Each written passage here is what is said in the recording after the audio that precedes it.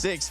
The final day. 2 weeks of grueling hard work from this squad is gonna conclude today. We don't know how many teams is gonna end up being, how many games actually is gonna end up being. It could be 2, could be 3, could be 4, could be 5, could be actually all the way to 6. But I'm joined by none other than Maxman, Neptura, and myself, the 7WG. Max, how are we feeling going into this final day? Oh, I'm so happy really for today because we are going to be 100% going to be crowning a new PMWC champion here. There's no Yangon Galacticos, there's no Alpha 7 to get that trophy back for themselves. So today, one team will be making history at Paris. There will be making history. And for everybody, before we show anything else, just a quick reminder, the prize pool, $3 million. First place is gonna get a cool 500,000. But before we even talk more about that, just remember, if you are going to be using social media, use that hashtag EWC, hashtag EWC26. And while we're at it, let's give them a cool pose so they can actually screenshot it and share it. Ready? 3, 2, 1. There you go. That's all you guys get. Hopefully, you'll be able to share with the hashtag EWC and hashtag EWC26. And don't forget to do your predictions as well in the EWC app. Put in your predictions. Our predictions aren't doing quite well, but maybe it will be the turnaround today for some of the squads. But talking about the prize pool earlier on, $3 million, life-changing money, especially for first place. Don't forget, we also have the finals MVP, the Sony MVP, which is going to be $25,000. 25K for just fragging out completely. I can't wait to see who's actually going to bring that one home. We are looking at a few different contenders, I feel like, Max. You know, you do have Milu in there. We did see Hyunbin popping off. We saw, I think Aaron as well was MVP for one game. So again, still, you know, doing some really good stuff there. So still very contentious for that. Looking very much forward to today 7. I think it's going to be a fantastic day. The games are going to be awesome. However many we have, just gonna be super intense, and that rondo to kick things off. Let's go. Super excited for that. I can't wait for the rondo, but first we gotta talk about some of the amazing plays that we've been seeing so far. Earlier, Kalara's got a chance to mention it too. Coops has been popping off for this squad so much that I gotta say it one more time. Coops! Yes. No, I mean, you see in the first clip here is the 1v4 against Furia. Again, I don't know why Furia were like, no, we're going to send on the mountain. This is Coop's Mountain now. It's what it's officially called. They're going to add it on the minimap in the game. But no, Coop's able to get himself some sig grenades, gets that 1v2 at the end, and then the final player.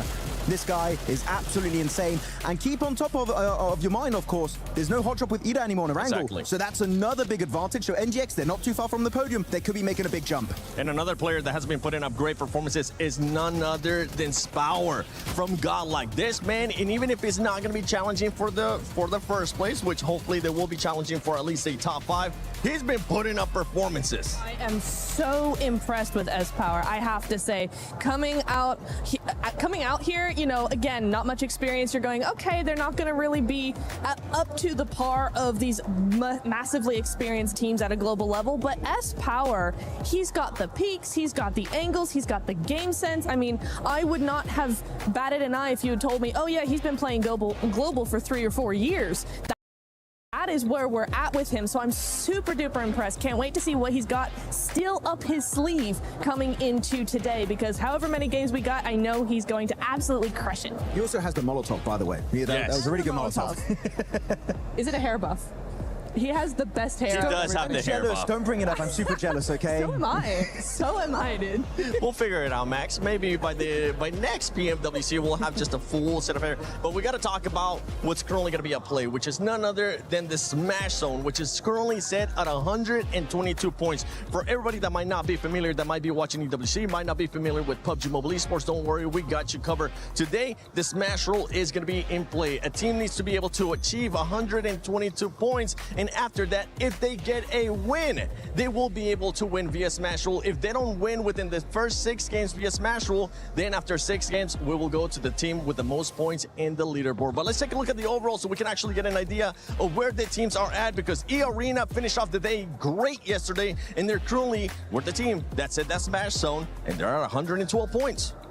Arena, I think they could definitely do it in this first game, right? Because we have seen before that some teams who are right there struggle really badly to actually make that threshold at all. That pressure just gets to them. But for me, Arena is definitely one of those teams that I don't think will have a problem with that. They just need to smash it out of the park in this next game, maybe next 2 games, and I think we could definitely have a smash threshold by game 2 with them. Could be happening, really could be happening, especially with that stadium finish they got just a few days ago, right? So definitely a big opportunity for them to make it happen. Though I'm looking at Nongshim Red Force. We used to keep saying, right, going into a global event, we never got an international smash. It never happened. That has now changed with PMMI, the Macau Invitational, and it was Nongshim Red Force able to snatch it away from the grasp of Furia. So Nongshim Red Force being the team just behind E-Arena, that's a scary, scary prospect for all of Thailand. It is, and then you have in third place one team that has been very consistent, that usually we give them a lot of feedback because they tend to be very inconsistent, and it's none other than Aurora Gaming. Aurora Gaming within that striking distance, and this is a team that we really haven't gotten a chance to see any insane pop-up performances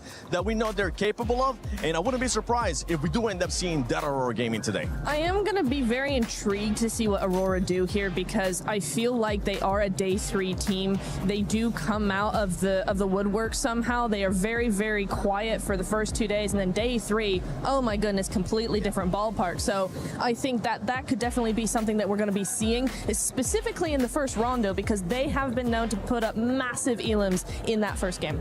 I just want to say, can we stop getting a global MVP and just actually win a tournament, Aurora? That would be really nice. True. On the second page, we did see for a little bit there, teams I would say below Qianbao really going to struggle to make it work out. But here you have it, the race to the smash zone for all of these teams. Of course, we know E-Arena need an extra 10 points, but everyone else is going to need 17 points for the likes of Nongshim Red Force. Aurora is going to need a total of, what is that? I'm a little bit small, 18 points. So 1 and an 8. So really, on Rondo, those numbers are very easily achievable if you do end up getting that chicken dinner, and especially if you get a lot of eliminations straight away in that hot drop. And for the teams that are currently in 7th place, 4th prize, for the team that's currently in 8th place, Furia, you need to be able to put up those numbers if you want to be crowned a new champion. And that is our Sony story of the day. With some of their squads. I can't wait to see who's the one that's going to be taking it. By the way, 4th drives, they are 45 points away from it. So I'm hoping that for 4th drives, they're going to have a great, and I mean a great start here in Rondo, but we got to talk about E-Arena because that was one squad, Max, that was able to perform really, really well. We have to go a little bit deeper on E-Arena, the White Rabbits. How are things going to go down for them? We're going to check out the individual player stats, which I was a little bit critical yesterday. Looking at the player stats, I was like, look, they're actually quite low for a lot of these players, right around like between 1 and 2. The thing is, every player gets that every single game. It adds up really slowly, but over time it adds up to like, I think it's total of what, 80 eliminations, which is crazy. So the fact is not just like, oh, you don't have 2 really good players or 3 really good players. No, every single one on this lineup is doing so well. Mormon, Joker, Schweppes, and Tony K are definitely showing up massively for Thailand. If they maintain these kind of results, Niptura, that Rondo in terms of eliminations is going to go fantastically well. It is. I mean, I was really impressed with Mormon. We saw some great stuff coming in from him yesterday. Day 1 was for sure the better day for them. They were able to just skyrocket up to that first place. Day 2 slipped down a little bit. They were not feeling as confident, not feeling as strong, but I tell you what, Mormon's still stepping up to the plate even in day 1. So I think also a lot of teams, like we were talking about Aurora, right? They are also a day 3 team. There's a lot of teams that do have that sort of up and down, just how it works out, right, in those finals. So for me, EA, day 2 not being so great, they have wins, they're top of the leaderboard. It's not the end of the world for me. I have one slight tip though for E-Arena. Tell them. When you take a fight, don't use 20 billion smokes to hide yourself. Just hold on to your utility. I'm telling you, they're quite useful in this event. You're not wrong. They've done it so many times, dude. Thanks, Max, It's a team. for bringing it up. Yeah, it's like 11 smokes all over the place. They're just going... They're not going to be able to see us. But yeah, for E-Arena, there is that one. But we got to talk about Aurora, especially because of the consistency, especially because what we've been talking about as well. This is a team that has caliber players in that squad. And then we have S2G, which they have 3 chicken dinners in total here in the finals. It's really interesting because both of these teams play very similarly, actually, right? Both of them are quite compact, quite quiet until they're able to spread out a little bit more, able to take those fights, able to push other other teams away. They're very other team focused, right? But for me, okay, Aurora just has a little bit more of that expertise in this. They've been doing this for a lot longer, this kind of strategy. And so even though they don't have that win, they have a win, but they don't have the 3 that S2G have. Yep. I think there still could be something. S2G have 3 wins, but over the course of the last 2 days, they've been very hot and cold. They either are out in last or they win a massive game. So it's for me, I'm on the fence because I think Aurora has that better consistency, but S2G have proven to us more that they can win. And when it comes to that Smash rule, it's whoever wins. Yeah, I mean, you're going very gameplay specific here, which is great to hear about that. But I have 2 players that I'm looking at for both teams. HamCG maybe getting his 2nd international trophy, right? Yes. Won PMGC a few years ago back in Jakarta with actually S2G, right? He's still on that lineup. And then you have Top that's gotten so many global MVPs in the past, same as Doc, right? I would love to see them get an MVP award. It would be cool. But I feel like the trophy and a $500,000 prize pool would be huge to get 7. It would be, and I think for his legacy, for his career, as well as where he's probably getting towards the later end of his career, this would be the perfect time for him to end up winning a global championship, especially the way that he was able to perform last year. He'll be able to pick it up, and I just want to see Aurora pop off. I want to see what would happen when all those teams pop off. Other teams that are going to be popping off and that are going to be looking to actually perform here are going to be Ulf and Furia. Furia, they need to start seeing that aggressiveness again, because that was the best time, and stay away from driving around. Drive-bys, no. They love using the cars in these finishes, especially Ayala. Gonna calm it down, especially when pushing onto E-Arena in that open finish outside of Yasnaya Lake. But we had so many great moments that really stood out for Furia and also Ulf, right? The Wolf pack and also the Jaguar pack were also looking really strong at this moment. But in particular, I'm looking at these teams, they kept getting 2nd places, right? You're looking at Furia, 2nd place in PMMI, snatched away with a smash ruling by Longtram Red Force. Then you're looking at Ulf, PMGO Season 1 in Jakarta, 2nd place. PMGC before that, 2nd place just behind Alpha 7. They've been close so many times in the past, but it's time to put those rumors to bed. The Sukkening is not happening. Can we call it that? Is that okay? Yeah. I mean, we have the Dockening, we have the Sukkening. Yeah, I like it. Okay, wait, that can go. Wait. We'll do that, Max, just for you. We'll It make used to that be the happen. Alpha 7, but then that's not a thing anymore because they ended up winning. And now they just exactly. Oh, no. I'm very intrigued to see both of these teams here. Just to add to your point, Max, is for me, looking how both of these teams play, Furia is very methodical, very calculated, so that kind of feels like they're a little bit slow, but they're very proactive. They will make a fight happen, whereas Ulf, they're more reactive. And so when you come to those 2 different strategies, it's kind of going to be really interesting to see, as the smash comes in, as that pressure comes in, who's actually going to benefit from that. Yeah, one person that it's currently not with us, but I know that they definitely want to talk about Furia, especially with their driver license, is none other than Lace. Lace, I don't know where you're currently at, so let's see if she's going to give the driver license back to Furia or just keep it away. Look, this is what we're going to discuss. Kalaris, Jackie, and Lace here. Obviously, we have our teams that are leading the pack, the Arenas, Aurora, Nongshim. But we are going to talk about Rondo, specifically the map coming up, along with our middle pack teams. And one of these teams, Kalaris, for Thrives, our PMWC champions at 77 points. What are their expectations today, especially going into Rondo? I think they've got to make some adjustments, to say the least. Obviously, our first day, second day for Thrives, they were looking a bit of a shadow of their former selves compared to what we saw in the group stage. They looked a bit more opportunistic there, as well as able to allow Falak's gunplay to really kind of flex out against some of these teams. So I need to see them just almost take a few more risks, but just kind of find themselves like a bit more forcefully moving into some of these circles, as opposed to sitting on the edge meekly and not really kind of doing much. And Rondo's the map to take risks, right? Yeah. We expect this is where you will gather most of those eliminations. And obviously, they got to chat a little bit about Furia, but Jackie, I want to pick your brain about Furia, because we all know how I feel in their drive-by special, but this is a team that sort of can maximize eliminations, and they are at 74 points. What do you think expectations lie on Furia coming into this? I think they know domestically how to approach Smash rules. They're going to be playing a little bit more aggressive here. They're going to basically come into this one with the mindset of we need big games, right? Not only do you need to go into it with the mindset of we need 11 to 14 elims in this game, that's the kind of safety net. Anything above that's a blessing, James. But you've got to target teams above you as well. Realistically, break their legs on the way if you have to stop them getting into a safe position in Smash. This is the crazy thing about those kind of mid-pack teams, is that I think they're going to need a little bit of divine intervention from elsewhere to be able to catch up, and then they probably need themselves 2 wins along the way, whilst also figuring out the fact that somebody could quite easily finish it before those 2 wins even come their way as well. So there is some of that does come in. For Furia, they've been on the absolute end of the other end of this, losing out PMMI to Nongshim Red Force that were able to smash despite Furia having more points than them at the end. So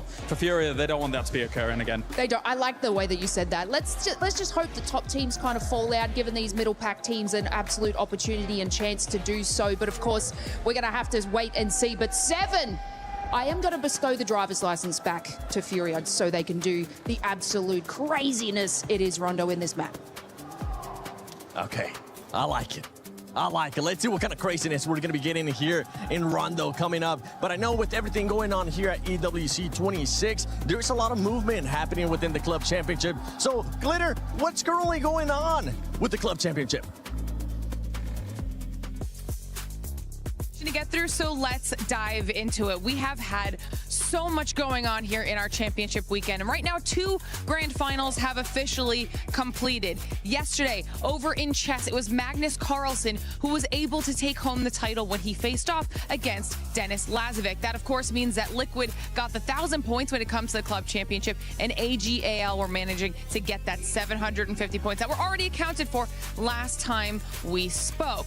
But that wasn't the only grand finals that happened. We then moved on over to the Lenovo Legion Gauntlet, where we had Rainbow Six Siege finishing their grand finals as well. That was a massive face-off between 2 Brazilian orgs in Furia and FaZe, and at the end of the day, it was FaZe who was able to take home the win despite all of the support from the Furia fans in the crowd. Both of those squads are also in the club championship as well, so some points on the board for them. But now we're focusing on what we've got going on here today, because we have 2 more grand finals that will be ending today. One of them will be in Rocket League. Now, they still have to determine which teams will make their way through to their grand finals, as they'll be starting off with their semifinals matches here today. And these are going to be some big ones when it comes to the club championship side of things, because on the top side of the bracket, we have KC versus Falcons, and we know how everyone is keeping their eyes on Falcons to see what they're able to do with the points. Then on the bottom side of the bracket, we have SSG and NIP. So it's going to be an action-packed day from Rocket League as well. But Seven, I'm going to send it back on over to you so we can get into what we have going on in PUBG Mobile today.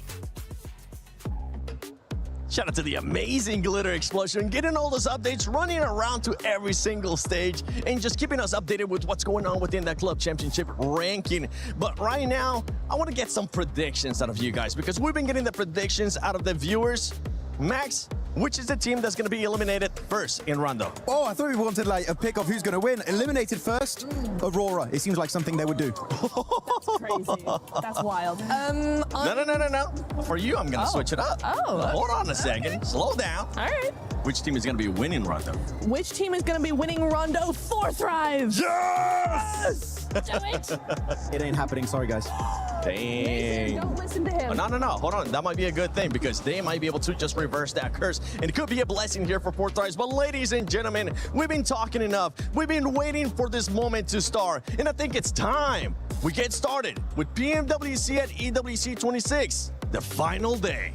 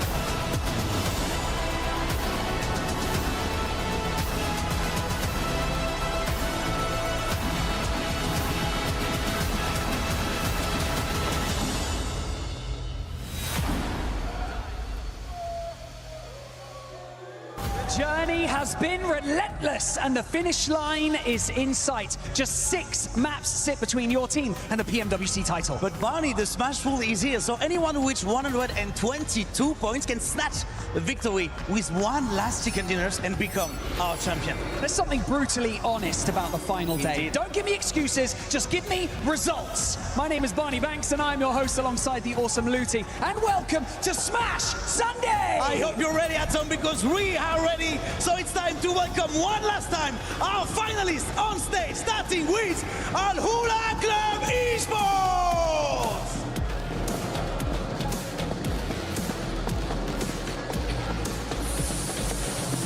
Orangutan!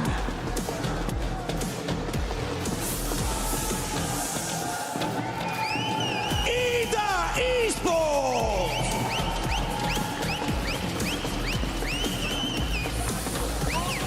Team Vitality!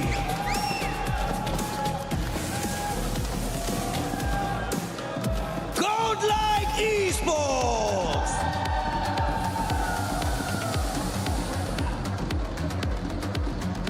Hora Esports!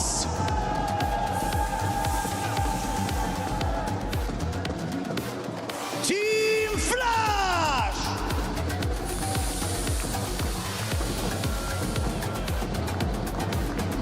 Tianba!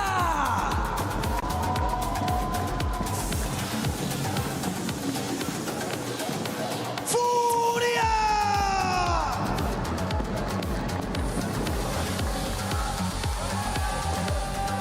For Thrives Esports!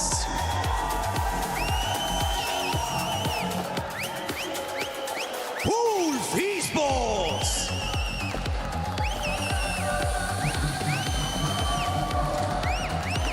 Nigma Galaxy!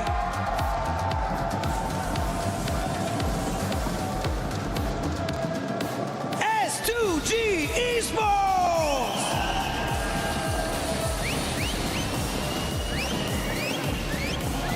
Aurora Gaming!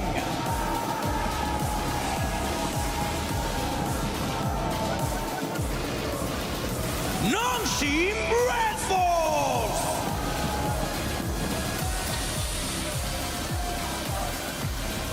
And finally, leading the charge, we have E-Arena!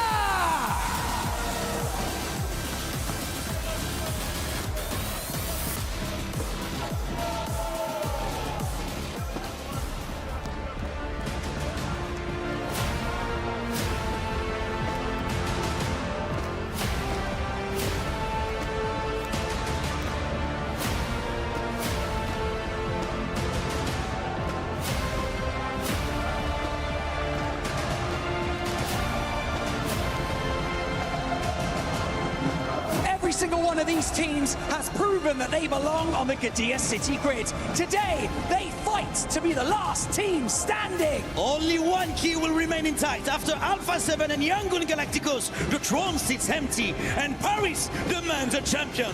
The dawn of the final is here. This is PMWC 2026 at EWC.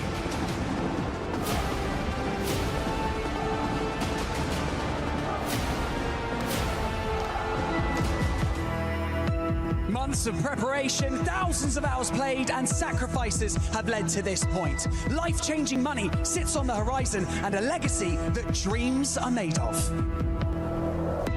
We saw it in the group stage, we saw it in the survival stage. These teams are here for a reason, and every single one of them can actually clutch it all and become our PMWC champion.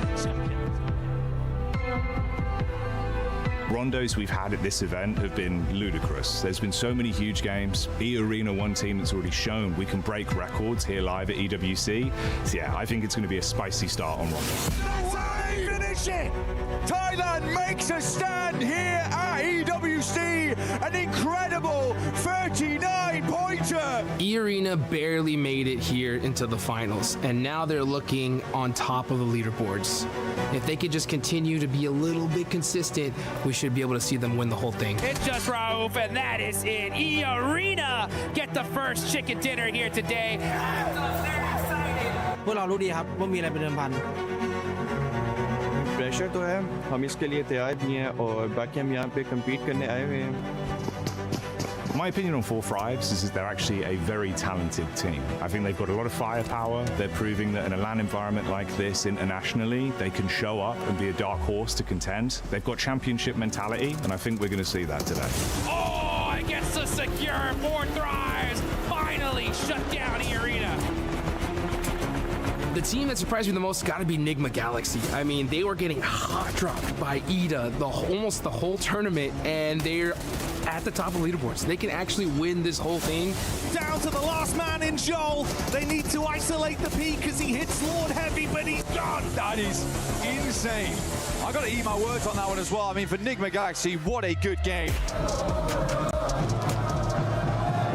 The team that I think is actually going to win the event might be a bit of a dark horse right now, but I think they've been looking consistent and can actually get in there to take it. And my pick would be Nonshin Red Force. They've had great communication, great structural plays in how they're advancing into the zone, but the firepower's all come alive just when it needed to, and that aggression could win it for them. So Easy wants to live up to his name as the punishing play arrives, and it's Nonshin Red Force with the chicken dinner. 저희를 교전으로 상대했을 때 긴장하셔야 될 겁니다.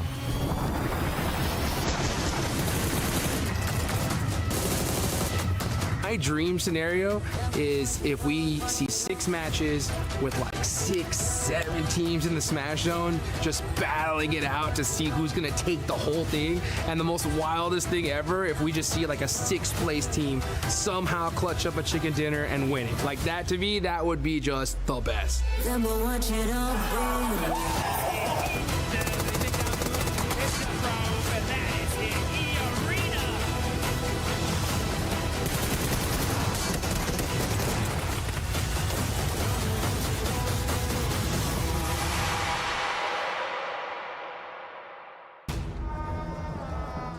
The stage is set. Our team's in position. And like Lutty said on the stage, the dawn of the final day has finally arrived, Blank, and everyone is sat in anticipation here live in Paris, France for a new champion to be crowned, the new 4 kings of PUBG Mobile. And there could be quite a few contenders for that throne right now. A lot of princes down by the stage looking to dethrone. We got Nongshun Red Force looking very good from yesterday. E-Arena were able to snatch out that first place spot right at the end there with a lovely second place coming through for the team.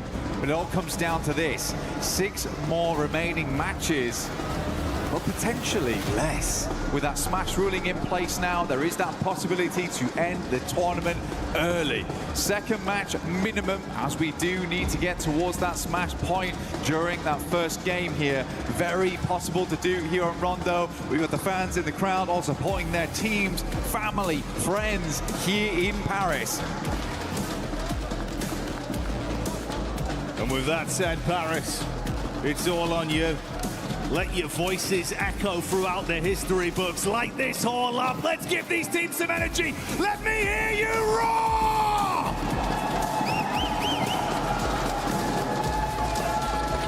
We're gonna get louder as the day goes on, that is for certain. Right now, a lot of trepidation in the arena as we head into the first match of the final day here in EWC at PMWC. From Judena City up to Nanshuan, we're getting it kicked off here for PUBG Mobile. A lot of money on the line right now. Only a few teams can hit it, 4 teams past the triple digits. It is really not that far away to hit the Smash point, which is currently set at 122. A lot riding on this one. We were talking about those middle of the pack teams, opportunities for you to leapfrog up the standings. Rondo is the dream battleground for it, a hell of a starting point, Blank.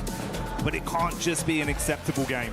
It's got to be huge eliminations. We're talking within the region of 11 to 14 plus. Really make the most of this one. Aim for that chicken dinner.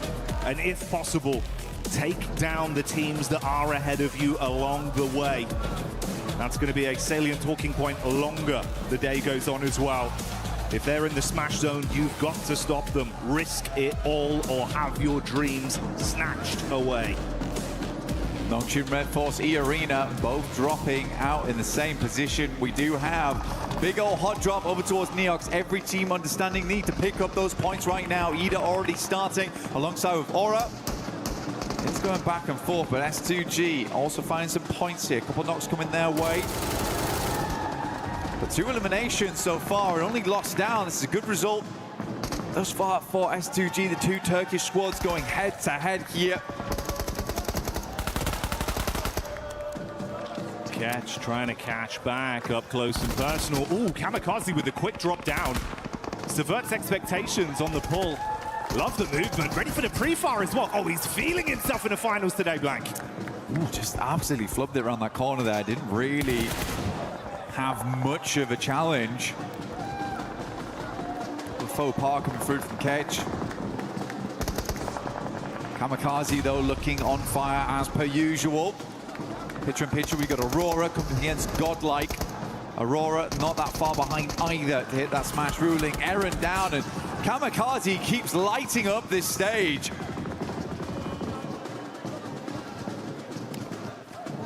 He's been a real meme machine of the competition. Great story for him as an individual with some of the plays he's been making. But like you touched on, we saw it down in the bottom left. Now we get it full screen. This is Aurora. They've had some good moves. Got to keep it consistent. That's the name of the game. Don't let things poison the well the longer today goes on. Furia showing up in the Elim feed in a fight versus Ida as well. And we go over to E-Arena, clashing up close towards Flash. Turney K overwhelmed after getting one off with a pump, but he's got backline protection. Well, not for long. That's the flick back over. Schweppes goes in. Can he recover it, Blank? Absolutely. Seems this way. Only 3 players here, as per usual, as we know. From Rondo, usually have a 3-man send out, and 1 player will be the backup on the res, and that is Bo Z right now for Flash. Admino moves in, Reapers is down straight away. Some good shots off right there, leaving Aurora in a bit of a pickle. Only 2 players alive. They're over towards the north side of test track, but a good showing there from GodLike. IQ inside the building. That's Hyunbin. Gets sniped out by the M24 from AKOP at range. It's a beautiful shot. Nongshim wanted to first onto this a little bit further, though. Tizzy just playing on the lip of the window here. T24 down outside. IQ trying to play off his info. Bait around here just towards the other side. He's got back up in Falak. Oh, good pre-fire. Expected to peek.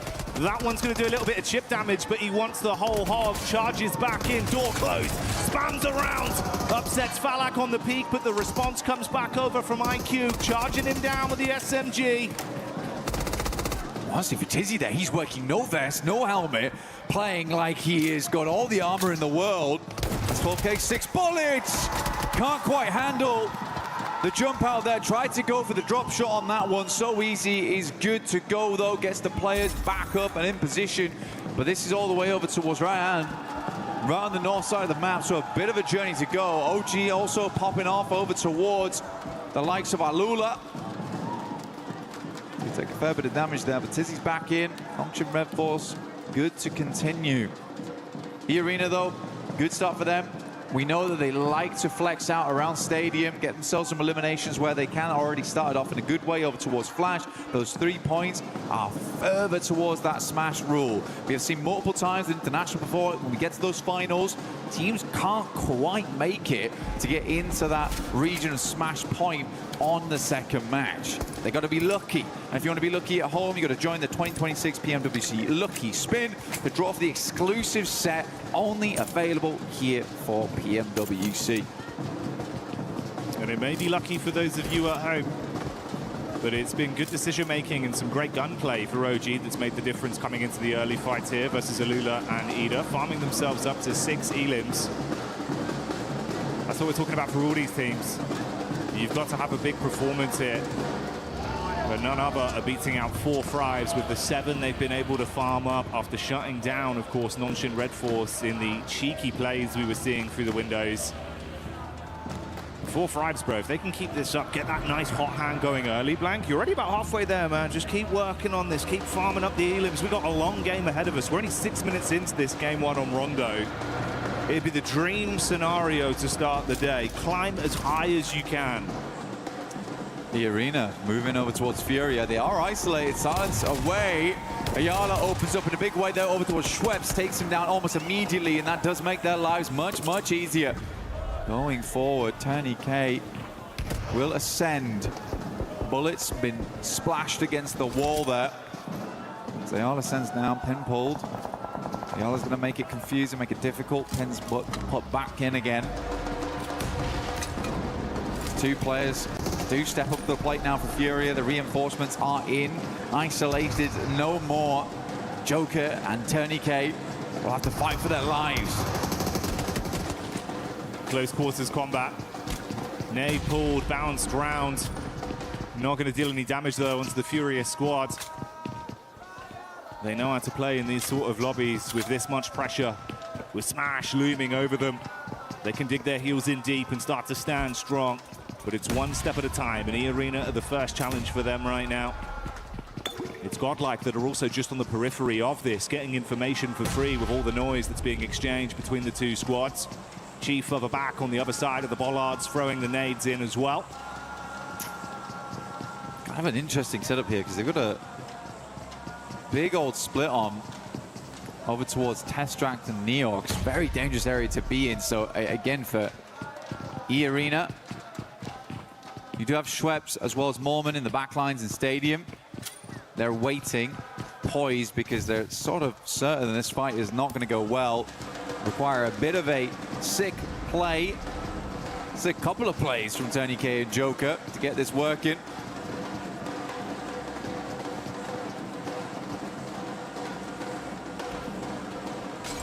TourneyK, he's just been arming that nade, waiting for an opportunity to get the most out of it. Yeah, quick head count on the util. He's only got 2 nades and the 1 Molotov in a back pocket. Fury is starting to clear out the building. They want to go floor by floor, but they run into Joker. Good first hit. They respond back in kind. A 1-for-1 trade. And TourneyK with a nade. That's one of the 2 thrown out. It was a good primer, but no direct connection. He's going to be baited down as well. Could be stung from the back here. Oh, the bounce is big. Turn around as well. So close, Black, but couldn't hit it. So close. You can feel in that moment there was almost a clutch potential. Luckily for E-Arena, they can move back over towards Stadium, move back into the circle. But what a long journey it's going to be to get over towards Lo Hua Sing on the eastern side. 4 Thrives, though, you're right, man. What they've been doing so far is good. Kalash just talked about it earlier, wants them to be a bit more aggressive on those entries. Lurking around the outside edges a little bit too much when they have the gumption, they have the capability to play those central positions. But for E-Arena, I think they were just gambling with the points there. If they get the full 4-man flush, then massive addition to their points tally. Still, getting those 10 points isn't always easy. Doesn't always come on that first game. Nongshim coming in from that north side. S2G do have a player down in the dirt.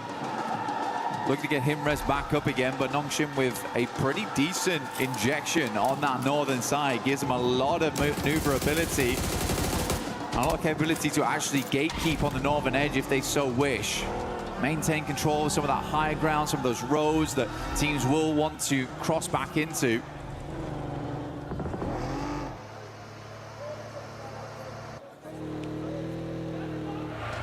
It's almost poetic. It's been twice inside of this game. We've seen STG and Ulf going against each other. Ulf coming into it to start the day here. They were in 8th place. I believe 61 eliminations over the course of the finals. Up to that point, they were in a pretty good form when it came to fighting. They've just got to maintain that pressure. 2 elims here. We've got the rotate coming over from Aurora. Furia out of the mix early though, Blank. And that's not what we expected to see. GodLike, though, 10 eliminations. You can only imagine that full squad wipe over towards Fury came through from GodLike with a small assist from 4 Thrives. Yeah, GodLike certainly trying to put their name on the map today, but it feels a little late for them. At 67 points, they can earn those big rankings today.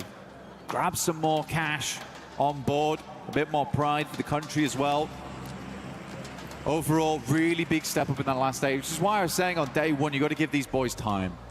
It's their first time at an international here at PMWC, so realistically, they just needed a little bit of acclimation, essentially.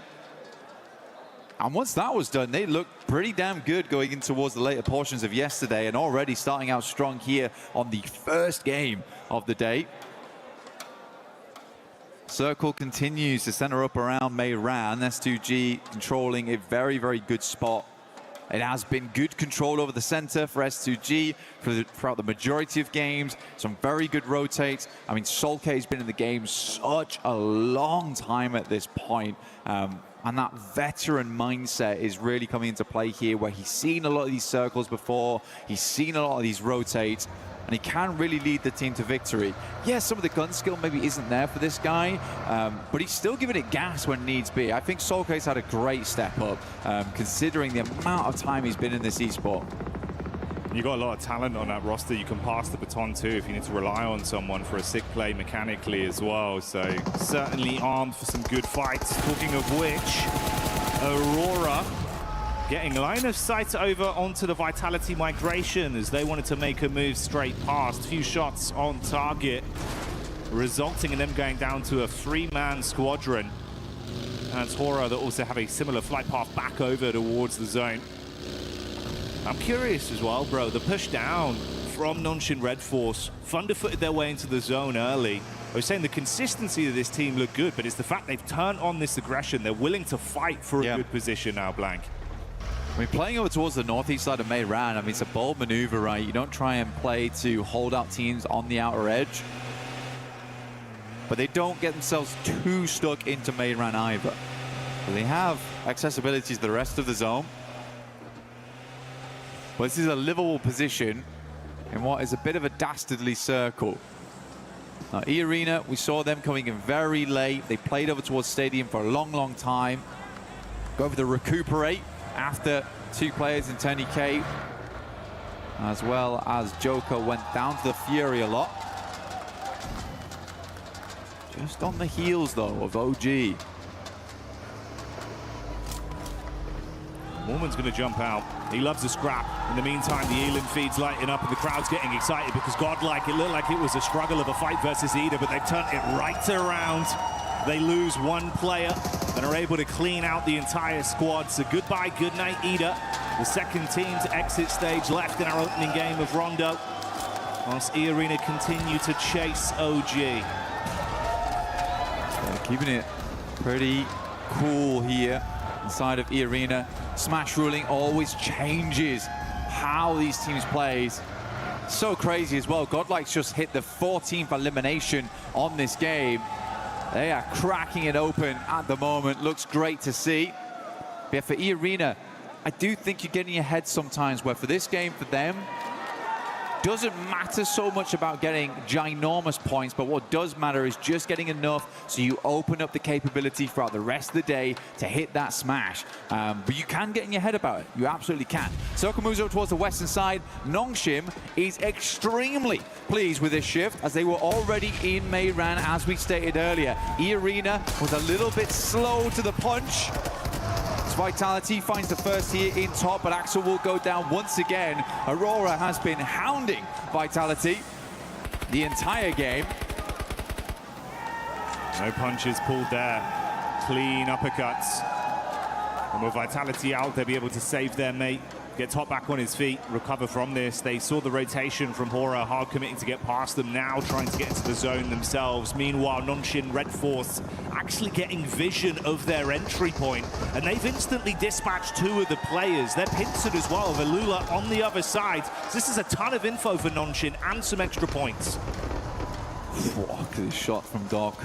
Really, really good stuff. Double spray down on the roll-up is crazy, even before they get anywhere close to the compound itself. And not a single dash of damage sent back his way. Very, very nice initial game here from Aurora, but they have a long way to go. Nick McGalaxy currently holding the backside on that southern edge. S2G blasting bullets in as Alula holds back Flash over towards the water side. Aaron out in the open, waits for the reload to come through and then makes the cross. Good timing on that one. These two sides hounding each other the entire time on Rondo. Feels like they're mirroring each other. Ooh, Orangutan from the side getting a look in as well. Solke feels that one gotta drop off. Meanwhile, the team with a whole load of elims and GodLike wrapping down potentially to get a bit of a scout over towards the setup from E-Arena, Blank. E-Arena would be really bad to go out right now, and I can actually tell that E-Arena is playing fairly passive because they didn't take the opportunity, despite being ahead of OG, to hit Mayran hard. OG's actually been able to take up that position. But E-Arena, they want to live this game out. They are really giving a lot of teams liberties right now just to survive. One knock goes back over towards GodLike's way. They will reassess, but it's not carnage just yet.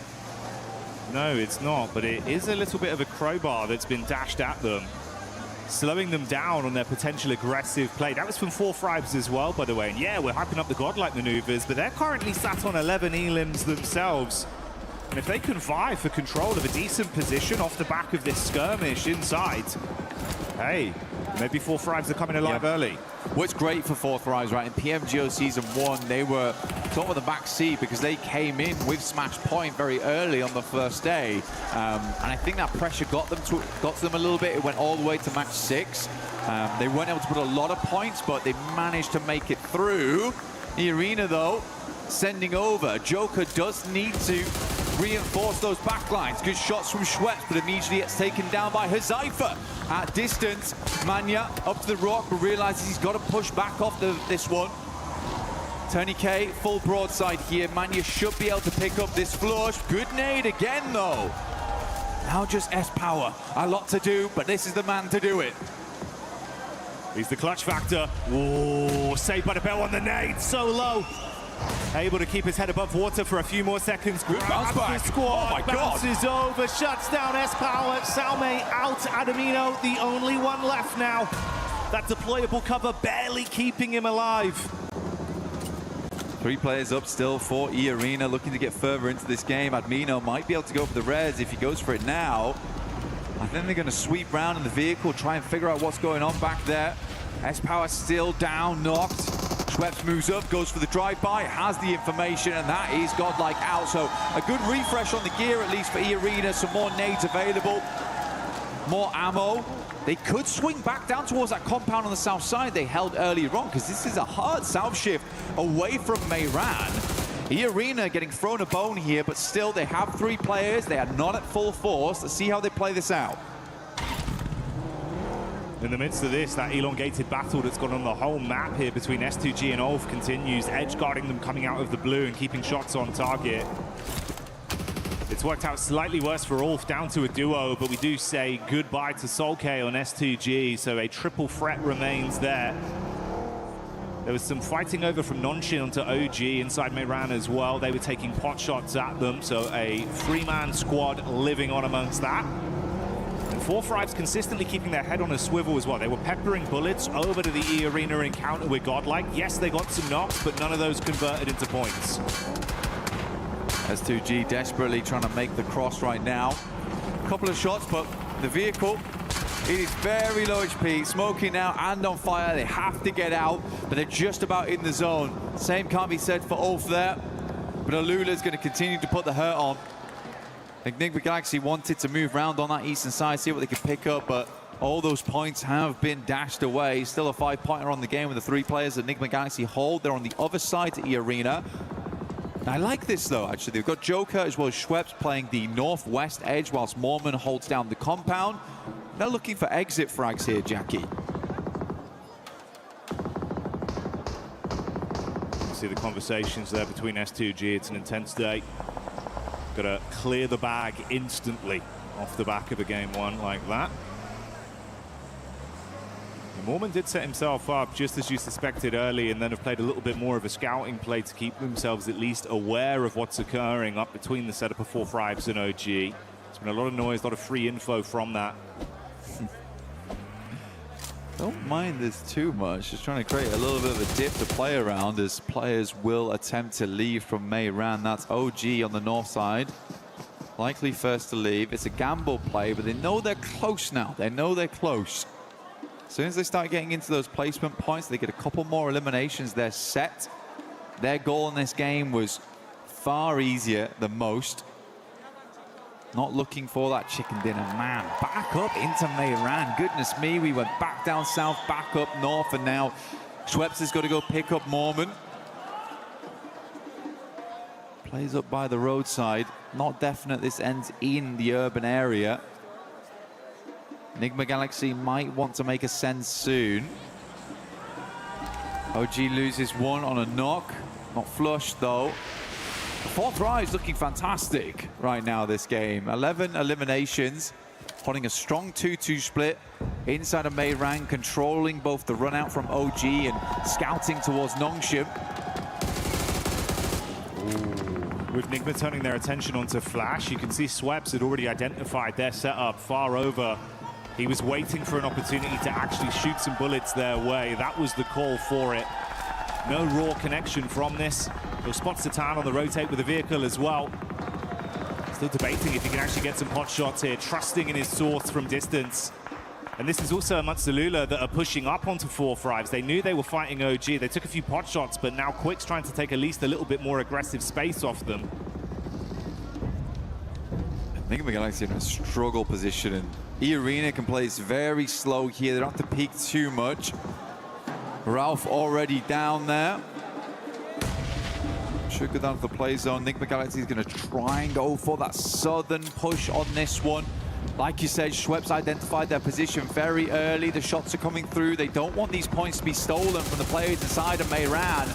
Schweppes opens up, but looks like those points might be going another way. Nongshim getting some great damage, just playing into that engagement between Alula as well as Flash there.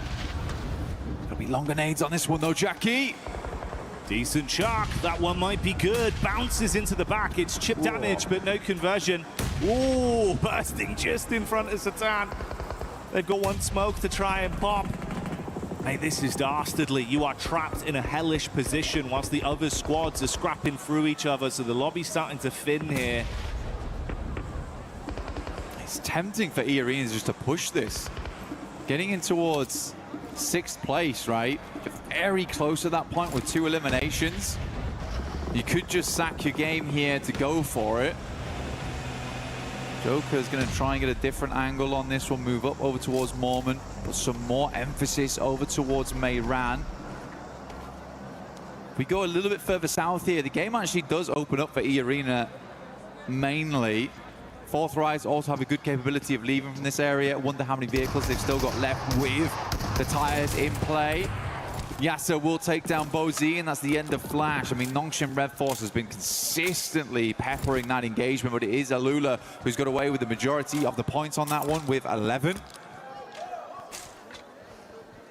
Yeah, there's been a lot of harassment of all of these squads from Nongshim and 4-5s, consistently taking pot shots out, making the fights more uncomfortable for either team involved. For E-Arena, if Nongshim actually keep this up in terms of a safe placement in the zone, some big plays, you might need to shut them down. Going to pull slightly away from their setup, though, centering up around the 4-5s crew of E-Arena, knowing they can advance a little bit on this. Yeah, it's a big opportunity now for 4th Rise going forward. Get a chicken dinner here. You set yourselves up to get potentially into Smash ruling by match 2, by the end of match 2. Very cool to see both E-Arena and Nongshim Red Force. None of it was small talk at the start of the day. They were certainly looking to make it very, very difficult for any other team immediately going into match 2. Putting the worry on, requiring teams to keep tabs on them, potentially even hunt them down to keep their tournament alive. Because as soon as they smash, the game's finished. There's no longer any more opportunity to rectify those mistakes from previous days. You will just be locked in where you currently stand, which is why it's such great news that 4th Rise are having such a big pop-off here on game 1. They're bringing the heat, showing that they're handy with the steel. And for Alula, try as they might to absorb points from this lobby. They're so far down that it's been uncomfortable. What happened there? I mean, it was danger close, mate. He got one knock onto OG, but it took down a member amongst the commotion for 4 Thrives. 224 heading out for Lack, like you say, a bit of an accidental play there, but not the one you want to see. You always praise Falak's gunplay. Basically a legend in close quarters, so to lose him in an urban finish, disastrous result here. Hyunbin, though, will find R3B.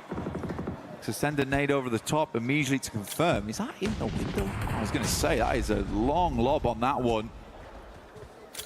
By this time, it's a bit more difficult to hit that one. But OG lose WizGod. He's getting picked up, though, off in the distance as OG moves in, but it's Joke from the sidelines actually finding Aru. They're consistently harassing from this outside edge. Played that compound down towards the south side, then just playing off this ridge side around the road, but ooh, it is time to leave now. Gonna have to force the issue. Jump back behind the driving wheel and get into the zone. For OG, it's so uncomfortable because you are just being completely cut off from all angles. The back line's covered by E-Arena. Nades from the front in from 4 Thrives. They cannot peek in any regard. He's going in crazy. Okay, into the building. 4 Thrives ready for it. Zypher strikes first. Sweep, sweeps under the rug. Goodbye, good night. T24 with a nade from the top. He sees Joker, but it's Lord that steals it from Nigma Galaxy. Nade over onto WizGod in the meantime, as well as Yasha falls to Hyunbin. It's all turning into carnage. More man. Last left alive here. I think it's one more placing they need on this one, Jackie, as well. One more elimination would also do the trick. They want to get themselves up towards 5th place, but it would be so awful to go into match 2 1 point away from Smash ruling. Does not have a position to play, though. Everyone's completely looking his way. Might have been better to hedge his bets down towards Nigma Galaxy and just try and take a one-on-one trade. Just wonder if they actually know how many points they've currently garnered on this game and how close it gets them. You'd expect them to, right? And honestly, for 4 Thrives, it's probably worked out in a way with that charge in. Oh, no. Oh, mate, the nade on Mormon. Okay, goodbye, you. Oh, they're on it. They're on it. So it was. 6th place is fine. We're good. Whew. They're safe for now. That's what they needed. And with Schweppes charging into that compound, he gave them some extra ammunition. They were having to make concessions, Blank. You can see about 80 rounds of 5.56 left for them. They've been able to restock up. Nonshin, though, still making plays, and they got loads of ammo to spray with. Shots down on target from XCY. Hits onto another man. OG, you have just been trapped, taking punch after punch for so long. They're punch drunk in the back line. For Nongshim Red Force is where all the storylines converge. Chicken dinner would be ideal, but a few more eliminations and a 2nd place would get them in towards that position. A pitched battle between Nongshim Red Force as well as E-Arena going straight into match 2. Good nade over the top from AKOP, opens up the door here for them to move in. Zypher leaning onto this one. AKOP's down, leaving just WizGod. Goodness me, Nigma Galaxy's still going, and it's Lord of all people. Oh, finally taken out, but top 3 now. Nongshim Red Force ever closer to a chicken dinner and set themselves up alongside with E-Arena at the top. The solo savagery was nice to watch, but now it all goes down to the 2 squads that were in a prime position on Rondo for so long. The duo of 4 Thrives versus the full force of Nonshin. They charge up onto the compound. T24 top side. Zypher rearming himself. Shotgun to play with if they come charging through the door. So easy. Dashes the nade onto the lower levels. Wants to ascend up. Nade in. Masking some of the sound. So easy to peek this. Looking for the 3rd angle. Just through the window. Catches a glimpse, but they read it right. They try and keep him pinned back. He's got to heal. XZY, got to be a good nade through the window. Good damage off the back of that one. The burst is lovely. The play zone will take down Zypher. And Nongshim Red Force start the day off with a chicken dinner. Can they grab another after this to close down the entire tournament? They've got Red Force, they've got Daka. This team looks good.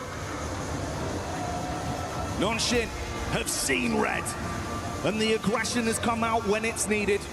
Fighting harder, pulling out huge eliminations on Rondo, and still playing so consistent with their setups. I mean, a technical back-to-back as well from yesterday. Last Miramar into first Rondo. Nongshim is just a different beast coming into these last 2 days of finals. Especially coming off such a long eight-game day set into day 3. You're in the finals. It's getting nerve-wracking. You just open with a chicken dinner. These guys must be so confident. They don't look rattled. They don't look bothered whatsoever by the sheer pressure that's on their shoulders. We know there's going to be a new champion, and Nongshim are eyeing up that trophy. They want it branded with their organization, their legacy. And if they keep this up, Blank, there is a decent chance they damn well do it. Just fantastic stuff. Good to see Nick McGuice as well. Lord stepping up right at the end there. Fourth Thrive's also making some more aggressive plays, which is great to see. They had some familiar faces. I think E-Arena panicked a little bit, but they just about made it right at the end there. Losing for lack for Fourth Rise was a fairly big deal, but OG also getting in towards a late game. Aru making some good calls that match. I think Nick Begaisi also was very resilient that game to get where they did from where they were playing, so difficult, and then Lord able to sneak his way in. Oh man, you were bigging up Lord earlier into the tournament, right? Saying it's the fact that you've got Coops and Lord. That sort of collective in unison that's doing so much for this team. And again, there, in a situation where it felt like you were out, Lord goes off with the solo shenanigans. Oh yeah. Hey, do you know what that is? He's got the Brandon on the go, mate. That is the stamp to get into the Winners Club. Nongshim fighting, we'll be back soon.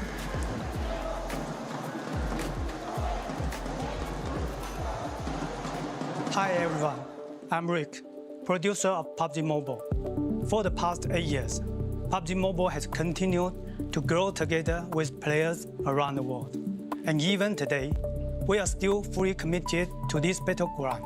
We are continuing to invest more resources, improve the experience, and bring PUBG Mobile to more players in more ways. Today, I'm excited to share something important with you. New app, PUBG Mobile Lite. For us, PUBG Mobile Lite is not about making a smaller game with a smaller experience. It's about maintaining the high-quality PUBG Mobile standard while giving players a lighter and more accessible way to play. We know that different players have different needs. Some players want the full PUBG Mobile experience with the richest content, all sorts of highest quality gameplays, and everything the game has to offer. For those players, PUBG Mobile will continue to be the best choice. But some players want to jump into battle faster, save more storage, and reduce the burden on their devices. That is why we are creating PUBG Mobile Lite. PUBG Mobile Lite is a lighter version of PUBG Mobile, built for players who want a faster and more flexible way to enter the battleground. The initial download is only around 1 GB on Android and under 2 GB on iOS. There is no extra mandatory package before your first match. Once the download is complete, you can load in and get straight into the battleground. We also made PUBG Mobile Lite more flexible. You can choose which extra modules to download based on how you like to play. At the same time, PUBG Mobile Lite is still connected to the PUBG Mobile experience. The classic Orangutan map, supplies, and core combat are designed to match PUBG Mobile, so the battle experience remains authentic and uncompromised. If you already have a PUBG Mobile account, you can log in with it on PUBG Mobile Lite. Your own items can carry over, so you can continue using the outfits you love. You can also team up with your friends on PUBG Mobile, so your squad can stay together with no social barrier. Going forward, PUBG Mobile Lite will stay updated alongside PUBG Mobile, so players can enjoy new content together. We are targeting an official launch PUBG Mobile Lite later this year. Please stay tuned for more updates, and you can pre-register in the store from August 25th. Whether you are discovering PUBG Mobile for the first time or returning to the battleground, we are excited to welcome you to PUBG Mobile Lite. Winner, winner, chicken dinner. See you on the battleground. We will see you on the battleground. PUBG Mobile Lite pre-register August 25th. I'm excited for it, Max. I know you'll probably end up making a video about it on your Instagram, which is what? Remind me again? It's Maxman Cast right now on Instagram. But no, I get comments, I'm not joking, Seven, every single day about PUBG Mobile Lite. When is it coming back? When is it going to get an update? It's getting an update later this year. Oh my goodness, the world is going to be loving some more PUBG Mobile action. 100%. I'm excited for it. Hopefully you guys are. But I'm excited for the match that we just had here, because E-Arena definitely able to cross that threshold for being in the Smash Zone. I mean, they truly analyzed the situation. They had every opportunity to get rid of NGX from that, I guess, southern side of zone, but no, they kind of already knew that they did enough to hit the threshold. And I mean, it was kind of all to Mormon's sort of intel on OG and 4 Thrives. They had quite a bit of line of sight on them, their position in zone, but incredibly calculated from them. But of course, we gotta talk about the tippity top 4 Thrives right now. We do gotta talk about 4 Thrives because we were expecting aggressiveness out of this team, and boy did we get it. Boy did we get it. 4 Thrives coming in hot today. This is exactly what I wanted to see from them. Did they slow down just slightly when I would have liked them to be a little bit more aggressive onto OG, onto some of those other teams, you know, as the zone started closing up around them? Yes, a little bit more mobile, just a little bit more aware. However, they bided their time. They were patient with what they did. When it came time to actually make those fights, they were able to just flip the switch, turn on that aggression, get those eliminations, and so many points. They are just flying off that leaderboard. This is why I said yesterday they still can do it. If they have a day like they just had in this rondo, if they continue doing that, they still can do it. Especially when you have a player like IQ, the IGL of this squad, putting up the numbers, performing for this squad and clutching up. But we also got to talk about Nongshim Red Force because they were the winners of this match, Max, and they played that out perfectly. And I think they might have been able to also pass that threshold. Yeah, like of course GG4 Thrives, but Nongshim Red Force doing so much parkour in the city, swiping every other team under the rug. And actually, they're trying to aim for 122. I believe they did make it. We'll check out the leaderboards very soon. But Nongshim Red Force giving E-Arena an absolute run for their money. And it is so rare to see 2 teams on the very first game enter the Smash Zone. It might have just happened today. It might happen today, and something that might happen today is that we might see teams that might not be challenging for that first place putting up great performances, and we saw that exactly out of GodLike. This squad came to play. This squad has absolutely nothing to lose, Slays, because they were going after elimination. Actually, before we even talk about GodLike, I want to see what the overall is looking like, where the teams are currently standing, how far away some of the other teams are from there. Nongshim Red Force is actually in first place with 123 points. Now we have 2 teams that are able to win in the next match. Oh my goodness. By the way, E-Arena should also be colored, I'm pretty sure, because they are also in the Smash Zone. You just need to get above or tie 122 points. So if Nongshim Red Force or E-Arena now, Lace, get a chicken dinner, that's it. Tournament over, and we will be crowning our champions. I know, and it's so incredibly exciting because both of these teams, especially when it comes to those sort of placement points, look at Nongshim at 40 placement points, E-Arena with 34. They have every opportunity and drive to be able to secure that chicken dinner. Now, Seven, you asked me a little bit about GodLike, which I know is on the second page. And the reason we want to highlight that is because they were sort of sitting more under that middle threshold. But with 10 eliminations early game, another 4 as they sort of rotate in on that northeast side. And then S-Power recovering the team to bring them back in. But I want to give like a kind of a little special shout out to Admino having an absolute banger of a game too. I think it was about 7 eliminations just by themselves, and they were able to sort of scout and hold that, and just getting like that 15 elimination points on the board is insanity, especially from where they were sitting earlier today. But I want to check real quick the rankings. We did see for a quick second there. 11 points away for 4 Thrives now. Jumping around from the middle pack. 11 points away from top 3. The comeback is happening? This is what I keep saying. This is Fourth what I keep Thrive's saying. comeback? Fourth Thrive's comeback? Fourth Thrive's comeback? Because this team, I actually got a chance to talk with for life. If you want to check that out, go to my Instagram at the 7WG. But we're now seeing the race to smash. There you go. You see Fourth Thrive's 23 points away, which this is a perfect start for that team, getting more than 15 eliminations, getting in the top 2, and now they are just 23 points away. And if we know anything for this squad, with the way that they're playing, with what we have seen out of them in PMGO Season 1 this year, they could make it in the next match, as long as one of the 2 teams at the top don't end up winning it. Well, exactly, yeah. So this is the case, this is the scenario where, you know, neither of those teams, Nongshim or E-Arena, they don't win next match. We do go into game 3. If Fourth Thrives are allowed another good win, I say allowed because we don't want any hot dropping going on. They might get targeted, you never know. However, if they're allowed one more game, if we do go into game 3, Fourth Thrives need another top 5. They need another several points, 8, 9 eliminations, there we go. Yeah. Another few of those, and they are in Smash Ruling. They are a contender, and they could just do a back-to-back global win. And I think we did end up getting today, Maxman. I think we might have gotten a Maxman grenade on the day. Oh, really? Did we now? It's time for your favorite segment of the day. It's Maxman's grenade of today. Let's check it out. Which player's going to be here? It's going to be in the city. This Fourth Thrives. It's Falak over there looking for a KOP. He gets it done right away. The man is an absolute menace, but he's too much of a menace because T24 had to take him down. Oh! Give him a boom boom back to the lobby. It's Max grenade of the day. Some background music for you, Max. That was a great. We got the drums, we got the jingle too. But yeah, for that team, I mean, overall, it's a great start here for the final day of PMWC at EWC 26.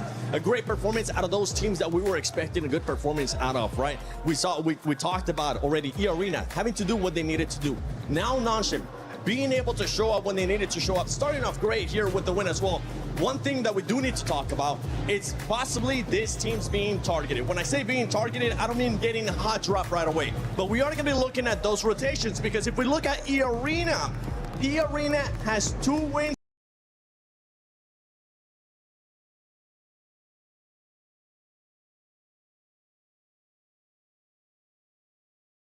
so far this PMWC in Erangel, and in the finals, E-Arena has already gotten 1 win in day 1, match 3 in Erangel. Actually, I do want to say, I was talking to Kalaris earlier. Nongshim Red Force, they got back-to-back wins, right, on the island finish. So that's going to be something that you got to keep into mind. And also because they did win PMMI by Smash Ruling. Literally, all of the storylines are merging together in favor of the South Korean team of Nongshim Red Force. They could be looking fantastic. But of course, that's if E-Arena get a win, or if Nongshim Red Force get a win. But if Tura, we got to keep in mind, it's not Rondo anymore. It's no Recall Tower anymore, meaning the teams that are not currently in the Smash Zone is going to be even more complicated for them to reach 122 points. Oh, absolutely. And then you've got, you know, when we've seen this a lot of times in, you know, Smash Ruling, last day, all of this sort of stuff, you do tend to see other teams actually go ahead and change their drop location to avoid getting targeted. But you're right, Seven, right? We are going to be looking at those rotations. We need Fourth Thrives, we need Nongshim, we need E-Arena, we need Enigma Galaxy as well. All of those teams. Aurora did not have a good game at all, so they're still chasing that. They need to make sure their rotations are on point, that they might change them a little bit just to avoid any early eliminations, because right now it is now or never. We got 2 teams in Smash Ruling. You do not want to take any chances going out earlier. You're gonna have to use those spidey senses if you're currently at the top. If you're Fourth Thrives, you want to continue your frag out. Here you go. You can actually have it back now. Thanks so much for letting me guard.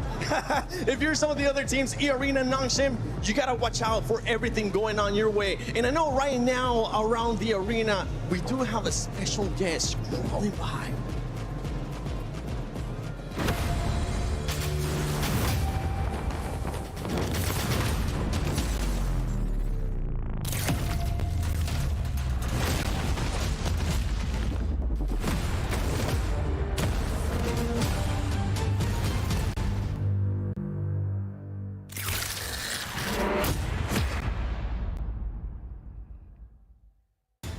Spider-Man is officially back in PUBG Mobile. Some of you may remember the collaboration in 2022, and this time he's returning to Erangel. Suit up and explore the brand new central square. You can move across rooftops, run across ceilings, and hunt down enemy squads. But it wouldn't be Spider-Man without the powers. So, you can grab Peter Parker's gloves and you can web swing your way around the city, or you can even use your webs in combat to slow down or trap your opponents. And of course, there's so much to discover beyond the fights.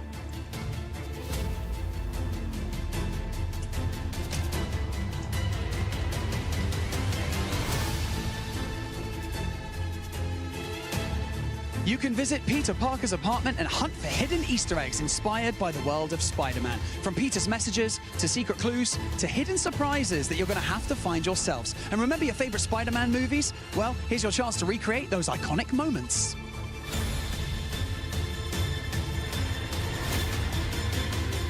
Maybe you pull off a perfect rescue, maybe you escape a fight by swinging away at the last second, or maybe you and your squad just stop everything to take the perfect Spider-Man shot.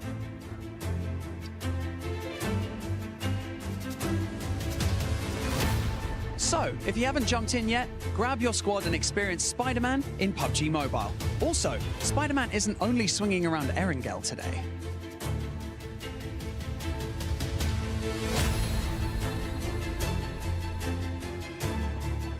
We have got Spider-Man on stage right here with us right now, and he didn't come empty-handed. He's going to be handing out PUBG Mobile merch in and amongst the arena, so make some noise for Spider-Man!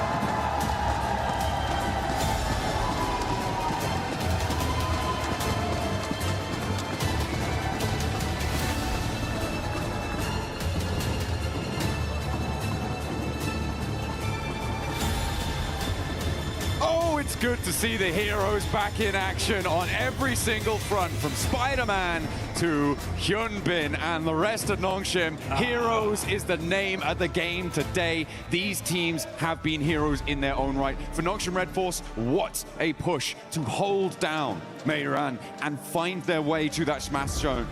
E-Arena held their nerve. They played that west side well, and they just got across that line. It was surgical precision on that 122.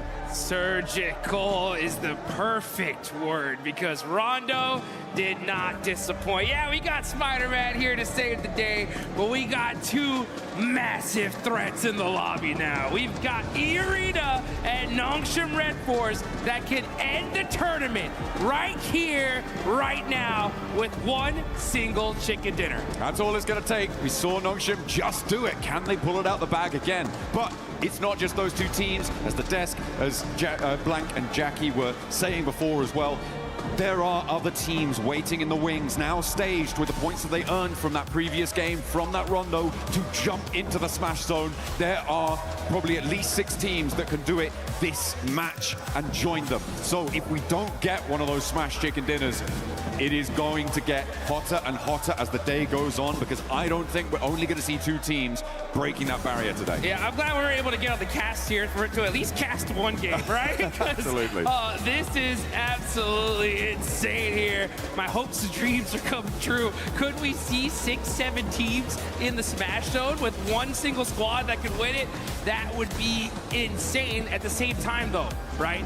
You gotta stop these 2 squads, because if E-Arena or Nongshim Red Force win right here, that's it. This tournament is over, and one of them is walking away with $500,000. Hey man, I caught Coach Pecco for Enigma Galaxy on the walk over to the caster booth just now, and he was saying, I asked him, hey, you gonna target? And he was like, if we know it's them, things might get a little bit dicey. Hey, you know, I can't say, but yeah, I feel like that is the sort of situation where teams who are certainly below those top 2 will really hard commit if they find one of these teams in a fight. The third-party targeting will definitely be high on the menu for a lot of these teams. It has to be. It really does. I got a chance to talk to Knight, as a matter of fact, the coach from Furia, and because in Brazil, these guys have had so much practice when it comes to the Smash ruling. Furia themselves have smashed in multiple of their regional tournaments. So I was talking to them, I was like, hey, exactly the same question, right? If you see a couple teams in the Smash zone, will you guys go out of your way to take them out? And they said, well, at a certain point, we have to. You know what I'm saying? We know what's at stake. if we have to risk a bad game to ensure that we can continue in this tournament to possibly come back, we're gonna do it, right? So even if it's a crash and we lose the fight, we're taking a couple of those players with us. So the whole lobby, honestly, really needs to have that kind of same mentality, because if you want to be able to move up the leaderboards, there are massive jumps in prize pools as we go from 3rd, 4th, 5th place. So you want to be able to stay in this tournament as long as possible, and this one's going to be a fun one. We got a nice Eastern Circle. I don't know about nice. It's certainly an Eastern Circle, though. It's going to push all the way out towards Milta, east of it, and Milta Power. Lepovka's in there as well. A lot of water here, Dukes. So that is going to be tricky to navigate. Nick Galaxy will not be getting hot drop currently, but Ulf might try and step in. Ida clashing with Tianba over on the western side. A very, very close drop. And of course, we got our big threat of the lobby on a bike, finally finding a vehicle here. And they're going to go ahead and be looting all this north side of Georgeville Hospital area. And since it is such an Eastern Circle, right, I wonder how much these teams are going to be kind of even thinking about possibly a rotation camp. Things like that are going to start coming into play here. And yeah, man, this is gonna get intense. Yeah, a lot of teams looking to put pressure on as the fight in near Gatka between Ida and Tianba is still popping off. Remember, this is an adjustment from Ida to move out this way with the plane path as south as it was. They are going to get stuck straight in with Tianba, and neither team is looking super happy about it. Aching on the inside of the building. Swain on the top floor now has Eagle to contend with as well. Drops a nade down to the ground floor.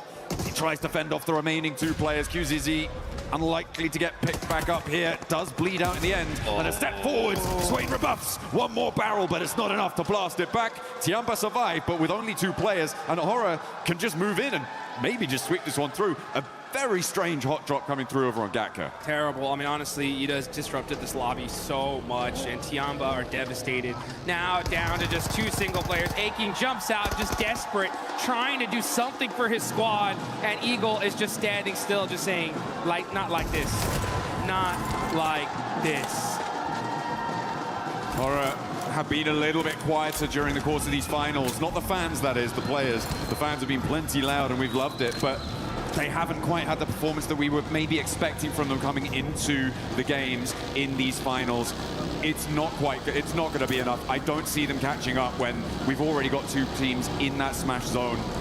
It is a bit unfortunate. It is not great, but they can look pretty good in game. We know that. And one of the ways that you can look good in game at home is with the Naruto skins. Make sure you're heading into game to pick up the character sets, the Ninetales Fury Org, and you can look as good as anyone taking on those ninja challenges. Yeah, get that ninjutsu going. And honestly, yeah, it seems like Aura, OG, they're going to need to bust some of that out if they want to be able to make a crazy run for it. Mathematically, it is still possible, right? If Aura, they start with 3, they're going to need a 20-point game here, a 20-point game in the next one, and maybe even another one after that. It's triple back-to-back. It's triple back-to-backs, you know what I'm saying? We still have enough games to do it. It's just going to be tough, especially considering that there's going to be quite a few teams in that smash zone very, very quickly here. That's if this game even continues on after this one. So a lot of different factors to play out. The problem also is the fact that we get later and later into this tournament, the desperation is going to raise tremendously, right? So these teams in the mid-pack are going to even start playing hyper-aggressive because they're going to know, right? Their coaches are going to tell them, hey, man, look, you made it all the way over here to Paris, all right? You either get 20 points or this was all for nothing at a certain point, right? Well, there's still placements on the line and all of that sort of thing. I'm just looking at the map at the moment, and I'm seeing that Nongshim Red Force might be in with their first fight in a moment, which is going to enlighten the rest of the lobby as to sort of where they're playing, what sort of conflicts they could be running into. A 2-2 split across Milta right now for Nongshim, as they did not fully or firmly hold the bridge against Alula, so that crossing does come through. And that central glut of teams, and now they start to take shots. Alula in the hovercraft have plenty of armor to rebuff the first volley, but there's more still being flung down range, and that's going to have to divert them on the long road. They find the knock, and there's the flush. Nongshim Red Force extract the first point. Wow, okay, so they end up getting a point on that. Pretty wild. And Alula are in this next circle, down a player. The thing is, though, if any team nearby happen to hear those shots, they know where Nongshim Red Force is now. So that is going to be a factor, but they are in a really good spot for this circle for now. I mean, teams should be aware, right, of where they're playing based on the fact that it was Alula that they knocked, and Nongshim Red Force generally going to be in this sort of location. They'll know that Alula are coming up from Novo. So it should be a pretty certain bead on it for a lot of teams in the lobby, but nobody is likely to send out this way. Maybe Aurora could try and crash into it and cause some problems. Vitality are actually holding the West Bridge, which is interesting, over on that ferry pier side of things. So if Aurora decide, you know what, we're not going to go over to that east side, we're going to try and break west, Vitality is still lying in wait for it, which I'm not too sure about. I'm not sure if I like that. Yeah, it's going to be tough here as you got some pretty wild rotations here. Speaking of wild rotations, we got Enigma Galaxy rocking their 2-2 split. The same again. Same again. You know, I actually talked to Ralph a little earlier this morning, asked him like, hey, you're going to continue to do it? They're like, yeah, you know, it's worked for us in the past. We're going to try it out. We've noticed that on the west side, had a little bit of unluck with some pretty crazy pushes, but we're going to give it a shot here, and we'll see if it pays off for them. I mean, they did win a chicken dinner from a circle similar to this, on a rotation similar to this. Obviously, it was a different lobby. It was a different time. We were different people, Jukes. We were so much younger. We've grown so much. Yeah, exactly. We've come so far, but they're going to look for that regroup at some point. Getting through for that regroup is really the difficult part that we've seen for Enigma Galaxy on this regroup rotation. Getting through the glut of teams right now, I'm not too sure how that's going to work. They may have to go on the boat, maybe head up all the way north of Lepopka and go all the way around. That would be, I mean, maybe not sensible, but possible, certainly. It's difficult, and they are going to get on the road right now to see what they can find. E-Arena are also starting their move in from South George. As we can see, we're on board of them, just passing the north side of school to head towards the center of this circle as it centers up on that Milter Hill near prison and mansion. Rotations are coming as we are zooming in to Erangel. What kind of circle we're going to get here? All right, just beautiful center up, very typical. A lot of these teams were expecting this, and they got it. Now you see Enigma Galaxy, right? They're going to be on both sides of this circle. It's going to be very difficult for them to get to their teammates here, so we'll see how this pays off. But we still got some teams still trying to get in this zone. E-Arena pushing in super late because they land over there in North George. Aura still in Severny. And you got Vitality going on the other bridge here, so they're going to be super late in the circle as well. Yeah, Vitality's still on the West Bridge. I don't like it. I think this is way too long. You're overcommitting. No one's turned up. Not too sure what the game plan was there for Vitality.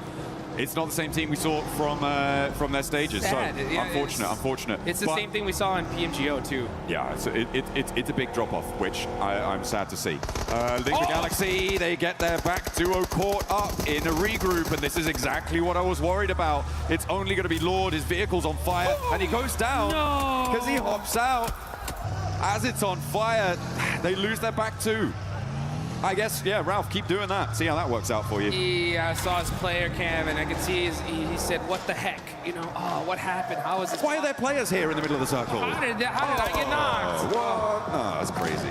That's super unfortunate. The 2-2 split, man. I mean, losing players like that is so rough. We'll see how it all continues on, though. That's if we have another match after this, because Nongshim Red Force are on the south side of Milta, full squad, looking dangerous. On the other end, you got the other Titans of the lobby, E-Arena, holding down the north side. So both these teams able to secure a position as a full four-man team. A vice grip on the circle right now. And our teams will look to try and slip that. This is a replay on Lord getting knocked. You can see he drove up. It was actually the hop out that got him. He'd already taken enough damage and hadn't slowed down enough. He hopped out of the vehicle, kept that momentum, and it was the fall. He hit that ground a little bit too fast. The ankles. Just rolled the ankle, man. Rolled the ankle. And now Coops and Satan have to do it all on their loans. And it's a bad time. It's a bad time. I feel like it may have worked before. Teams maybe weren't necessarily expecting something like that, and they weren't looking for a duo to be rotating in such an early fashion, especially because they know, oh, well, these players haven't lost, so it should be a full four come from there. But there's been enough games now when Enigma Galaxy have done this that teams should be like, oh, yeah, that's what they do. Let's just clamp down on that. You know, it's one of those strategies that I don't know whether to be. It's just one of those strats that's just like, okay, it's different. You know what I'm saying? We don't see one of those bad ones. Yeah, I've heard of those. It's bad when it doesn't work, right? That's the thing. Is like if it does, it's like, wow, maybe more teams should try this out. But after that, it's like, I think we just stay together. You know what I'm saying? It's just unfortunate, especially considering that they're in 5th place, man. If they would have got a 20-point game here, boom, they would have been in that smash zone. Let's see where this next circle goes, though. And things are going to start heating up because we get a nice center up. Arena are going to be over there in Lipovka, so they're going to have to fight their way into this next circle. But like you mentioned, it is a vice script right now. North and southern side is where the big threats lie. In the middle of the map, though, you got S2G, you got NigmaGalaxy as that duo. They had 4, right? It is what it is. But you got Team Flash on that ridgeline, too. That is a very, very strong spot. They can be able to hold a lot of real estate there. That's true over on the east side, but I feel like they do need to move into the west edge of it a little bit further, which is exactly what Bo has decided to do there. They have to transition forward. The 3-building compound that sits sort of in front of them is viable, but it can be very difficult to hold against teams up on the north, especially if you get crashed. Multiple angles can crash onto it as well, so a little bit tenuous when you have to leave that ridgeline for Team Flash. For Nongshim, they're going to play nice and isolated on the southeast side. Remember, it's not big point scoring games that are necessary. That's not what's going to be weighing on the mind of Nongshim, of Arena. It is just that chicken dinner. Be the last player standing. That's the only thing that should be running through their mind right now to try and secure that tournament title, the global stage glory. That's interesting. That's an interesting thought. And I hope it doesn't change their play style, because I'm thinking back to PMMI where Tianba had such a massive lead, and they kind of implored that same strategy. Like, hey, let's just put up some basic points. They had so many points, as long as nobody smashed, they were going to win it for the most part. But they changed play styles, and they paid the price for it big time, going from what we thought was going to be an automatic first to like 3rd place. So yeah, we'll see how Nongshim, who definitely learned from that, if they're going to replicate it or play the game that got them here in the first place. 4 Thrives in that last match were able to ignite those afterburners, send them into the stratosphere on the point scoring. And now 4 Thrives want to keep that pace, but they're kind of cut out on this northwest edge. They are boxed in by that prison cliff area on the east side of them. They're gonna have to pick a direction and commit. Towards Vitality may be a good idea to start, but you've got GodLike behind that, and maybe Ulf on the top, on the lip of those prison cliffs could be a target as well. But either way, it feels like a third-party target. I can't lie, I'm so hyped for GodLike right now. After seeing that Rondo match, they put up so many points. If they would have won that fight with E-Arena, they would have, who knows where they'd be on the leaderboards here. But they put themselves in a good position. They're still in 10th place, 72 points. They're going to go for the back-to-back chicken dinner. They realize it, like, hey, we got to get it done here. If they do, it would be the comeback of a lifetime. You know that their fans are excited. They're hyped up. Oh, yeah. Waiting for this next zone. And it's going to go on over to the northeast side. And which team gets blessed here, John? Team Flash, right? Arena on the north side, on that road down from Lipovka. It helps them out. I wouldn't say blessed, though. I feel like they are still in a little bit of a dangerous position, especially with Horror descending on them. Look at that eastern sweep. That could be dangerous. That could be trouble. As Coops takes a knock in the meantime as well on the south side, bleeding out another player.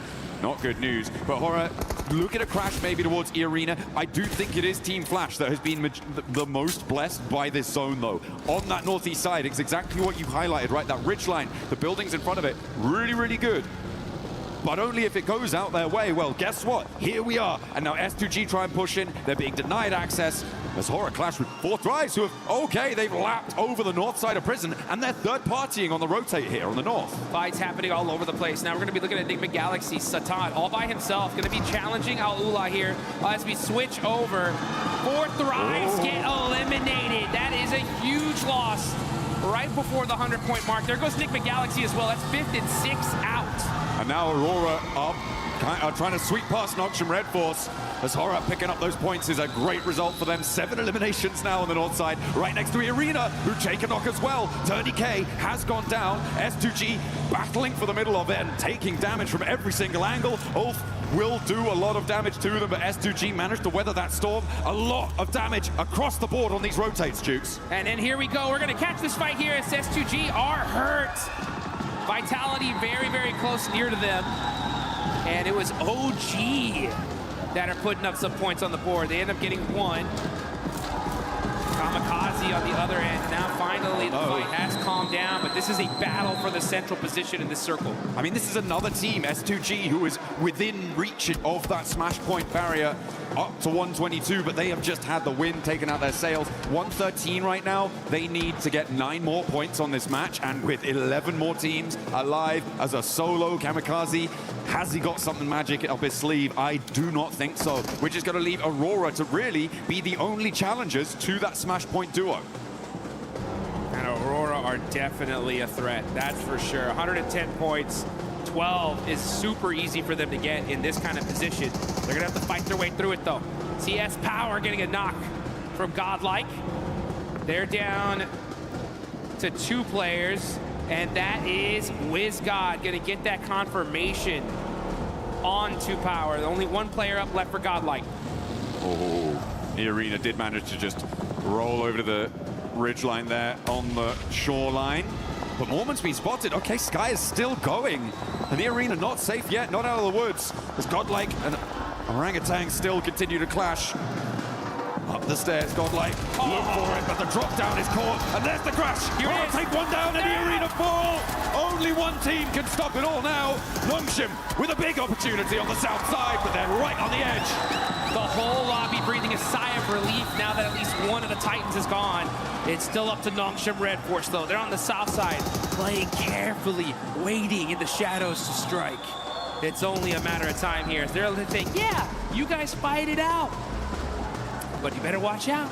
Ooh, a big south shift, and Alola are looking tasty for Nongshim. Look, they're already in those vehicles. XZY wanting to keep Overwatch on the angle as well. Maybe take some shots out that way. How fast are Nongshim going to be able to mount up? Because Flash have already regrouped to the triple stack buildings on the north side of this next part of the circle. The west edge with Furia and Orangutan also needs to conclude and try and find a way down the hill.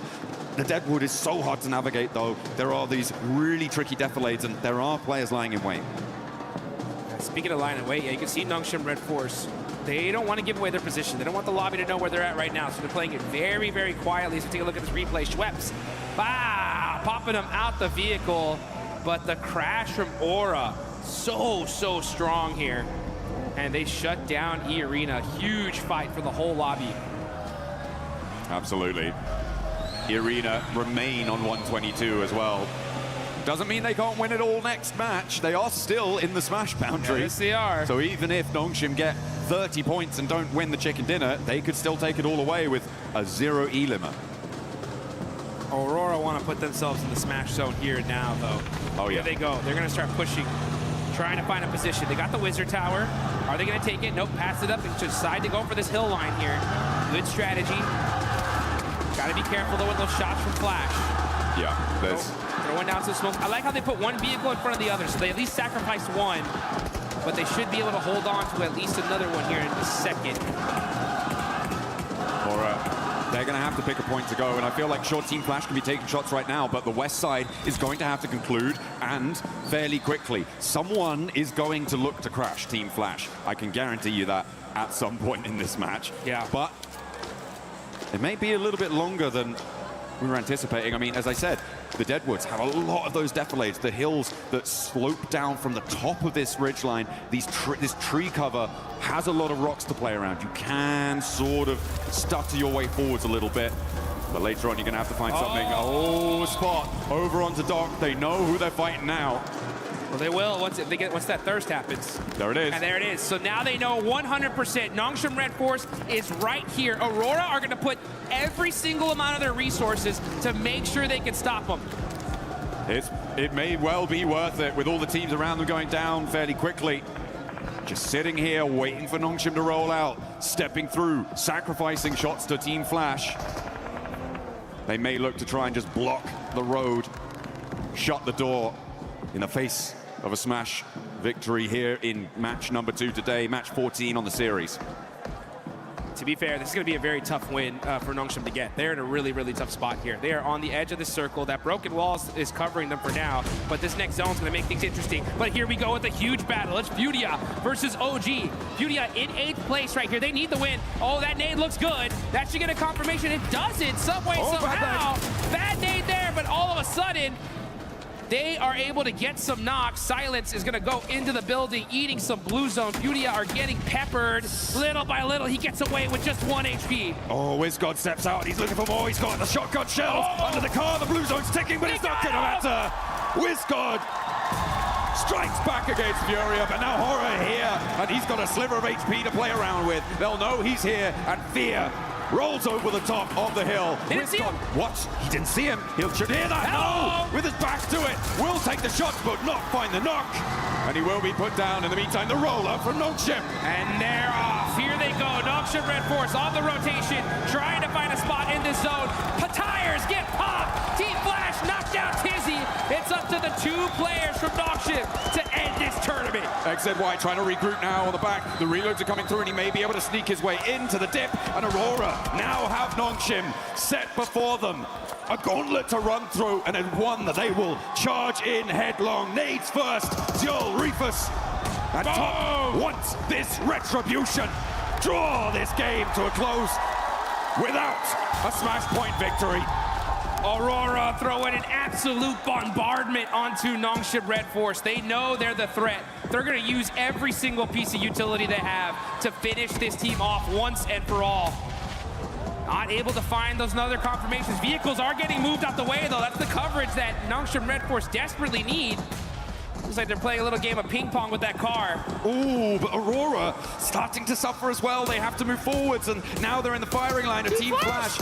It may well be enough to stop Nongshim from winning the game, though, and that seems to be what they were trying to bid for. All the while, by the way, Kamikaze is still alive, so can't discount him just yet for getting the points that he may need. It would be a very long road, though. Hyunbin and So Easy now find the final blow, struck to the heart of Aurora, who draw their game out on 113. They will fall to no smash. Not here, not now. We're gonna see a game 3, folks. Get excited, get hyped, because now's the chance for a lot of these teams to start pushing their way up the leaderboards. How far can you go here, though? I mean, for Team Flash, this is a golden opportunity to jump up placement points, to jump up and get a little bit more cash under the belt, be a higher ranking finisher. They have all 4 of their players alive. They're looking pretty chill. As I said before, S2G do have the slimmest of opportunities. For me, it's Kamikaze needing to grab some third-party points off a fight that Team Flash has. Yeah, he's just trying to sneak it enough points to sneak his team into that smash zone. Any point matters, though. I really got to give some major love, though, to Aura. Look at them. 13 eliminations. This team is trying to make a comeback of a lifetime, and this is how you do it. Got to get this win, though. Anything less is not going to be enough for them to make that race to the top. I mean, even when you do get it, it's still a long, long road for them to try and find.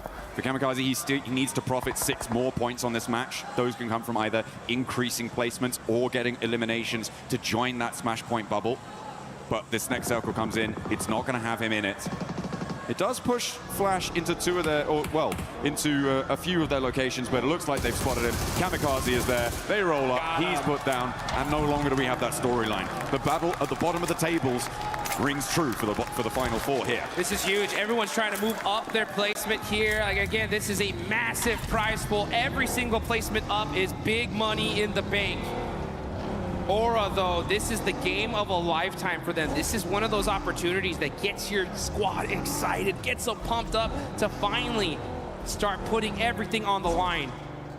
You can see Team Flash, though, they're in the mix here. Aura trying to push from the edge of the circle. They're going to start throwing all their util onto Vitality. That's the threat. If they can hold that rock and secure that position, this could be a solid chicken dinner for them. Absolutely. A big chance. As the nades keep on going forwards. 13 eliminations on side, and they want to add 2 more to the tally. Go. Sky and Jiggle into the fight. Razak goes down first, immediately putting him out of business, out of action. Sky looks for more as well, and they turn it on. It's just too hot. Aura are on fire. 15 eliminations, but that nade looks dangerous. Gotta watch out. That one hurt, and now it's up to Sky. All by himself. Aula looking to stop the insanity that Aura has put on display here. Here they come. Yasser moving up close and personal to be able to secure this high ground. Team Flash on the other end, putting some suppressive fire onto them as well. Aura just trying to lick their wounds, trying to find their way, but it ain't gonna be enough. That is Aura down to one single player. I like Team Flash's proactivity here. They didn't waste time. They didn't hide in the buildings. They stretched their legs and moved out towards this north side to get control of the zone. This is what we've wanted to see from a lot of our teams, and I'm glad to see it now, even if it is potentially a little bit too little too late. For them, they've got 10 eliminations here, so Aura, they're on 15, but there is a real chance that they could catch up. As Sky is still cooking an aid, and Alula are gonna have to worry. Okay, he puts it back. Back to the shotgun shell. He's not moving a muscle here, and I don't think Alula realizes that he's even still there. They have to know there could be a threat in this area. But Quick is just hopping in the vehicle to get a little bit of extra third-person perspective and get some sight lines. Plus, he's protected in there. He has no idea. They have no idea he's there. Hello! He missed the shots, though. Sky gets the knock, but gets shot in the back as Win from Team Flash shuts down Aura's run. Pretty mighty flub there on the shotgun, hot over the bonnet there. Probably didn't realize, but Quick didn't know he was there and thought, oh, well, I'm gonna have to go for the fight. He's gonna stand up for it, right? Right? Not to be. Ooh, a cheeky little pick onto Zeus, and actually, Bose is quite low. Over the top, though, Tops and Win look to put pressure onto Quick, and remember, Alula only really have two players to play around with here, Claws and Yasser. Looking to navigate closer to the middle for Yasser, but Flash can regroup on 3. Claws has a lot to face down on his lonesome here on this angle. Needs a big nade, needs to find a knock pretty immediately, and is already taken down. Win steps through with the AUG, puts that one to bed, and a second volley of fire over the top of the rock sees Team Flash to the chicken dinner. I'll take that one, that's for sure. Over 20 points in that game. A massive one for them. I guarantee you, their coaches, everybody was telling them, right, hey, this is what you need to do if you want to make a run of it. And this is a start, right? This is a start. It's still a long road ahead, but now the road is there. You know what I'm saying? It had to happen in this game, and they got it done. That's what you need to do. When that clock strikes, you've got to hear the call and step up to that plate. Unfortunate that Nongshim and E-Arena couldn't really get much further into that one. That Aurora hold on the eastern side, it stopped them really from being able to break out in the way that they wanted to. Flash were an incredible suppressive force over the course of a lot of that final set of circles, so really, really great stuff from them. But yeah, it could have been very, very different if Aurora had played that slightly in a different fashion. For sure. I mean, unfortunate for them, super fortunate for the rest of this lobby as we're going to go into one more game for sure. Now, as far as teams that are still within that Smash Point threshold, I believe it's still going to be the duo, right? It's still going to be the two teams. But another opportunity in this next game, right, for more squads to be able to push their way on up. As we're going to take a look at the replay here, Team Flash, great job of being able to finish this game strong. Win especially, just boom, putting the nail in the coffin. That's how you do it. I just didn't want to mess about, you know. He knew this game's over. Come on. Let's go next. Keep the pace, because they do want to keep up that pressure. If you're on a run, now is the time to hold on to that momentum. There is no more runway that you need to cover to take off on this. It is just today. There is nothing that you want to leave out on Erangel and let it go to Miramar, because you may not reach it. No one might. Just look at these players' faces. Straight intensity. These guys are locked in right now. They know exactly what they need to do in order to make this happen. And it's going to be on the back of a ton of eliminations and securing those wins, all while stopping E-Arena and Nongshim Red Force, who had a great pincer on the end of that circle there. But, you know, I think teams now especially have understood just how threatening this smash rolling is. Yeah. And I think they're going to do extra and beyond to make sure that they can stop those two squads. Absolutely. I mean, there is so much pressure on so many teams. I think that, again, I'm gonna go back to my old favorite hobby. It seems this game of giving a little bit of hate over to Ralph, because Nick Galaxy, that 2-2 split did not work.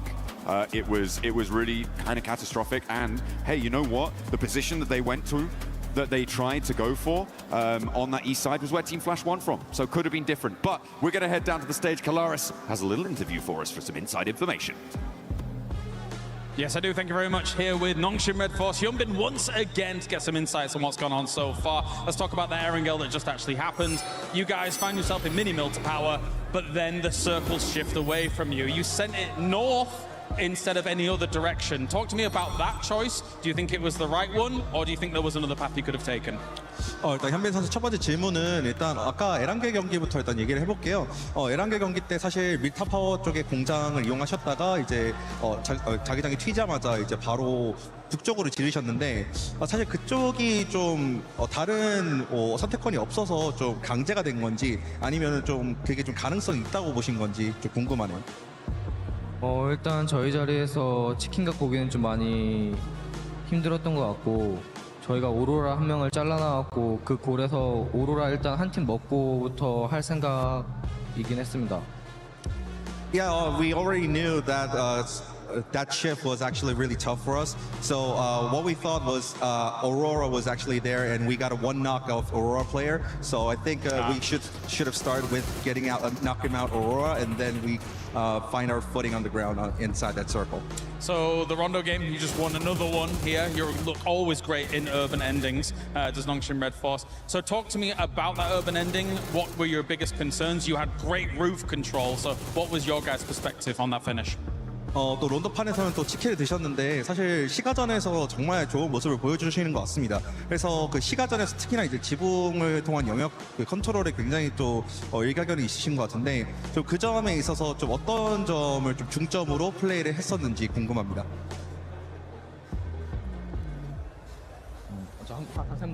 그 론도 플레이 때 시가전 플레이 때 어떤 플레이를 중점으로 두셨는지.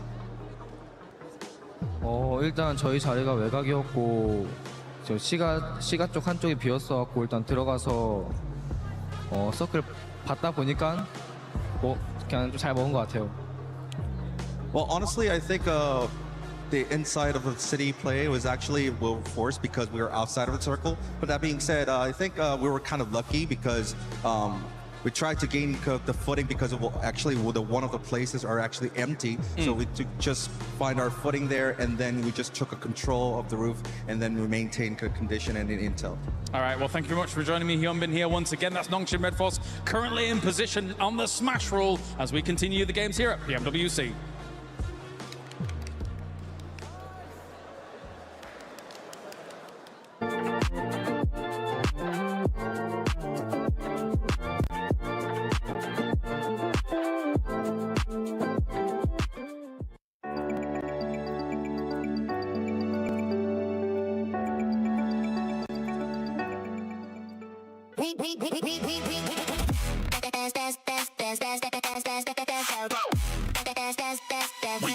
Esports World Cup up.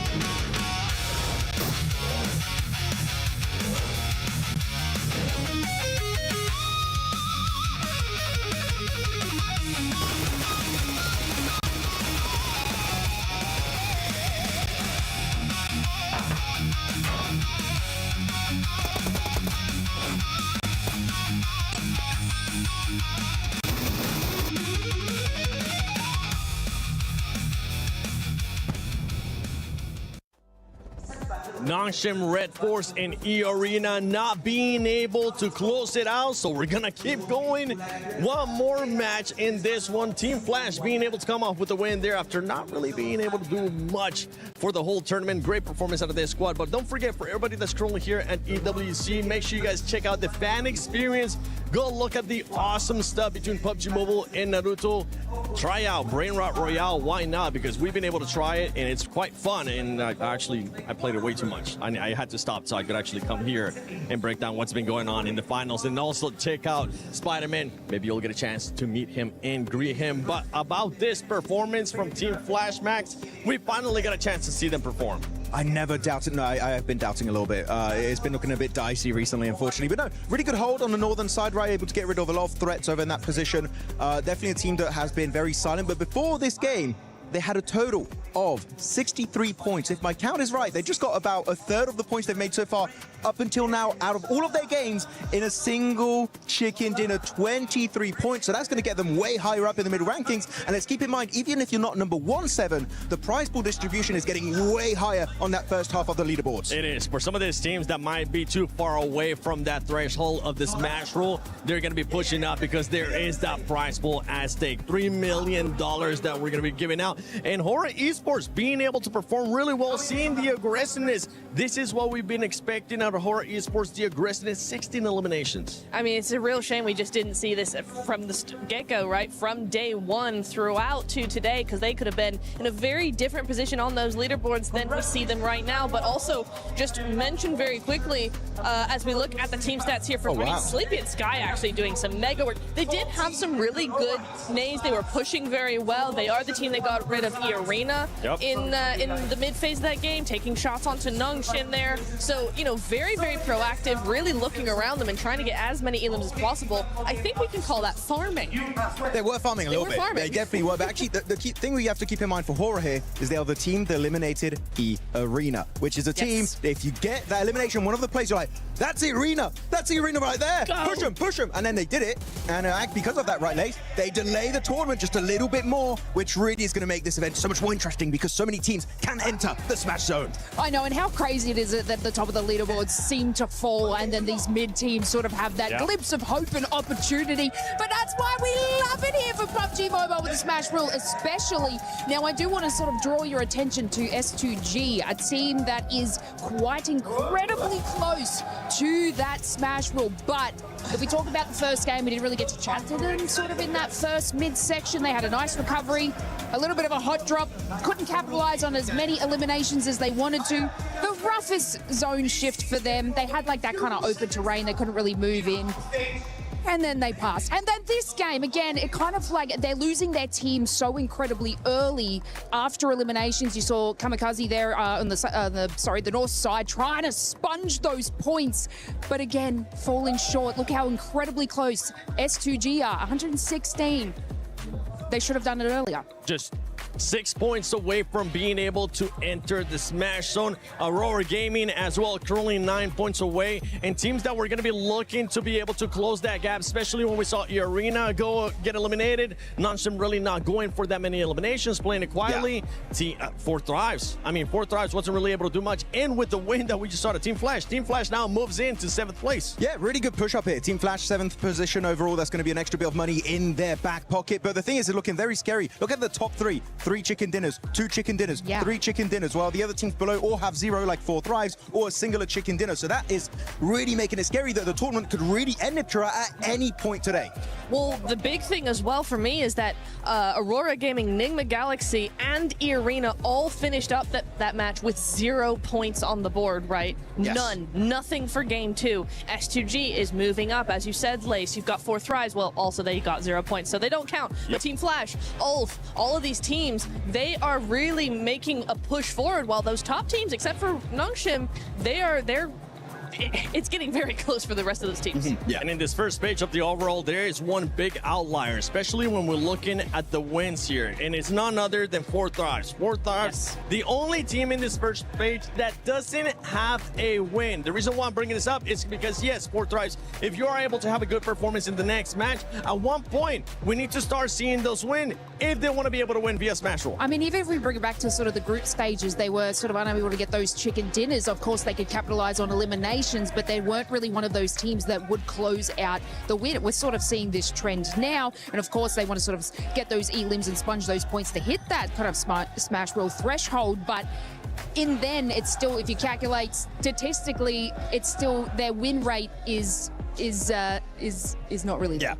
Yeah, A little bit politely. tough. But you know what? I'm going to pivot the conversation. I want to bring it back to Nongshim Red Force. Yes. Let's discuss. And what I wanted to take a bit of time here because that was an absolutely insane throw. There are three options. Or you third party to the western side on the mountain next to Lumberyard, or you directly crash onto Al Ula, which is what I think would have been a really good option, or you decide to go for the wide wrap onto Flash, which I wouldn't recommend, and they ended up doing. There were so many options to go, but that was like out of the three, Niptra, the one that was not going to give them the win. And you know what? It's showcased by Al Ula taking second place from the exact position that we were like, Nongshim, go that way, go that way. Al Ula end up going that way, get that second place, and I think if it had been Nongshim with the kind of momentum that they had off the win, they would have won there. It is genuinely not even game throwing, it's almost championship throwing in game 2, right? Because they could have won it, they could have ended it, done and dusted, and they just didn't. They went for a very different play. Yeah, and especially because of that rotation. If you push Al Ula, let's say, only Al Ula is going to fight you, right? It's literally team versus team. Literally. That wide eastern rotate, Aurora's looking your way, Team Flash is looking your way, Al Ula's also looking your way. You're just making it harder for yourself. And Nongshim Red Force have some of the best rotations sometimes, and then they pull stuff like that.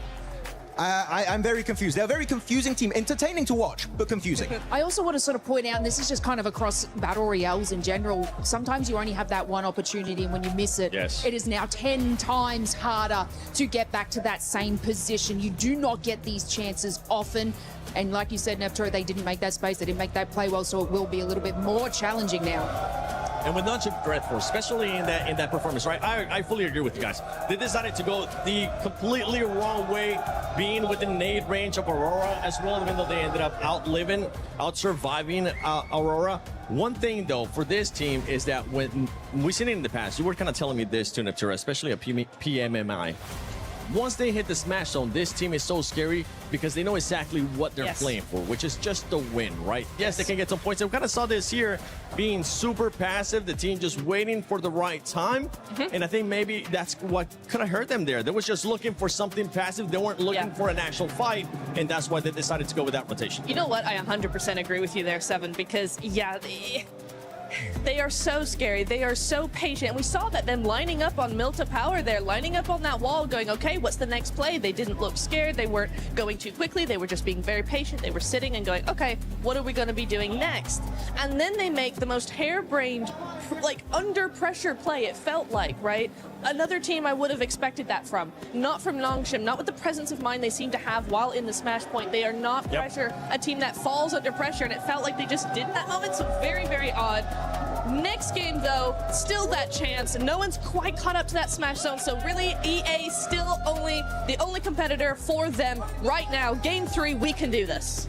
I'm going to pivot the topic again. Sorry, I'm all over the place. There's so much to talk about right now. But I want to talk about, actually, the MVP race, which is actually, we could have a dark situation on our hands, which is we saw Eren being top damage dealer, he had a ton of eliminations, and they're currently at the very bottom of the first page. We could have a situation where they're nowhere near winning the tournament, and a player on Ulf could actually become your PMWC 2026 MVP. Got to be careful there because he is in 4th position, but it's Hyunbin, it's Tizzy dominating here for Nongshim Red Force. It is, and Hora with that performance that we just saw there, Sleepy being able to put up the numbers. Aaron, you were talking about it as well, but we have a lot of fans here in the arena. We got 4 tries, we got a bunch more over there from GodLike.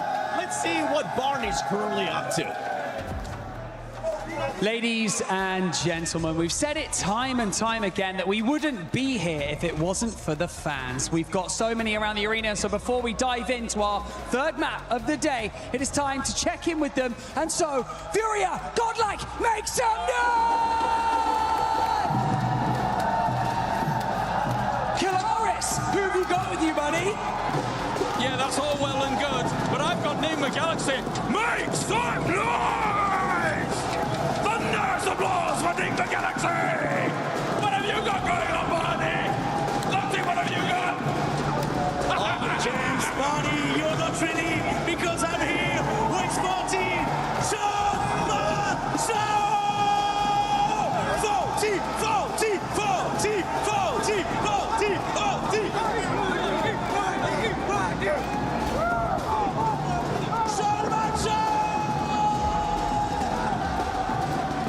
can hear the celebration in the arena. I'm sure you can hear it at home as this Hall of Heroes echoes with every fan's hopes and dreams, giving out their energy because the tournament still goes on. Not ending in a Game 2 smash, we run it right back. And anticipation has reached fever pitch here in France. Everyone's loving it. Having a great time here in the arena. The Enigma Galaxy fans getting ready. I mean, they have played very well today. Lord making a great showing on that first match, but goodness me, what an event, what atmosphere we've got here in our arena. Lovely to see all the support coming out for our players, for our teams here. Potentially the last match. Ooh, maybe. Felt like it on that last one. Weren't quite able to get it there for Nongshim Red Force. They kind of make a bit of a Hail Mary. Didn't work out. But we do have our third match coming up. Erangel. Nice and steady map here to get yourself a chicken dinner on. Nongshim might be waiting for later on in the day, though. Hitting another big Miramar, but will someone beat them to the punch? Will E-Arena start stepping back up again?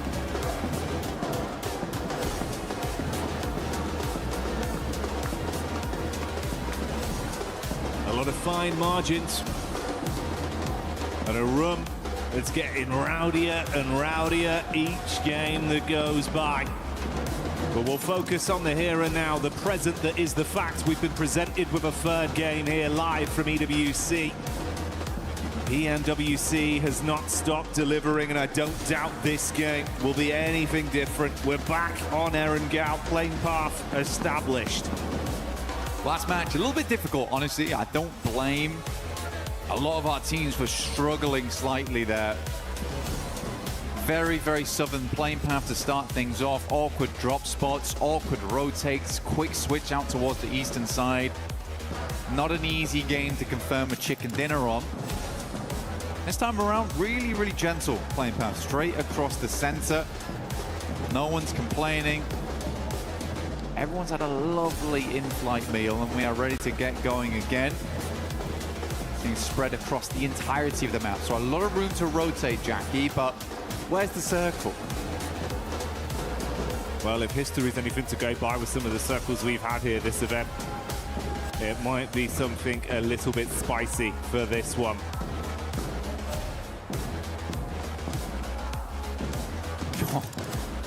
It might be, might just be.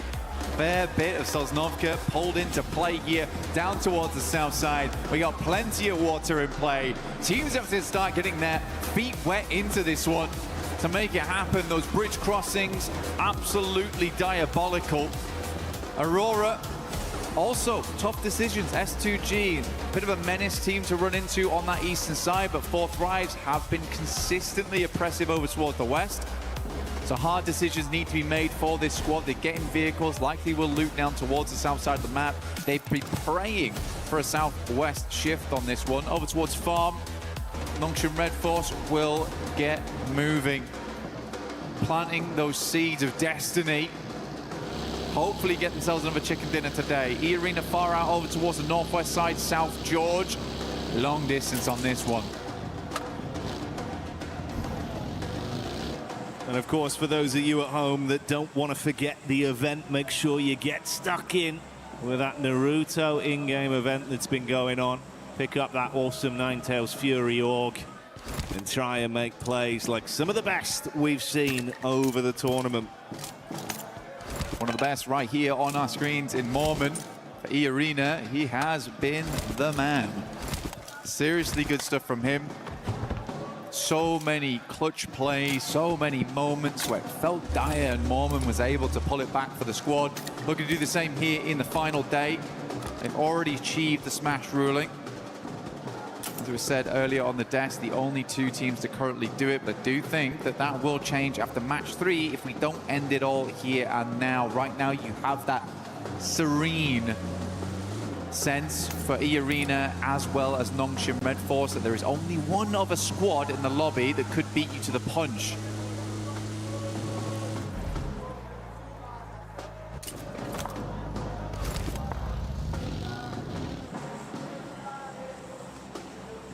I do think, mate, with how S2G have looked, if you could come alive here, get a bit of a big boost off this game, they've still got a chance to be a dark horse, to be able to upset in this lobby. And I think we saw some of that talent yesterday when they were fighting under so much pressure as well, in disadvantaged situations from distance. Hamzy G, he was popping off. There's a lot they can do, bro. You know, we touched on Kamikaze an awful lot over the event, but I think it's that duo that brings so much firepower. So we'll see what they got this time. Hamzy as well as Kamikaze looking great. And for S2G, they're a team that's put up quite a lot of chicken dinners so far, actually. I think they're currently on 3. Looking to break that record, though I think it will be difficult today to do that, since get up towards 5, and by the time they get to 5, they should have also just won at that point. That's a smash. So possibilities of broken records ruined by the format for them. But I do think they would be happy with the win, regardless. Yeah, I don't think it'll bother them too much, right? Yeah, so for S2G, certainly a possibility here. Only 6 points on this game that's needed for them. For Aurora, we are looking towards 9. Enigma Galaxy is going to have to be a bigger match. 22 points on that one, which is almost certainly going to be a chicken dinner.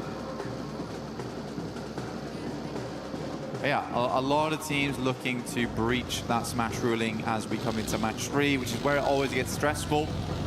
Hot Jukes, a little documentary style, earlier on today was saying that he'd love to see 6 teams towards that final match, all vying it out for the chicken dinner. I felt like a lot of times internationals do go to that 6th match no matter what, and even in PMMI, ooh, for Nongshin Red Force, oh my god, he's alive. For Nongshin Red Force, he did go to match 6 when they got that smash. Satan immediately peeling off there for Enigma Galaxy, but they are in close contention with 4 Thrives, who are exiting from Ferry Pier and Yellows.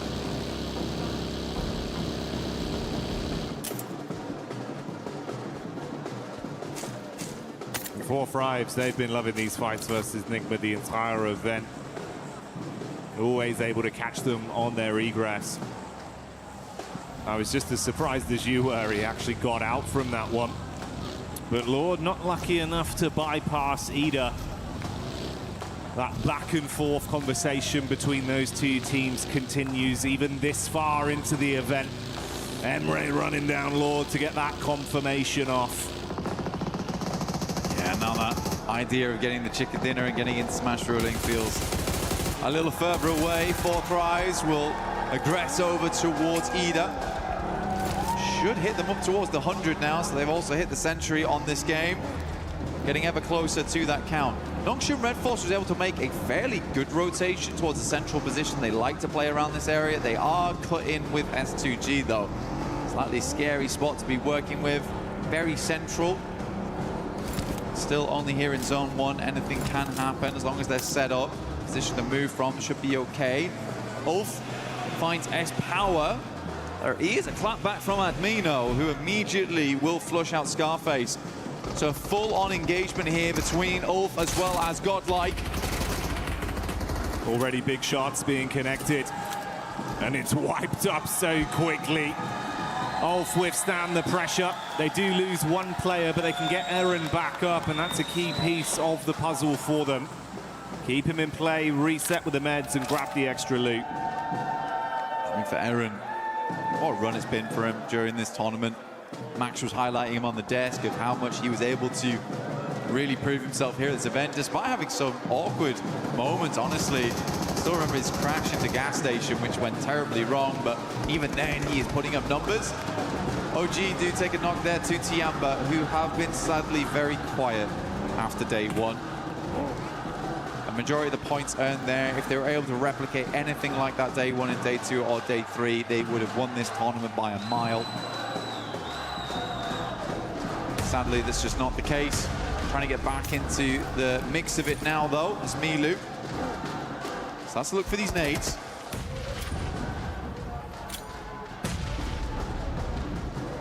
Maru on about half HP there. AKOP in the back line. Ooh, nice arc from Milu. Milu, the madman, when he's feeling himself, he can do so much damage on a battleground. It's got back up from the boys. If they can get out of this one cleanly, maybe they can at least try and ruin some of the runs for the other squads above them. And Milu keeps it going to get that flush as well, so that will remove Aru. Hard cut him out. Blue coming in to make it a bit more suffocating between these two sides. Quite a few nades already expended here from Tiamba as well as OG. We're right in zone 2 now. Blue starts to tickle a fair bit. QZZ gets a bit panicked there, will drop a couple of shots through and then immediately send in Milu. He's just going to prime the nade. That's a nice one from him. Good patience. Lets it go through. Is he going to peek this onto AKOP? It's me. Does not care in the slightest. Friendly fire. Denies the point. Oh, yeah. And they're going to bounce around, make sure they clean up on that one. Trying to snatch away some of the earnings from it. Good to see Tiamba, though, getting a bit of fanfare back from the crowd and big plays from Milu. I think he was sat on about 11 elims off the back of 3 games back on day 1 as well, mate. He's a killer, that's for sure. Tiamba lucky to have him. Great to see him back on the team again. Some subs came through yesterday, Shallow in, Milu out, but looks like he is ready to play today. Gameplay looks clean. For Nongshim Red Force, hard rotate over towards that north side. We've got Dip in play, but not fully. At least we did confirm away from the south side. A lot of the water got cut out immediately. A hard shift over towards the northwest, and an easy rotate now for Tiamba to actually get in. There's Catch popping up in the elim feed. Couple shots over towards the Furia squad. Furia that have been a little bit more shaky today in some of the battles we've seen. Hasn't been as cutthroat. We'll see if that one results in a bit of a flush. Seems like they have grabbed Igor's back up for now, so he'll live on. Nongshim just ahead of the Aurora crew that have made their rotation over the bridge, left of Novka. Oh, are they going in for this aggro? Aurora might be looking just to swing on the coastal side, deny as much sidelines as possible. Top, though, playing an anchor backstop here, taking some good shots. There is another play here alongside him with Doc. Hamzy G at distance, also watching, so this is a dangerous rotate here for Aurora, because even if they get down towards the beachhead, S2G might have a sightline with Hamzy, and we know just how good Hamzy is at distance. An eagle eye on him. Nades go through, but so easy, brushes them off. Dirt off the shoulder for so easy. Can't keep this man down right now. 3 of their nades invested, so draining some of the early offensive utility, but it looks like they've still got a good supply, at least on Doc, with 5 in the backpack. Meanwhile, Arena pushing back up over to Waldorf. Ketch trying to catch an escape plan. Dives behind the driving, but it's not quick enough as Joker will adjust his crosshair and find that one on the exit. Mormon takes a knock back over. Bit of a disjointed Irish exit there from Ulf. Alula under pressure though, as S2G just flies in over towards the garages. R3B in the corner, and S2G cleans it up. Not a single player lost. Should be able to get that res. Nongshim Red Force in the meantime, after seeing those players leaving, did get that leapfrog on, so they get a little bit further into the circle here. Milta, not the main feature. If we go down towards the southeast, we know just how good Nongshim can be in an urban finish. Thriving in the concrete jungles.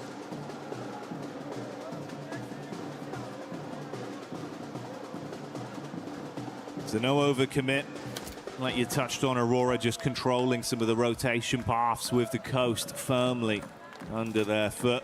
Map geometry favoring them from this position. They opt to go for the 2-2 split. Rufus and Top further over near the area we see Vitality starting to encroach upon. Whilst Joel and Doc,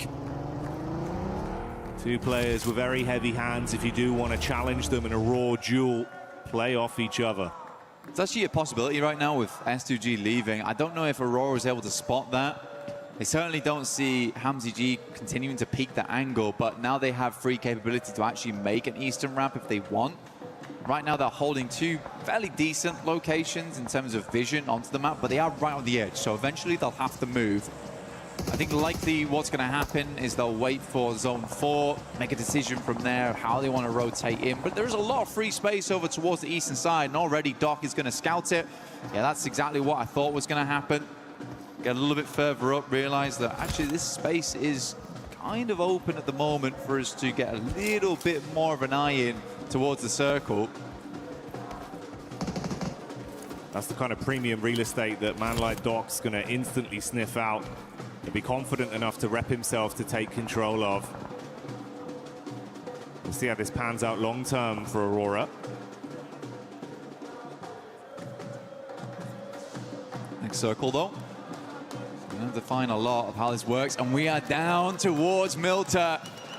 Nongshim might be thinking about making a move right now, and they're instantaneous. This is way better than last game. Last game felt late on those rotates. It felt like they were still making decisions. This time they are much quicker with it. Out to the outside edge, not confirmed towards Milta yet. Still giving them the capability to move out towards the field should this move towards the west. But now they're going to have a swivel on towards all the teams around them. Aurora recalling Reefus back towards the squad as teams start to surge towards Milta. Timing on this is going to be so dangerously tight, though. They all caught vision on one another. Ida have already entered close. Three-man split. Solo's playing in a line there for Aurora with the wrap in late. Rufus, seeing the backline of Vitality, knows he's got to go down towards the coast and then assist the team. Tiamba getting shots off as well. That's off. Oh, you're going to be eating shrapnel on this one. Wide arc down towards the roadside. Solus and Aaron here by the toll gates. It's always an awkward spot, very nadeable.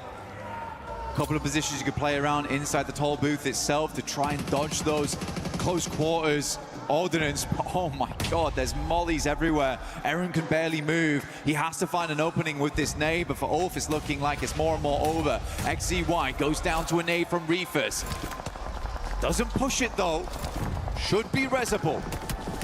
That's two players knocked as well.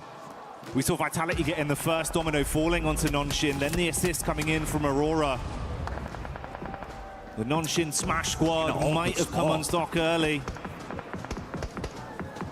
Oof, it's far, it's far. It's so hard. He kind of needs to get over the top and try and pick him up, but when the vehicle's currently slammed, it's really difficult to do. Just about holds the res. He was so low. Tizzy perched himself on the rubble of the wall. Oh, that was close, Jackie.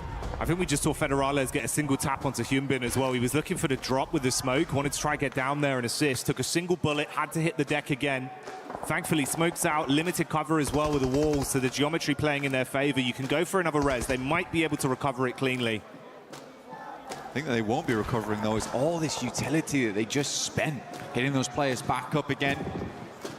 How many smoke launchers do they still have left? Vexy finds Tizzy again. Nongshim under mad pressure at the moment between two separate squads, both looking towards them. Just have to hold on for the time being. Stop peeking, honestly, but I feel like they realize they need to keep these teams on the outside at bay. Arena, though, down in the blink of an eye versus Tiamba. Another team on Smash ruling out, and Tiamba survives as for just. Eagle inside. As always, the lurker looking to play medic for the rest of the squad here. He might be the eagle, but there is vultures swarming the skies around him. Other teams realizing there's been a lot of damage done here. It's a risky pickup with the position he's in. Luckily, he's got some cover from the vehicles to try and save his mates. That's Aura, though, with Jiggle getting one of them confirmed off the back of the damage that was done. So they do go down to at best a three-man squad post this pickup. A lot of teams need to move. A lot of teams that actually fully confirmed, though, towards Milta, now feeling a little bad about this one, which is exactly why you see Aurora playing on this edge down towards the south side, and Nongshim not fully moving in. So 4 Thrives, they've got to extricate themselves. Flash have also got to pull themselves out of this one. S2G a little bit safer where they play around the warehouses, and they can move up over towards that top side, move playing over towards Toll Booth later. But it's Aura right now who actually own the majority of the space on the northern edge. 4 Thrives opening up over towards Aurora as they move. That backline in is good to at least take some of the heat off. Force attention turned back onto 4 Thrives from Aurora. Vitality have just been really running interference from this angle as well. If there's a peek up from Hyunbin, they're harassing with shots. If they can get LOS back over onto the coast of Aurora, it's punishing as well. For Nongshim Red Force, they know the shots came from Vitality earlier, so this is sort of the team they need to deal with first. The one thing I really worry about for Nongshim, though, is how exposed the vehicles have been this entire time. You got to imagine that wheels are blown out, if not vehicles fully exploded. They do have to move further in towards the circle, likely will be on foot, unless they can find some kind of vehicle in the near future. Vitality's going to go for a mad rotate over towards the northwest side. They hear the fighting, they notice that Nick Galaxy's down. This is a good opportunity to go for. Vexy helping from the back lines. Really like this push from Vitality. Ralph's on an island. Last man left alive and not breathing for much longer as Razak will find that adjustment back onto Nigma, so they go down. Vexy's been good as well at providing some overwatch for this squad. Showing up when they needed him.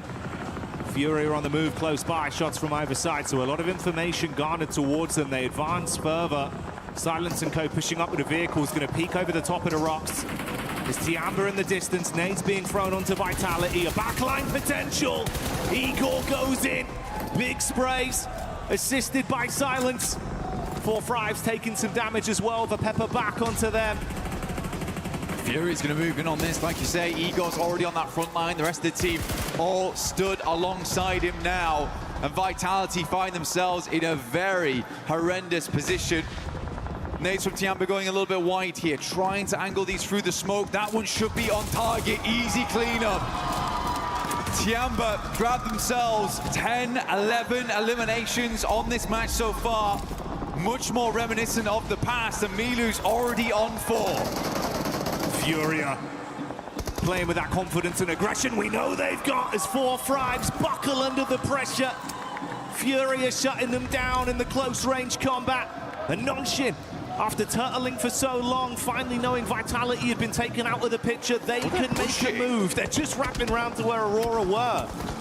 This is interesting, trying to get rid of Aurora, actually. Only one player here in Reefers, potentially they've noticed that. There's actually a massive amount of space on this western side that they could clear. Tiamba's a 3-man, Furia's down to 2. Circle moves up that way, leaving Tiamba with one of the few remaining positions, and we are on toll booth. Oh my god, what a circle to end on. Ooh, deep nades. Reefers casting that one out. Back nades as he advances to try and create a little bit of space between the teams. Distant shots coming in from Tiamba. He's got to hit the deck, but that's not the only squad you got to worry about. Lost from S2G, gets a sight line, and goodbye Reefers. The only thing is just like kind of flashbacks to last game where there is a massive capability of moving west on this one from Nongshim and clearing up towards that north side, having all that space. You'd imagine that they saw the amount of teams that moved into Milta. They are just charging headlong into danger here, where there is so much more room to play on the northwest side. Guys, you don't need elims. You need a chicken. And they might get barbecued if they take too much time on this one. Joel was cooking a molly. XCY so paranoid about the peak from the top side with Tiamba. And with Furia not needing to force the issue amongst them, they've got a crystal clear line of sight down onto the rotate path for Nongshim. It's so uncomfortable. Come back, lads. Just come back off this angle. We don't need to play it anymore. You can wrap back over towards. So easy. 2 down. What is this? It makes little sense. I mean, they'd set themselves up wonderfully the entire time for this western exit. And as soon as the circle moves away from Milta, what do we do? Push into Milta? The panic's there. Paralysis by analysis. The zone takes away one of the members, and we're down to just a duo. Aurora caught on their exit as Lost will be able to continue playing powerfully off this angle. XZY thankfully given a few moments of respite as he runs to try and find any cover at all. Kamikaze from S2G, we talked from the start of the game. They have just about hit that 122 now. So they have hit that smash ruling going towards that next match. Another team steps up to the plate. They've done enough here, even if they go down. Looking to take down Ida regardless. Hams, ooh, what a shot! Reactions coming through clutch there, but Kamikaze, as always, the backbone in the team. Standing straight and keeping S2G in a position to recover from this. Quick reactions from Ida, but a shutdown play that will let S2G fight on for another day. Flash though getting eaten alive by Hora. Wrapping down the ridge, the nades bouncing in. Tops is down. And Kamikaze scanning to see what more points they can steal. Hora on for a big game here, actually, Jackie. Looking to push themselves further in the rankings. Only 2 eliminations so far, but so much more to grab here as most teams are bruised and bleeding coming into these final zones. Tiamba also having a good time of it. Nades going over the top here from Nongshim Red Force, rolling down, and we are directly on top of Toll Booth now. That's okay falling. XZY getting the tags off. They've been under constant pressure the entire time. It's not clean, it's awkward. Not even a helmet on So Easy here anymore. Mate, you're playing with a bare minimum. Concessions had to be made, but a nade could be coming their way. Lost with 2 left in the back pocket. The first one thrown in looks good for the bounce. Oh, see ya! Double bouncer. XZY is down. Comes to the end of his line there. Nongshim is floundering at the moment. Confusing moves. Win though from the backlines, will get the backstab, but immediately spotted out by Lost here. S2G absolutely have done enough, but they're looking to push further into this game, as is So Easy. They're trying to send a message with this one. It's not just about what they needed to get into Smash. They want to prove that they can be the big dogs in the lobby. Response back over though. Hamza G eating the nade from Hora as Hora are lighting up the sky. Explosion after explosion on top of the Turkish team. They are stuck on the ridge and cannot advance. Backline attack from Tiamba from way over the other side. And Tiamba keeping the pressure on. Trying to get that pick up in. Lost with limited space to play off. In comes the nade. Oh! Sky makes it work and S2G go down. S2G blown sky high behind the tree there. Let me introduce you to the biggest dog in the lobby. Hora on the northeast side. So Easy with barely a hope in this match, but still hanging on. Furia dashed by the roadside, leaving just Hora, Tiamba, Nongshim Red Force in this endgame. For Nongshim, the best thing about this is that even if there isn't a match smash win, this is keeping them contention for the top spot, at least. It's going to be big for the placements. And is there a chance of some sheer shenanigans from So Easy? He's crossing his fingers, mate. But you've got a hard task ahead of you. This guy's has to have him here. Just to peeks over a little bit. So Easy's trying to hide his face behind the barest of pylons, behind this railing. It is just not how. Come on, he has to do something. Oh, they've smoked him. Hang on a minute. Cheers, lads. I really needed that. He's tucked in behind it. There's no real angle from the backside as well from Tiamba, so it just depends. I mean, if Hora go for the hard force over... This is mad. Yeah, this could get cheeky quite quickly. Sleepy would have burned down as well. The vehicle... Oh, it's all going wrong! So Easy on the peacock, good for one, and Tiamba assisting with the shots from the top. He's going to go first on these as well. Hora on the assist with an unreal smoke. Mollies go in, nades go wide, and he is out. Tiamba will clean up.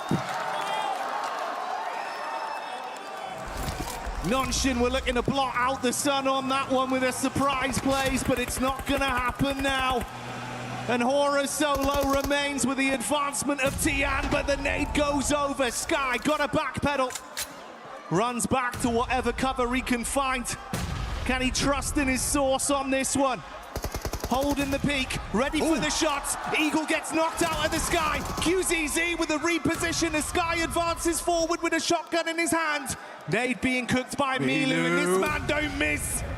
Good damage. QZZ follows up with a second, and Tiamba is back. What a fantastic game. The three-man inside just felt like these guys needed a little bit of confidence. And that star on the match reinvigorates whatever light died out in Milu on day 2. It is back on now, and it is blaring. They started that game as they meant to proceed. The aggression was there. The despicable nade plays from Milu that always give you that gut-wrenching feeling of how does he do it. Continued from start to finish. The shots are on point. And a pathway begins to present itself. Aura's got to be mad at themselves, though. Imagine just smoking off so easy. The smoke into the tire pot on the career down the hill. Oh, but they really did careen off course there. Looked so good up until that point. Covering their angles, clearing their spots out. So easy. He was mega confused. I would have loved to see his face in that moment. Pure shock. He's like, is that the nade moved away from me? He's like, wait, actually. That's the smoke. I can blast that. Nice. That's great. I didn't have one of those before, you know? No utility left, but they gave him one to be nice. And then Tiamba with the perfect timed nades. Man. So good. There was a small part of me that thought that So Easy was going to clutch up. Small part of me. But I am glad it was Tiamba. Oh, yeah. Tiny percentage, but it started to get a little bit bigger with how things were going. But hey, a Tiamba win is a very exciting prospect. Such a fun team to watch, Blank, bringing the heat in finals. They're just a fast-paced team, and I think what we've seen them from before is just a little bit of that sluggish gameplay where they weren't quite able to make those plays, and they've been desperately banging on that door, but it's just been not going down. And I think Milu right there just put a foot through it. So it looks good. It looks way better now. They're pulling off those maneuvers too. So yeah, great work to Tiamba. Really, really happy to see it. And it was, I think for me, it was fantastic to see these guys happy. Yeah. I think that was my favorite thing about that win. It's nice to see him smiling, nice to see the success story of how they're playing. And mate, you're right. I think if there was a door there, Milu not only kicked it down, he just destroyed the entire house. He's just a whirlwind. Yeah. Came through, blowing everyone away. And mate, I'd love to see that. I hope that continues. I hope it does continue as well. For Tiamba, it's not over yet. We haven't rung the bell. They might have been uppercutted, but they have got back up again. The count did not finish. It's scary, no? Going into these final matches, we've got 3 teams at match point right now. It's S2G, E-Arena, as well as Nongshim. Nongshim's been making some crazy decisions. E-Arena, sadly, on the other hand, have just not been able to eke out those performances so far. It's felt a little bit timid from that team. S2G, though, I think this is a worrisome squad to have in that top 3 because they could just light it up at any moment now. Unless the pressure gets to him, which it seems to be the case for quite a few of our teams. Well, yeah, that's kind of the contrast we're painting there for E-Arena, right? Where it feels like you had some flash in the pan moments, but now it's come to, you just got to follow through. It's not happening. Whereas S2G, we know they can strive for greatness. It feels like championship mentality is going hand in hand with their aggression, the way they're approaching these lobbies. All it takes, one big game. Could be a championship right there. But stay tuned for that. We'll find out. The narrative continues. Do not go anywhere.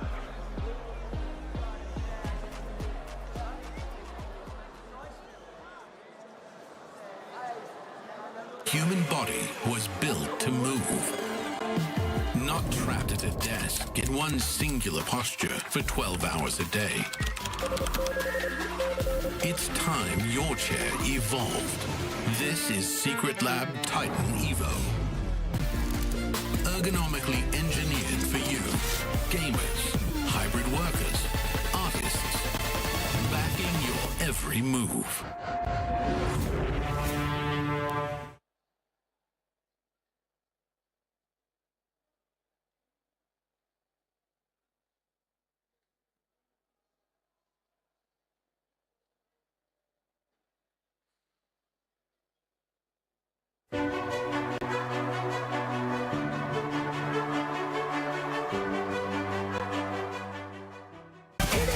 Yangon Galacticos!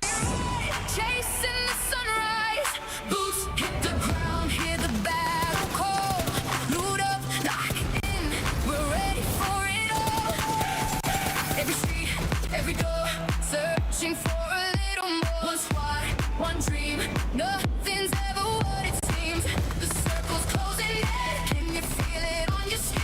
Heartbeat like the drum, the final fight has come. Fight till you make it, never gonna break it. Stand your ground and take it, right into the fire. Fight till you make it, every move can change it. Higher and higher, we're reaching for the winner, winner, chicken dinner. Fight till you make it, fight till you make it. Fighting until we make it. These teams are in Tiamba, able to get that chicken dinner, full control of the zone. But we have to talk about something that's very important. S2G being able to get into the Smash Zone now, not coming up short this match.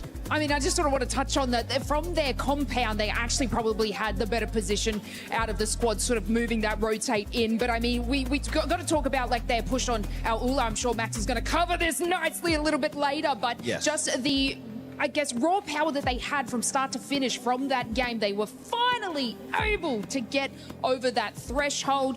Do I believe they should have done it in the first two games? A little bit, but that's okay. They've done it now, and obviously this is one of the teams that can take a victory. They definitely can take a victory. This is a team that has already gotten 3 wins in Erangel in the finals when we're talking about S2G. If we're looking at some of the other teams looking to get to that Smash Zone, it's none other than Aurora. I actually thought Aurora was going to be able to make it already. They're struggling a bit today, Max. Yeah, a bit of a weird hold onto Nongshim Red Force in particular. They're looking kind of weird. But by the way, I want to bring it back to S2G. They not only make it into the Smash Zone, they've got a 9-point lead on top of E-Arena, which if we do not get a Smash, is going back to the OG rules, which is the most amount of points becomes the champion. So right now, S2G are loving it, but so are Tiamba. Shattering dreams in this game, eliminating E-Arena, eliminating the final player here at the very end for Nongshim Red Force, man. They are the reason why the tournament has not yet ended. Hora Esports back-to-back great games here out of them. And for 4th Tribes Neptura, this team, after that rondo that we saw, they're starting to struggle. They ended up the first Erangel with a big old donut, and in this one, at least they secured 4 points. I mean, at least they do. I did see that they had a really fantastic rotation around from just massive wraparounds into Milta and then out of it. But yeah, 4 points is all they're going to get for that. Fantastic nades from Hora. Oh my goodness me. You were talking about it, right, Max? Sky is fantastic with the nades today. Really, really on point. And Tiamba, I mean, honestly, the word that I would use for both Tiamba and Hora, they're feeling very intense. You don't want to go up against them. Look at those sprays. Long range, through the smokes. There's no escaping this team. What are those sprays from QZZ? Oh my god. That was crazy stuff going out from him. I mean, he was just lasering everyone through the smokes. Incredible stuff. But at the end, Hora, another solid finish, right? Yes. Sure, maybe not a chicken dinner, but it's a strong back-to-back, but so easy. In that smoke, actually, that was a smoke right from Hora Niptra. I thought maybe if he stays hidden, he could third-party it, but at the end, Tiamba put the nail in the coffin. That's something that I was actually hoping that So Easy was going to do. He was going to end up waiting a little bit longer, maybe use that smoke to his advantage. But Max, he didn't want to wait for that third-party option. He just wanted to take matters into their own hands. And it goes back to what we're saying with Nongshim. It feels like they're being passive, but they're not quite sure when to be aggressive and when to flip that switch. They are a little bit hesitant, right? And that's the thing about the Smash ruling. Love it or hate it, teams, the mindset does change a little bit when you do have that chance of getting those chicken dinners. It is quite stressful for now. Not just 2 teams, but 3 teams. S2G are going to be joining their ranks, but of course S2G got 3 chicken dinners so far in the finals, so they're looking like a team that could actually wrap it up. But looking at the rotations this game in particular, I know you in particular, Niptra, were quite critical about their push on the western side of Milta. There were other options that maybe could have been more valuable. Absolutely. I think any... Oh, wait, hang on. Hold on. That's my clip right there. So looking at this split, so actually S2G, sorry, I have to jump into it. We're very split. Lost solo, literally in the 1v4. And even then, he's popping off, but he's also getting a bit of assistance from the teams on the other side of the road, right? His particular Kamikaze's got a fantastic angle. And there, the backup. This is literally the play that gets them into the Smash Zone. Solke going to be sending it forward. He's going to be joined up then by Habsajijuk, absolutely superhero style in the building. And they get 1, get 2, get 3, and the final player. And because of that, they get the 4-man reset and actually get enough points to enter the Smash Zone. What a hero save play of the day. They don't do that, they would still not be over that 122-point threshold. It's insane. I think I missed that play. Thank you for that replay, because oh my goodness me. So HamCG is just like crashing the wall. We are not going out. They just send it. Absolutely send it. And that's what we want to see out of some teams. Being able to send it. E-Arena, one team that's currently also running into that struggle when we talk about teams struggling that are already in the Smash Zone lace for E-Arena.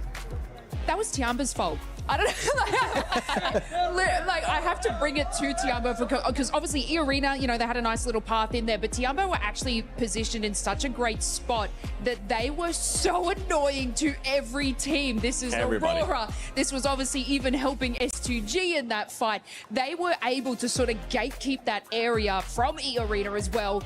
And so it's unfortunate that we're seeing like E-Arena not being able to push into the position early enough because they are still sort of playing that edge. They are going to be playing that edge, but right now they need to get that win if they want to be able to win via Smash Rule. They are one of those teams currently in the Smash Zone. Keep in mind, E-Arena started off the day with 112 points. They have only gotten 11 points so far after 3 matches.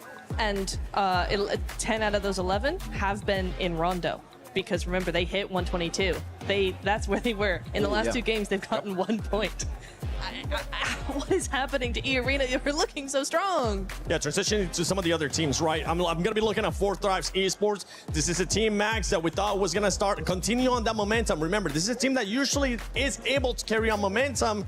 They're still hesitant. They're still showing those things that we've been critiquing this whole PMWC at EWC 26, which is hesitance at times. I was hoping they were not going to doubt themselves because they're not in the Smash Zone, unlike what we saw in PMGO Season 1, where they were actually very stressed and almost were able to close a 50-point gap over the course of those 6 matches. But no, 4Thrives a bit shaken here. And actually, in a one play that you highlighted is that 3-1 split, right? You had Huzaifa on his own, 3 players in the city. That was a bit of a head-scratcher, right? Yeah. He was by himself. Huzaifa was by himself. I could see maybe what they're trying to do is hedge their bets, but he was in such a difficult position, and it's a shame that he actually, when they actually wrapped around outside of the town as well to go back, Huzaifa ended up being taken out early, so that's a shame.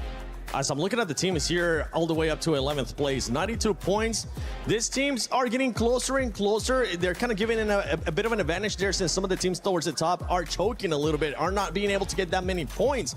For those teams on the second page, what that's going to be costing Neptura and Lays and Maxman, it's just going to be costing for all those teams to just get closer and closer. There's a lot of money at stake right now when we end up talking about some of these squads. Let's see what we have, some of the comments on social media as well. 1 chicken for 4T, and then you see what's domination is. Yeah, but right now we're not seeing the domination. We want to see that domination from 4Thrives, right? Yeah!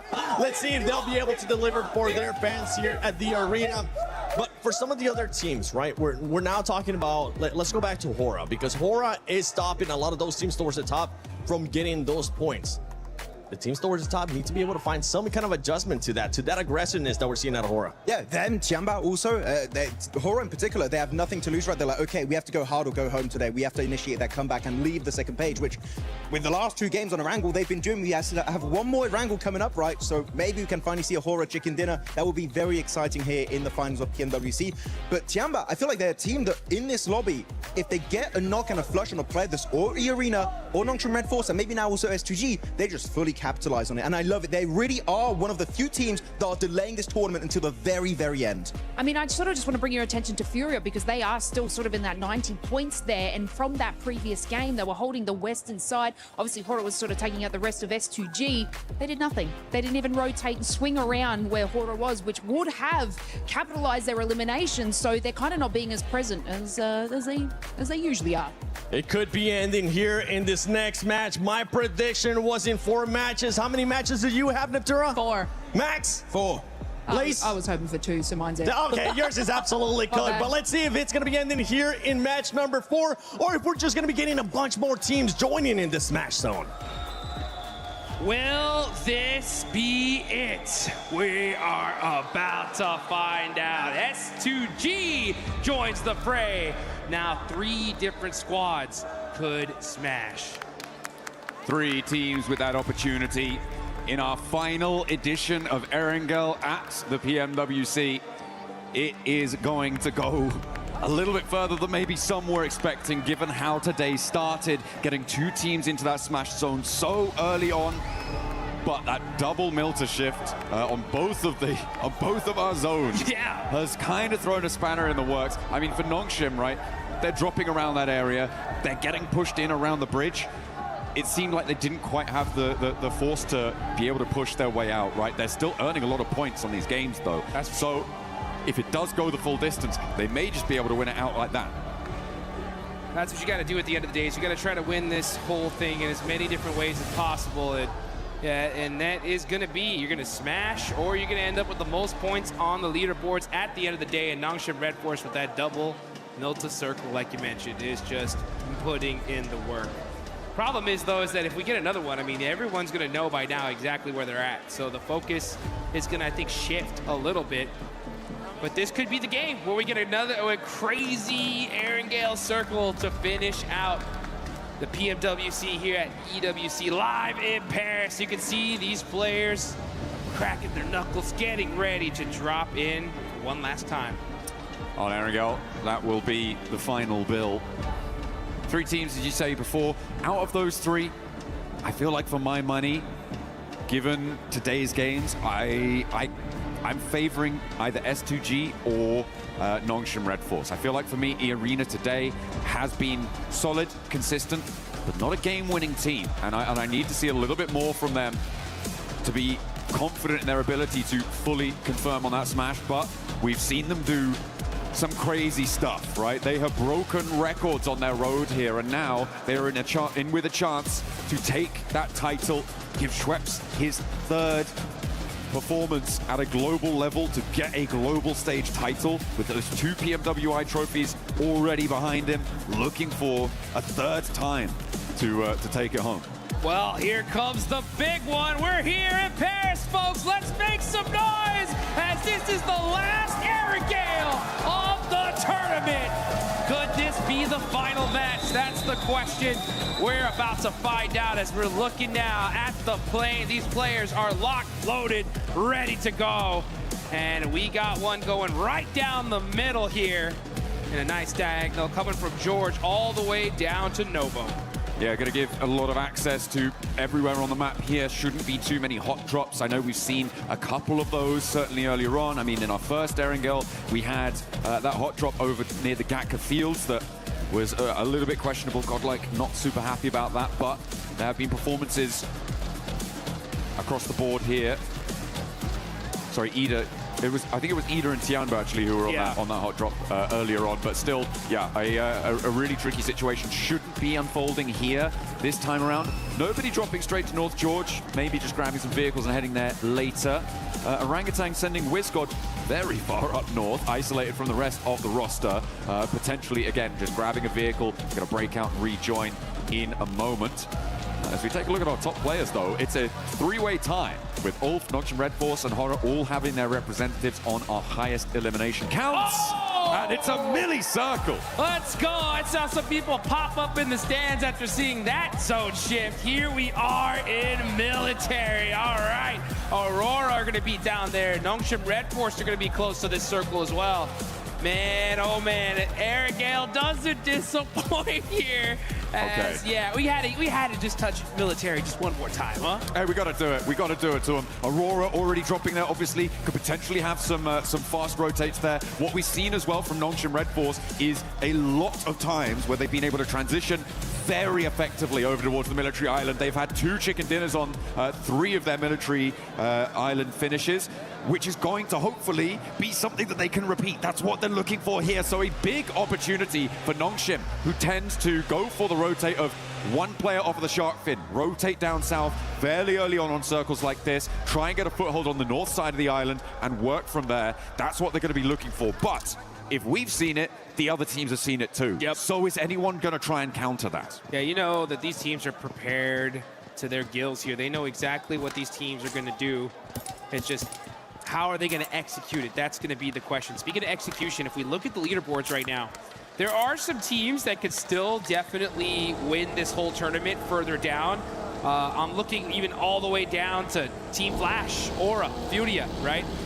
In my mind, though, it's getting to the point to where if they're going to win this thing, it's going to be via Smash, right? And if they're going to Smash, they have this game, and they have one more game to get within that threshold, okay? So if you look at Flash with 92 points, that's still quite a few away to get to that 122, but they have to do it in these next 2 games because you have to hit that threshold and then win the next game. Absolutely. I mean, from 12th down, I feel like it is pretty much done and dusted for the title, unfortunately. 74 points, putting you really, really far behind of that Smash threshold. Unless everybody else in the entire lobby stops earning points and you just keep going on a points victory, maybe. But still, I'm not too sure about that one. So for 12th down, 48. Yeah, it's 48. I'm having a bad time thinking about their prospects moving on forwards, which is unfortunate. But there are opportunities for the rest of the lobby to keep that ball rolling. As you say, Flash really very much on an outside chance. I feel like anyone below 7th place is in that same boat, right? Having a really, really tough time. And even in 7th, 6th, and 5th to boot, it's going to be really rough. It will necessitate a chicken dinner in this match. Yep.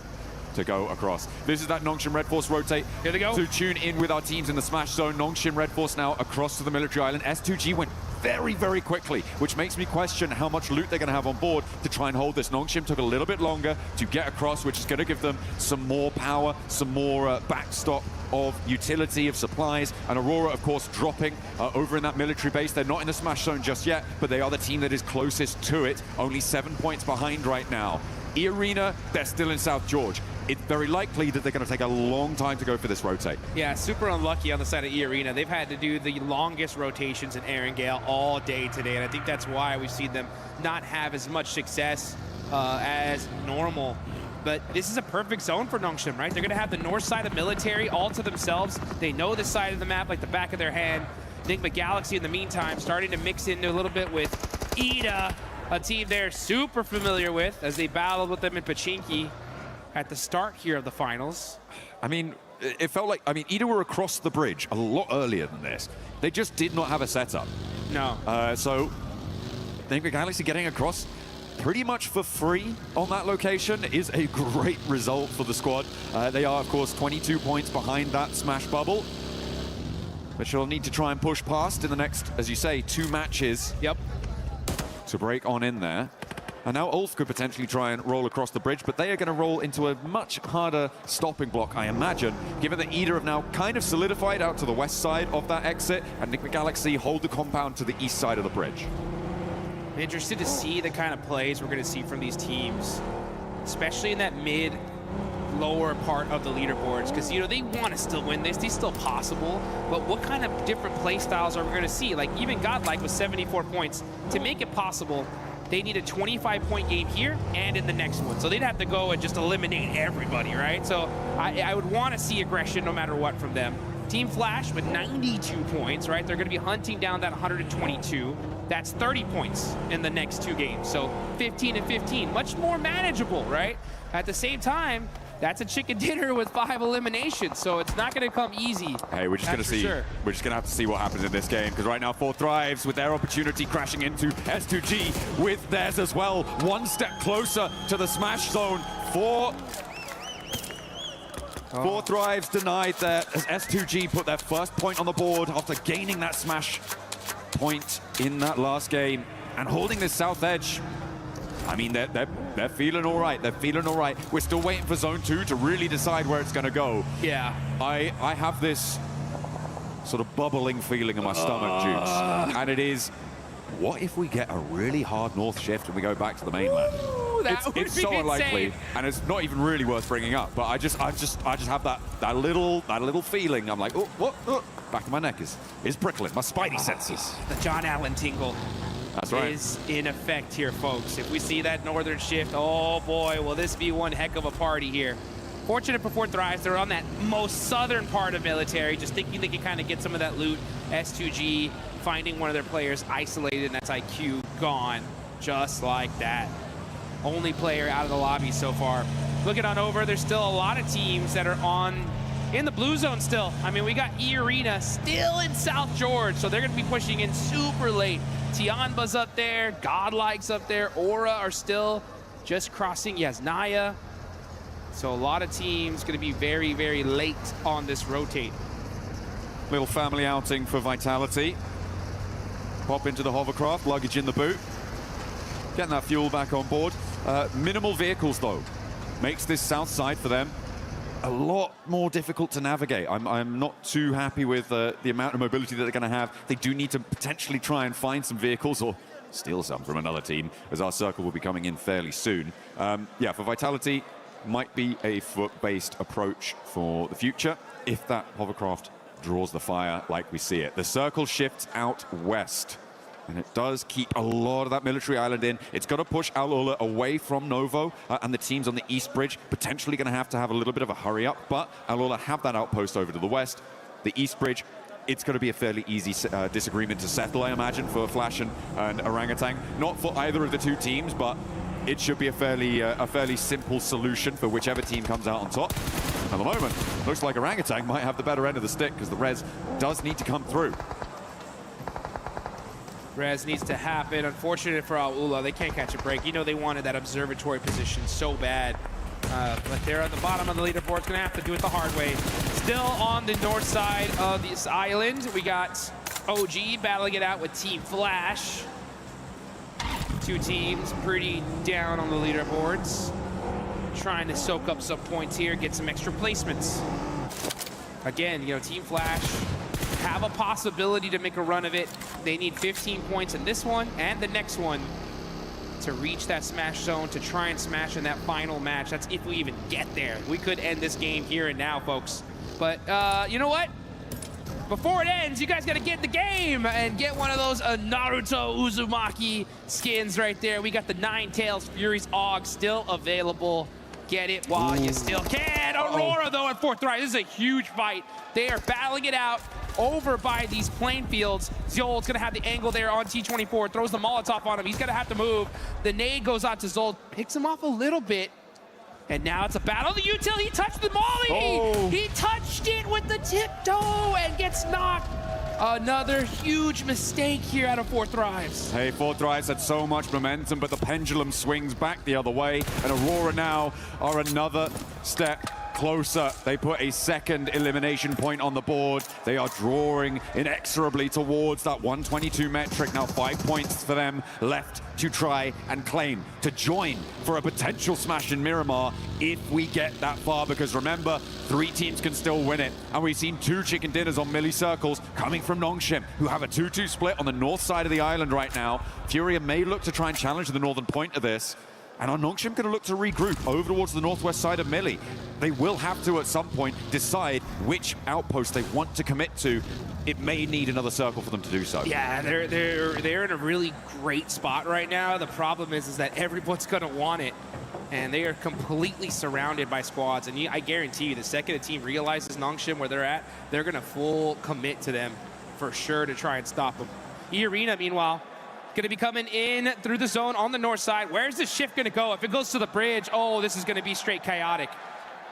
It's going to go a little bit close to the bridge. Now Nongshim need to regroup. For my money, I think that southwest side might just be a little bit better for them. They're right next to Ida there. Fury are going to charge on in over the hills. E-Arena have yet to get across the zone as well to get towards that military island crossing. GodLike are going to contest them on it. This could be the make or break moment for E-Arena. If they can get across, they've got the backline of that coast to keep them a little bit safer, but they have to get there first and challenge off Ulf. Maybe Nigma Galaxy will join in that fray, but they have to get across. Yeah, they're gonna have to get across, and it's gonna be a tough one right now. I mean, there is so many different teams crowding these bridges, and on both sides, on the eastern and western bridge. You can see Nongshim, though, they got those sandbags. They're going to be holding this hill. This is a great spot in this circle. They're going to have so many different sight lines. They can rotate away from it if necessary. They just got to watch out for the crash. These guys are set up for this one here. I'm not kidding. They are the biggest threat in this lobby right now. It's crazy. Nongshim in a command point in this circle with the chance to smash this away. Put another military victory under their belt as well would be incredible. What a way to close it down. But they have got a long way to go. We're only 12.5 minutes into this game. And there's going to be at least 15 more of them ticking away every second. A drop of sweat beading on their foreheads of one of our players. There's GodLike keeping an eye on E-Arena. Oh, it looks like we did get a huge knock. That's XZY. Okay, that's reasonable. Yeah, that is resable, so you should be able to get safe. Yeah, okay, so Nongshim gonna keep their player up here. Okay. Remember, they don't know who it is until it's flushed, so they still don't have a clue it's Nongshim just yet. We'll be able to get that healing done. Unlikely that there's any full crashes onto this Nongshim position, given that the direction of crash would need to come from the north side at the moment, and Furia, Alola, generally not going to have the greatest of times getting across whilst each other are still there, not to mention Enigma Galaxy pushing in from that north side as well. So I feel like for the next circle 2, maybe, Nongshim Red Force is going to be very, very safe and secure in this position in a central spot. I'm also looking at S2G on the southwest side. No one really contesting them. Of course, you do still have Fulak from 4 Thrives, the last player to stay alive, who could potentially find a backstop position, find an off angle, a cheeky little snake in the grass play. But for S2G on the southwest side, I think they have a good run up as well once everybody else crunches in. Yeah, there's so many teams here. I mean, S2G, Nongshim Red Force, they're going to have some big dominant positions. They could win this game and end the tournament here and now. The question is how are they going to handle these fights? Do they take some of the fights early on like they normally would? Maybe not, because it's going to give away their position, and a lot of attention is going to be laser focused on them. A southern shift happens. S2G have the high ground. Now, this is really important. Sure, S2G have that high ground. This is really good for them, but Nongshim's decisions in the next minute or two are going to be pretty make or break. The teams on the northeast side will have to figure out who's going to take a crack at it. I feel like Nongshim can kind of stay here for a little bit longer, but they have to be able to hold out as the crossing on the bridge starts to unfold. We've got 4 teams behind the queue, and actually E-Arena are sweeping in to try and play in behind this. They think, oh, surely the eastern bridge is going to be empty. Think again. Nope, there are a whole bunch of teams holding on this eastern bridge. There's like a bunch of squads, and IGL's had the same idea. And this is stage 4. The blue zone is really going to start chunking them here. They cannot afford to be holding here for so long. And for Team Flash, this is their chance to disrupt E-Arena. A real big chance. E-Arena have stumbled at every block since that first match that saw them into the Smash Zone. And they are being denied access. So many players sit in front of them. You've even got Eagle behind in Milta for Tianba to try and make that one happen. So a really, really desperate scenario now for E-Arena, whilst the 2 teams that sit with them in the Smash Zone are laughing, and there goes Schweppes. There goes Schweppes. Unresable now, stage 4. And now WizGod is going to be looking to get that thirst, soak up their points. They know it's E-Arena here. Oh, the pan shot. Okay. Woo! He said, okay, let me go ahead and get back to this side. Mormon desperate at this point, just going to be full sending it across this bridge to try and survive. The blue zone chunking them down. And the crowd, you can hear them chanting. I can hear the S2G chants already. They know this looks really good, but can they finish it out? Oh, this east side concluding, and we didn't really catch it on camera, but Furia went up towards Enigma Galaxy to take that fight on the northern side. They were able to take a player down and not lose any themselves, but again, that leaves no challengers from the east towards that Nongshim high ground position in those sandbag spots. Everybody from the east side is going to be coming into this zone raggedy, run through, as E-Arena do manage to get across the bridge, but at the cost of Schweppes. Yeah, at the cost of Schweppes and a whole bunch of utility as well. They're going to be going through almost all their meds here just to try and survive. And then they're going to have to get lucky into this circle. They're going to have to hope to catch a third party, something. If they do get that third party, though, and win that fight, this could be dangerous. Let's see how this works out, though, as now we're going to look at Furia getting mighty close to Team Flash. That nade just a little bit too far from Bose. Fulak's still going. He's taking shots over on the northwest side, over at GodLike. Don't think he's going to manage to push through with complete ease, but it's a good start. Has the blue zone at his back. Bose for Team Flash. Remember, they were the team that was holding out that east bridge. They alleviated that pressure, and now they might try and turn their attention to our tabletoppers, Nongshim Red Force, in their bunker spot. It is really dicey for everybody on this east side. They have to push past such a difficult, impregnable position. Hey, they found a spot though, right? E-Arena was able to find a little bit of space here and possibly some eliminations as WizGod is trying to drive by. He thought this was open. No, it's not. WizGod almost on fire, somehow still alive. And now getting taken out by Alula. All right, okay. Well, that was a crazy dash out of the open through the melee position. A team that we haven't talked about in a while is Aurora, who sit as a blocker to Alula. And remember, they are a team chasing towards that smash zone.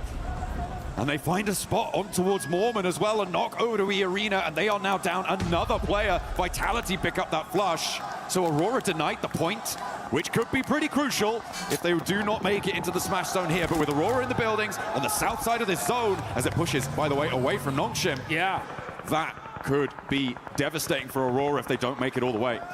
Aurora looking dangerous, though. They're actually going to be fighting out with E-Arena.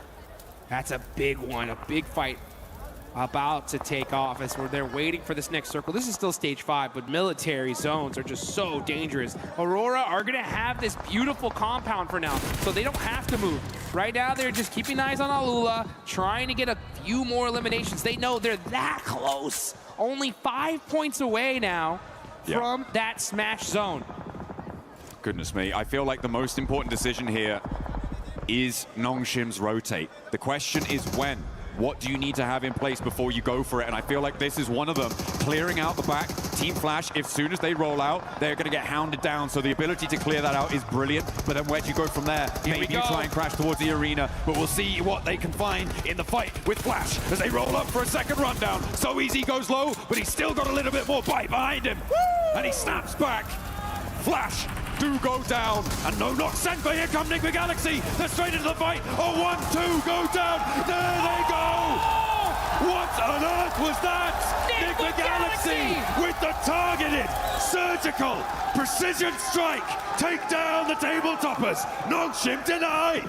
Out of here. Nigma Galaxy heard that fight. They knew who was on top of the hill, and they say, you know what? We want a piece of that, baby. And they got the whole thing. Nongshim Red Force are out. S2G, E-Arena still alive. As Nigma Galaxy, in just one fail swoop, could have saved this tournament, and we could see another match. My goodness me, but S2G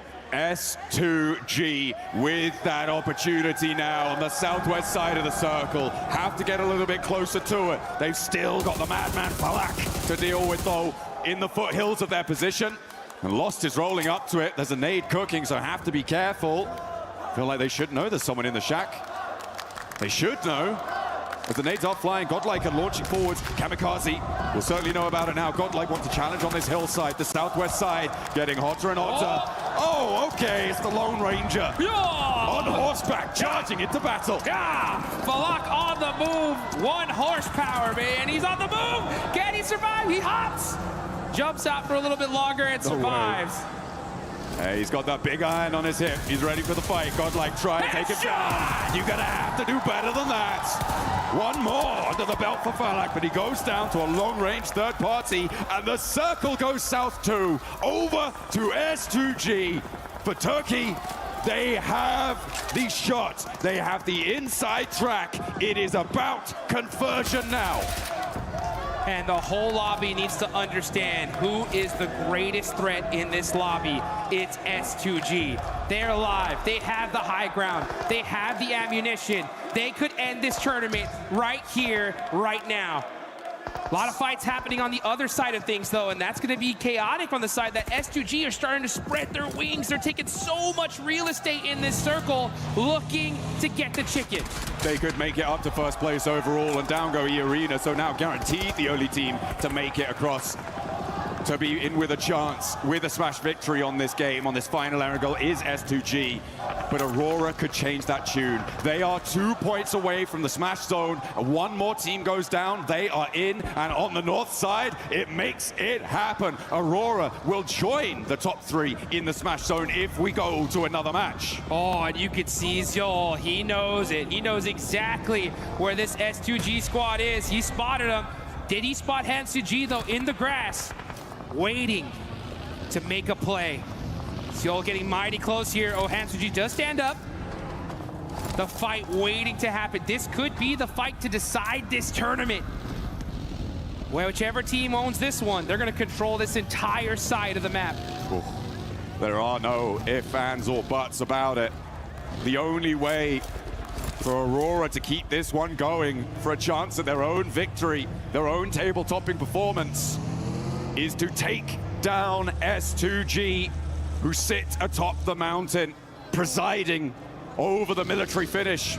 Nongshim Red Force swept aside with a targeted strike from NigmaGalaxy.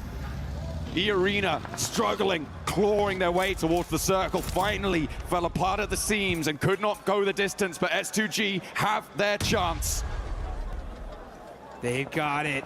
You can see Kamikaze spreading out, rocking a 3-1 split on the side of S2G. Team Vitality, another squad that could be dangerous. They're focusing on the wrong team, though. They're looking towards Aurora. All of their efforts need to be going towards S2G. If Vitality fight Aurora, that's a perfect opportunity for S2G to third-party this and take this tournament. But I mean, where do Vitality go? Where do they go to try and make the most of this match, right? It is towards Aurora. You can't sweep West. Furia still have some snakes in the grass, and Kamikaze's reinforcing that position. I feel like Vitality might just be giving this one over to S2G. You got to realize, Vitality, it's either go anywhere else or go home right now. If they battle this out, it's going to give S2G a massive advantage here in this game, as these are the two squads with a full team still alive in this tournament. We need to put the aura in Aurora right now. They need to look big, play big, score big, get into the smash zone, because they are the only team really in the driving seat. The circle takes the backstop position out for S2G. Vitality are just gonna have to cross, but S2G might take shots at them as well. On this approach, up to the ridgeline, the fight is teetering. We are on a knife's edge. Here we go. We can hear the crowd chanting S2G because they know they have the high ground. They do lose that building, though, so that backstop there by SoulK. He's going to have to jump on down and look at this position. This is all about fight timing. If Aurora and Vitality battle each other out, S2G should have this one in the bag. And top is looking in Vitality's direction. Okay. We'll see if this suppressive force can go. I mean, Vitality's approach is not easy, even if S2G aren't peeking all the way down. There is still angles that they can take over towards Vitality. And they may actually opt to stay on the top of this ridge. You could feel the tension in the air. You can cut it with a knife. This could be the end of the tournament. We're watching the last game if S2G take this one. Furia. Don't count them out either. They have 2 players up, but they could definitely disrupt this entire fight. Down the line. Here we go. One more zone shift. One more zone shift to decide who's going to have the advantage. And if S2G are going to be able to take it. Chief driving up. He gets knocked out. Now it's only Ayala left for Furia. There was also a knockover towards a Vitality player coming through from Aurora, who are pushing up to the ridge, but leaving top out to deal with Vitality's position. It's so suppressed. Oh, the links coming into play. And there's a knockover towards top. S2G find the backline. That's not going to be resable. 3 players now for Aurora, with their chance to take it all away. But S2G, with only 2 limbs, they don't need any more than that. All they need is the win. And with 3 teams beneath them. Oh, look how important Aurora think this res is. Top desperately calling for assistance. It's needed. And Kamikaze rolls out to try and suppress it, but no, lost back behind the tree. Seoul with the critical shots and the off angle from Doc is able to knock a player from S2G. And here comes Aurora. They're rolling in. Move. They got the shot. It's all Doc, baby. Shutting them down. Kamikaze now, the last player for S2G. It's still doable. It can still be done, but it would need a miracle. Reefus turns his attention towards the back line, so Vitality still sit living. 4 players alive, all rest up. They might be the ones to take it all. It's Kamikaze versus the world. If he somehow takes this, it's game over. Ayala by himself. Reefus dominating this lobby, and Vitality's in trouble. A Kamikaze in the center of the circle with the assistance from Ayala could suppress that position from Aurora. If they get Seoul back up, that does change the tune. And Kamikaze has the broadside. Reefus goes low but stays alive. And down go S2G. Aurora keep it going. We are going to Miramar.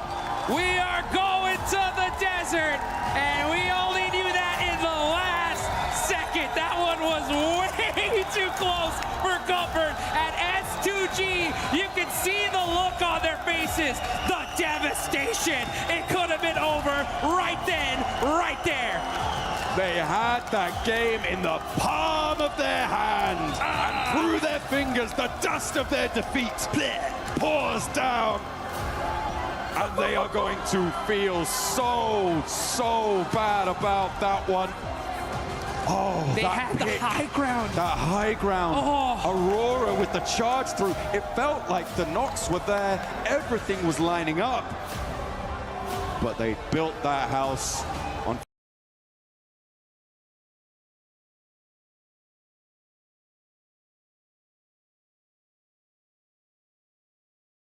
foundations of sand, and they have to go again, and this time there's a fourth player in the ring. Oh my goodness. It's games like that that are matches of nightmares. Those are the ones that stick with you, that you remember, that you wake up in a cold sweat in the middle of the night just thinking, oh, if I would have just looked in this direction, made this one little move, we could have won it right then and there. But this tournament's not over. We still have 2 more matches left to go.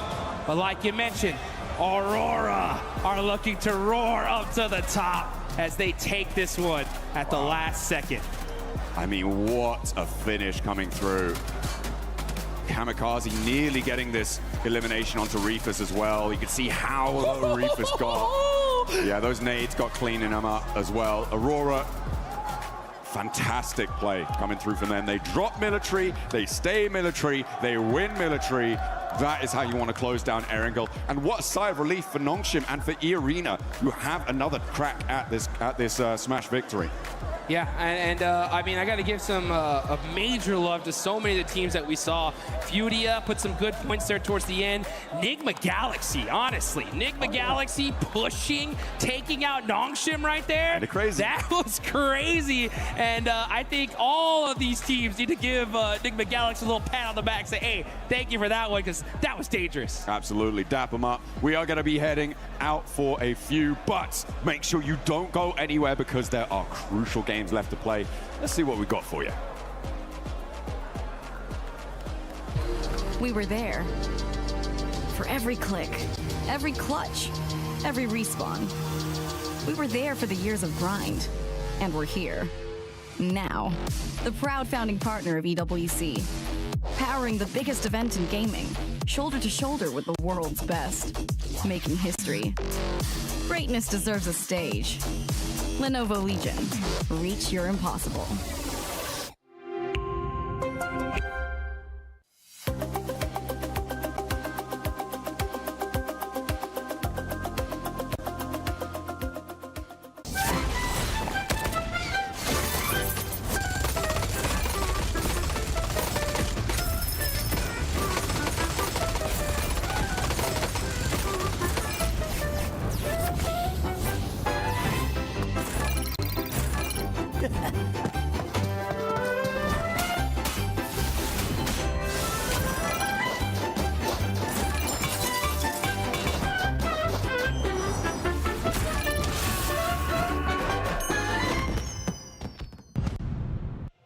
Just when you thought it couldn't get any better, now a dark horse has arrived in that Smash Zone, as it's none other than the silent killers of Aurora Gaming. Because this squad, we have said it over and over again, if you give them a chance, they will take it. This squad has been through everything. They have had multiple global MVPs. The only thing that's missing right now, Max, is that trophy. And now that they're here, everybody that was in that Smash Zone, you better watch out. Doc, I'm sorry. I was doubting you this tournament. He woke up and he chose violence that game. Oh my goodness, Vitality, S2G, it does not matter. He was chasing you down. And because of that, Aurora make it right into the Smash-On and can be competing for that trophy. Can't they just? And guess what? We are looking at the final few matches here. We are going to be going into Miramar. Aurora do very well on Miramar. 9 times out of 10, they are big fragging, big winning. Cannot wait for this next one coming up because Aurora are in. They just might do it. Yeah, and the position that they were in too, obviously on that bottom zone of the hill, they had Vitality to worry about. One player from Furia, and obviously, you know, you look at S2G sitting on the height. Lost, moving out of position there, and obviously Aurora catching them off. You can just see the dominance that this team has when they're under pressure. 15 eliminations out of their squad, 25 points total. And Hachu said this too, and we gotta make sure we double it up too, because Enigma Galaxy, everybody that wanted to go one more game, thank you Enigma Galaxy, because you decided to just full on crash it to Nongshim Red Force. Oh yeah, Flash and Nongshim Red Force. The fight begins on Crate Hill. They fully third party it. What a great re-engage from them. Something we need to keep a close eye on is this right here. When you're not able to close it out, and it's something that you brought up earlier too, Lace. Sometimes in a battle royale, in PUBG Mobile Esports, you only get one chance to win it via Smash Roll. If you're not able to close it out, you start overthinking yourself. You start seeing what those players are currently doing, which is just putting themselves down and starting to doubt stuff in their head too. I mean, we've seen it with the arena.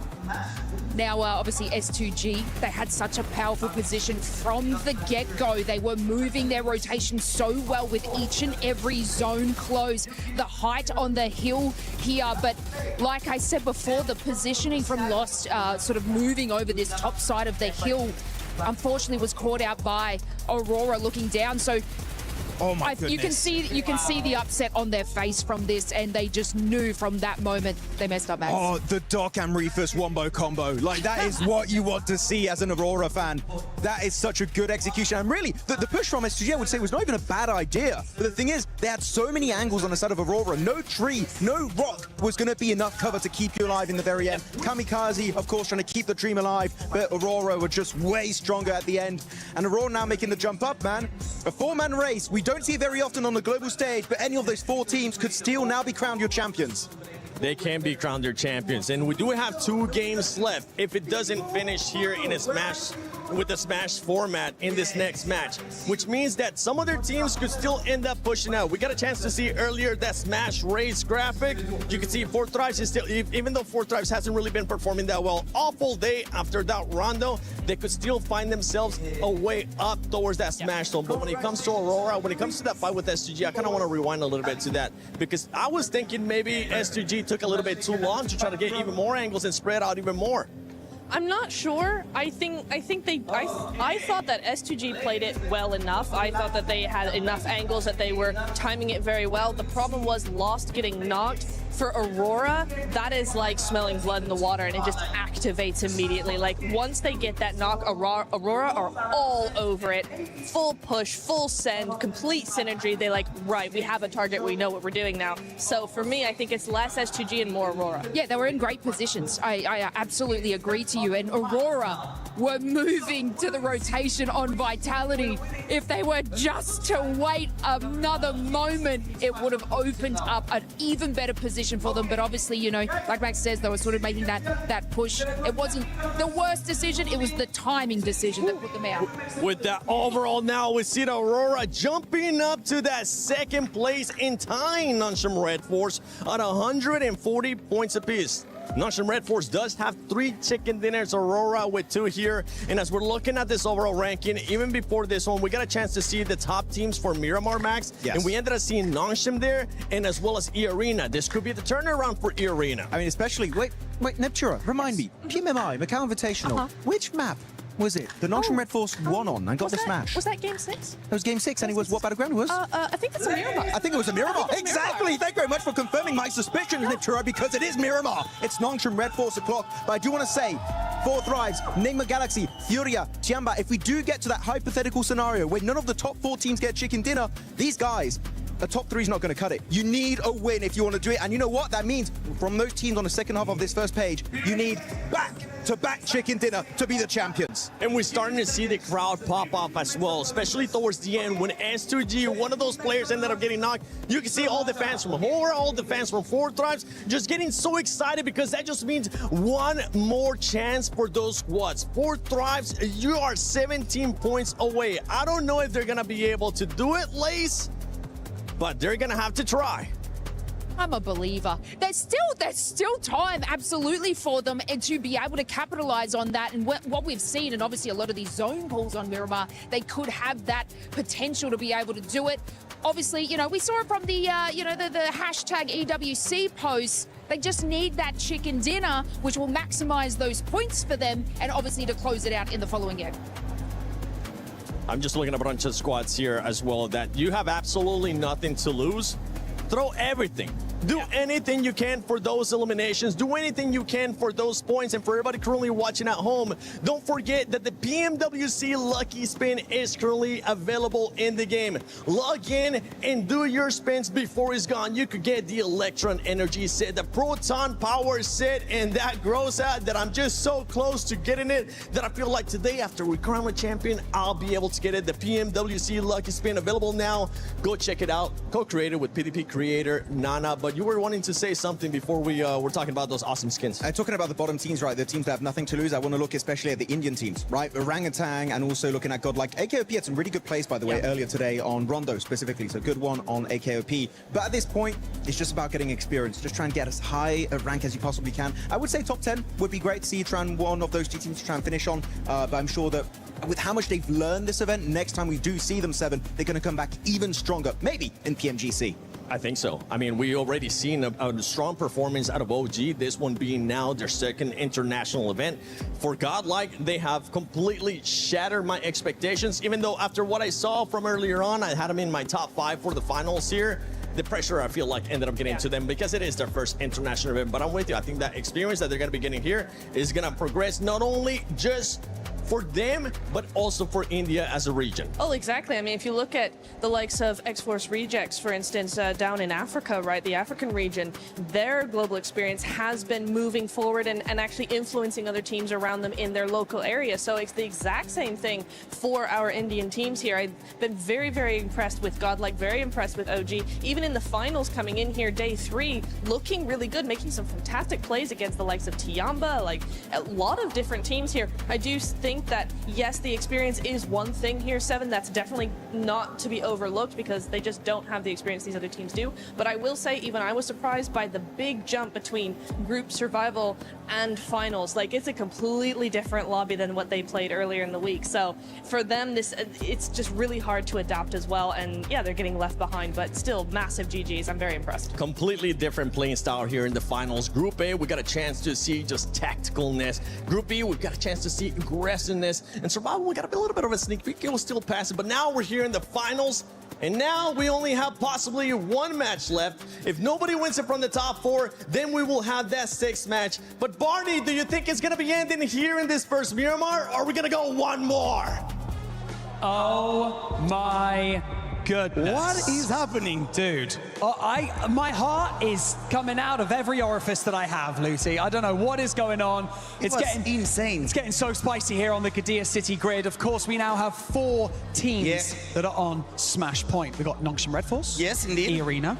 Since a long time. I know. It feels that way, doesn't it? Yeah, S2G. it was a long time ago now. And of course, just Aurora Gaming just cuts it now. I know, they're all fighting, battling tooth and nail for this right here. Our beautiful PMWC trophy and the legacy, of course, at EWC. And I think there is people from all over the world as well, like watching them. And I think our audience is ready as well. Everybody's like, one more game? No, don't want one game, depending of who you're rooting for, actually. That's right. We step foot onto Miramar for 2 times, potentially, but it could all end in the next match. And so, everyone in the Gadia City grid, are you ready? Of course, make some noise!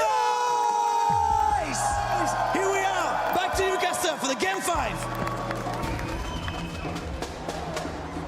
There you go, setting the stage perfectly there. Shout out to Barney and Luke. You've been absolutely killing it over the course of the event. And so have you, Paris. You've been absolutely electric here in the Qadir City grid. And all of us are sat in anticipation for what is yet to come as we move over from Erangel and set our sights on the new geometry that is Miramar Blanc. There we say goodbye to Rondo. We've said goodbye to Erangel. And we are saying hello to our two final Miramars, which will cap off this tournament. PMWC at EWC. It has been an absolute slammer of an event. But right now, that last game, not so much. It was a bit of a slam dunk from Aurora. And S2G misses the boat on that one. And Eamon, I think what hurts most is that could have been the full three-pointer blank. They were set up for a nice swish in through the net. Yeah, they were. They absolutely were, but bounced off the backboard, directly back into their own face. I mean, for Kamikaze, completely understand it. I think his center position movements have been sick throughout the tournament. All right. This one, not so great. Okay. I think sometimes you do have to peel back and realize we need the full 4v4. I think a lot of the time Kamikaze's gone for those center anchors. It's been fine because they've had majority control anyway. And what he does by doing that is massively secure the win. Because he's able to play that position very effectively. That time around, when you've got Vitality up in that northern edge, you've got Aurora trying to push up the hillside, you need to fully reinforce that position. Otherwise, that happens. Either way, we were discussing it. It's a hard one because right now Aurora's on an absolute high. They are living in the clouds at the moment, but for S2G, that's a mentally booming game. It's going to get you. It's going to get you, even with the strongest mental fortitude, a game like that, you have to completely reset and effectively try and just play this one in isolation. Treat it as a best of one game, forget everything else. Because, yeah, otherwise you kind of sat there with the thoughts of that was our championship game. We were very nearly in a reality where we could have been crowned champions. Yeah. But there are other teams that are eligible for that to be the outcome. And of course, like we touched on, with 2 games left to go, there is still plenty of opportunity for any one of them to close it out. That smash rule could still come into effect. You could still close it here in game 5. For Nongshim, we know they can do it already. They did it yesterday on game 6. E-Arena hasn't looked terrible on Miramar either. S2G is known for their Miramars. So we'll wait and see how it does pan out. We're just waiting to get into game right now. Everyone gets set up and ready to jump in. All on our screens. I don't think it's been the worst of tournaments for them. It's just, there has been some missteps, right? And I think that it wouldn't be right for me to say that they played fine throughout the entirety of this tournament. They have made some missteps here and there. Sometimes, I think Neptune actually put it very well, as they play very reactive into some of their late games, where I think there are some good decisions as they leapfrog into the circles, but then when things start to go wrong, they really go wrong. And that means losing one player here, one player there, trading off for things that they weren't quite expecting. But we do know that once Ulf gets towards an endgame as a 4-man, they look fine. They look really good. But it's getting there, which has been the difficulty for them. Aura, Sleepy currently is doing an incredible amount of work for the squad today. Looking fantastic. But we have seen them to lose that Erangel earlier on, where it felt like a sure thing. Tiamba was just showing up in a big way. They were indeed. It was great to see the rise back to form for Tiamba. The topsy-turvy road for Enigma Galaxy as well. A lot of squads, a lot of narrative, things that we'll be picking into as this develops. So get in store for it. We're about to go live with this one. Miramar, Game 5 here at PMWC, at EWC 26. Looking to crown another new champion, another new organization to fly the banner high, and our next 4 kings of PUBG Mobile here on the grand stage, live from Paris, France. Penultimate match here. It's going to take an ultimate game for some of these guys to get it done. 4 teams vying for control right now. Other teams looking to break in that 122 points barrier to potentially take it all home on that final match. We're looking at Furia, Tiamba, 4 Thrives, Enigma Galaxy to make that jump. but there are 4 teams that could stop it right here, right now. Going into map number 5, Nongshim stopping out short over towards Ruins as per usual. Nice playing path for them. They can get looted very, very quickly and move into that circle when it pops. We've not seen a lot of western circles, and Nongshim's been able to play a lot of these like southeast, east circles fairly well, despite starting in Ruins, which is, I think, the most impressive thing about them. Tiamba out down towards Impala. And S2G will have to go for the full reset. And like you say, you kind of want the Men in Black mind wipe right now, don't you, really, from the coaches? Yeah, the neuralizer, wipe that off. Glad to see this, though, mate. Yeah, a bit more normality instantly into this one in terms of the circle. We've had some pretty wacky circles at times, made it a bit uncomfortable for a few of the squads, a few of the games. It's going into our first of the 2 Miramars, potentially 2, that is. Glad this is a more consistent start to open us up. Yeah, we're around El Azahar, Hacienda del Patron. Kind of don't want to center up too much around here because we're heading over towards those horrible dead fields. Always a bit uncomfortable to play. You got Death Valley down towards Ricardo way. La Bandita is going to create a little bit of a funnel for our teams playing Los Leones, Potpariso, as well as Impala. For S2G, straight shot towards the center available for them here. I think they're fine playing from truck stop. Nongshim Red Force, a little bit more of a journey, but can wrap on that north side. And again, jumping into this one, got to get a move on. Just like Naruto Uzumaki. Just straight running across that water. But we want to bring some heat to the equation, some fire, with the Ninetales Fury Orc skin as well as the Naruto Uzumaki set. Plenty to win in game, plenty to grab. Make sure you do join in.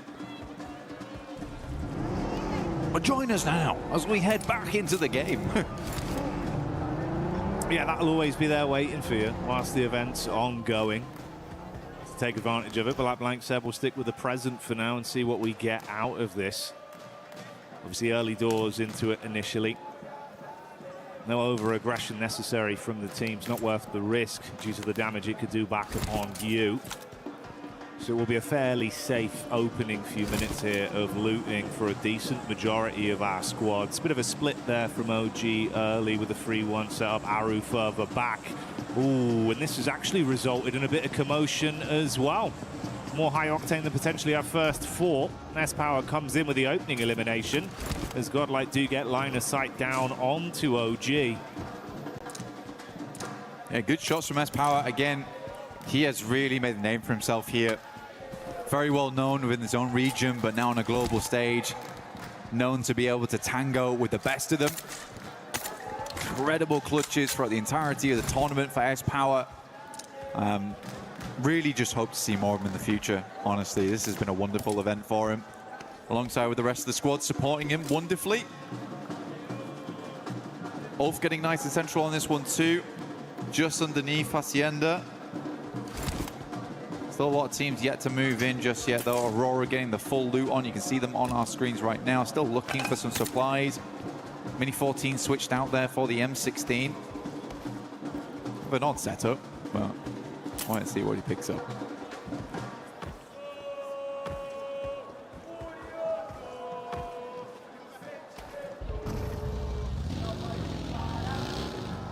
Tiamba, genuinely from Impala right now, would be nice to see them getting another strong match in. Already shown they can do it.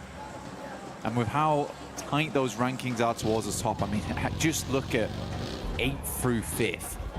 You're looking at 103 to 105. That's a big jump up in prize pool as well. And it may all end here on this match, so you can really switch things up very, very quickly. I think for Tiamba, you know, getting a top 5 in this event would be a really, really good result for them. A bit hard to jump up over towards that top 4 with E-Arena on 123. I think that does bear mentioning, though, of E-Arena 123, because remember that first match on Rondo, they hit 122. Yeah. Over the next few matches, they have earned a single point. And this is what Smash Ruling does to you, man. Because you are so focused on getting that chicken dinner, so focused on hitting that smash that you forget that this might just go all the way through to the 6th match. And then Nongshim just takes it. off the back of the tiebreaker between them and Aurora. Now that is the double-edged sword to it. You're scared to play it out like a regular game due to the fear of having it slip through your fingertips and not getting that instantaneous win. But then, like you touch on, you leave yourself very susceptible to be lapped, and it's been a nice step up from the teams above them that are dangerously close to all being tied. 1 point of difference there, S2G on 139, everyone else on 140, and Nongshim and Aurora. The one saving caveat could be the fact we've seen a bit more aggression from our teams trying to first onto the big dogs in the lobby that are in the smash zone. So that's been saving these games and keeping them going for a bit longer. Cheeky peek there. Shots on target, but goes both ways. Bit of damage back over onto Ulf, and the 4-5s boys do start to turn tail. Lovely pickup from Huzaifa there. He had his eyes over towards that concrete there, understood that that's a potential position a team could be playing in, instantly rebuffs the shots, and because of that, Falak stays up. Because in that position, I'm pretty sure he drops off the vehicle, he gets insta-flushed. So that does keep 4-5s as a 4-man, which they need, because they're right on 105 points. Get themselves 17 more on that on this match. They set themselves above that smash ruling. Challenge out for that top 3 as well if we do go all the way to 6 matches, which at internationals does tend to be the way things go down. Yeah, it's not a win though. Scarface, tight timing on the turnaround here. Being ran down by 4-5s. He's calling for the backup, and they're starting to swell over. Ooh, so How close. is he alive? I don't know. He's tucked in, finally found by Falak. He will fall. This is just as the rest of Ulf have pulled up to the party as well. Now they've got a read on this, they know. Instantly peppering the bullets back, and there's no reason to be here anymore. Call it quits. I mean, it's so central. It's not a bad place to play, but I think you're right. Ulf just realizes that going to cut their losses on this one. This stage of the game, trying to get yourself further up in the rankings, not worth it. Take the fight against a team which might be elongated with the nades, been thrown through the windows, playing off the upstairs, can get very dangerous in there. Dropping those mollies as well. Zone 2 though coming up, and Zone 2 will cut in very hard on Miramar. Plenty of fun areas this could head over towards on some hard shifts, can head over towards the high ground now as a highway over towards those fielded areas on the north side of Torre Armada. Cruz de Valle, water treatment also in place, so a lot of elevation as well as very, very shallow spots of the map. So quite a bit of fun here to work with going forward. Loot crate does drop down. This is very good for Nongshim Red Force as well, because as they've noticed with this circle going over towards the north side, they can cut in across Oasis, moving over towards Torre Armada. Enigma Galaxy will be the first team to grab this spot, though, coming in from El Pozo. But yeah, I think that Nongshim Red Force cuts out the majority of the queue on this.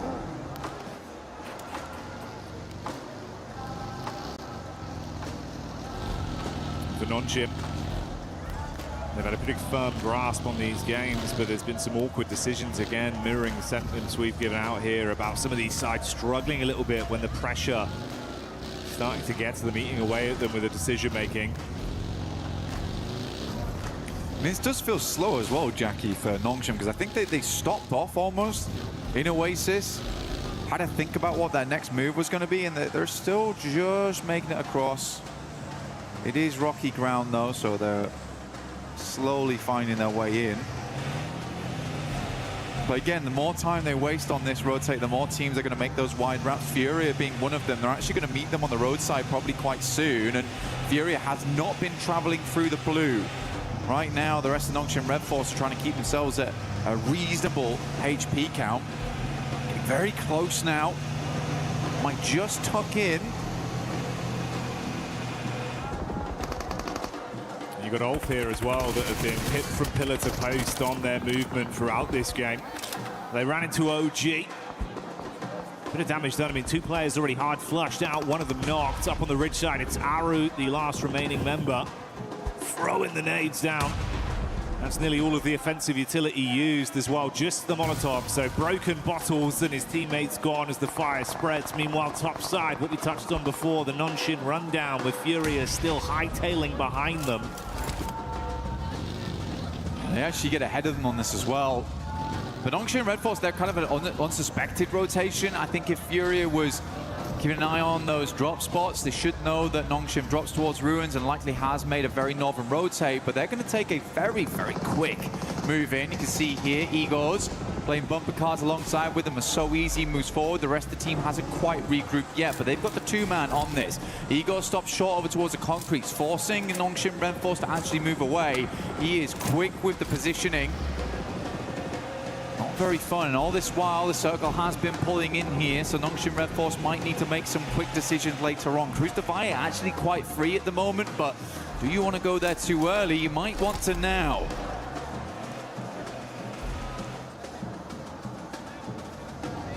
The Galaxy on screen now with a wraparound from Alula. Creating some space between them. Ooh, quick getting back in, looking to see if he can spot them out here. Smoke's casting at least enough of a shadow for him to stay tucked for now. Looking to buggy him out of this one. It's Ralph that's isolated. Oh, there you go. Quick switch on the seats. Easy headshot confirmed. And a hard flush, making it far more uncomfortable for Nigma. Three-man squad moves on. Yeah, unfortunate. Did get down towards the south side of Cruz Defy on that one. Ralph sadly behind. Nongshim continuing on their path forwards. Furia's really hampered them in every single turn on this. Consistently, Igor's dragging the rest of his team to better position, even now moving over towards the north side to get a better beat on where Nongshim Red Force is rotating in. This is really good presence of mind here from Furia, being very proactive of where teams are, gathering that information, and where So Easy's coming in might be combated by Igor's in the future. Oh, he is being so annoying. Alula will find Erin there, and I believe that is Ulf now out. Wasn't an easy one for Ulf at all here. So many back-to-back fights. She started off losing a man to 4 thrives, then consistently just got punished by everyone. Now, Vitality are just sandwiching behind Furia as well on this push-up from Nongshim. You can see the establishing shot here. Overview of where they are on the spread. Let's see why.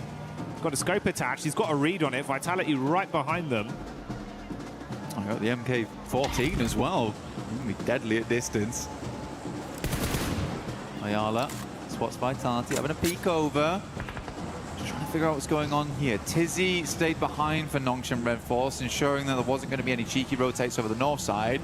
He's going to get a Rune Awakening pretty soon, because Aura is making their way in, so we'll be able to pass that information across. And honestly, for Nongshim Red Force, they might want to swing further down on this and give up position to Furia. Maybe play over towards the ridge side of the road. Does expose some sightlines from Flash, but it is getting really cramped up over towards this northeast side for Nongshim. Furia consistently stealing away those positions. Now Tizzy gets that information now and will move. Knows you're being chased. Sky jumps out instantly, looking to see if he can get boots on the ground and deal some damage. Rest of the squad still continue to maintain a safe distance behind Tizzy on the follow-up. XZY has turned his attention back round towards that angle to provide support. Oh, bumpy pathway in the buggy, but Tizzy's still going. That's nice. Gets over the ridge. Very smooth. Yeah, good shots from XZY as well to back them off. I mean, takes a little bit of damage, but provided enough support there. Circle heads over towards the west. Alula actually have quite a decent compound here on this one. Nick McGalaxy can play out from the south side of Cruz Defy. Jiggle, quite an aggressive scout, I would say, over towards Vitality as well as Furia. Doesn't die for it. Milu, shot up by Vitality. We're getting those shots in. Very quiet game so far, other than Ulf as well as OG going down. Even Tops now from Flash moves over towards the mound on the eastern side to check if teams are trying to rotate past them on that south side. So this is like it's very different to a lot of the other games we've seen. Nobody's taking any chances. Everyone's trying to garner as much information as possible on these rotates.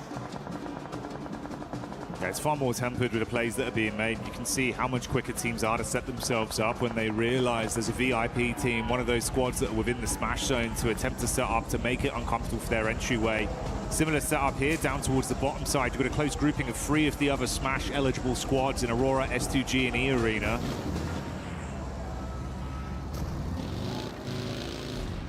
I Aurora late to this one. They stayed in Chumacera for a long, long time, and sort of fair enough to them because this went very northeast on the circle. There has been areas they've found to play, and E-Arena taking this 2-2 split right now. Have to evacuate this compound. Tony K will take shots over towards Doc, who makes it out of there. Gets over towards a little bit of high ground, a little bit of elevation to work with. Actually a playable spot. I mean, he's threaded the needle on that one. The rest of the team can move in. It pays dividends, but it felt a bit risky initially when I saw the peak over the top of the roof. I was thinking if Doc goes down here, it could have been hellish. The rest of the squad now confident to join him on the push-up. Wow. Hamza G making the plays that we know he can deliver on. That's S2G getting the long-range shot off with a nice knock. Getting a tasty adjustment over. And E-Arena, if they can follow up onto the three-man squad, there could be a bit of a punishment play coming over. You got Joker off into the distance. S2G still getting a read on this. These three squads were so close to each other that nothing could get past them. Aurora, yeah, losing one player here, not ideal. Makes a chance at a chicken dinner here in match 5, slightly more difficult. With Alula still controlling center zone. Tiamba, again, went up to down towards 6th as 4 thrives. Able to grab another point here. Nongshim need to move though. So Easy's actually outside in the blue at the moment. Taking a fair bit of damage off the back of this one.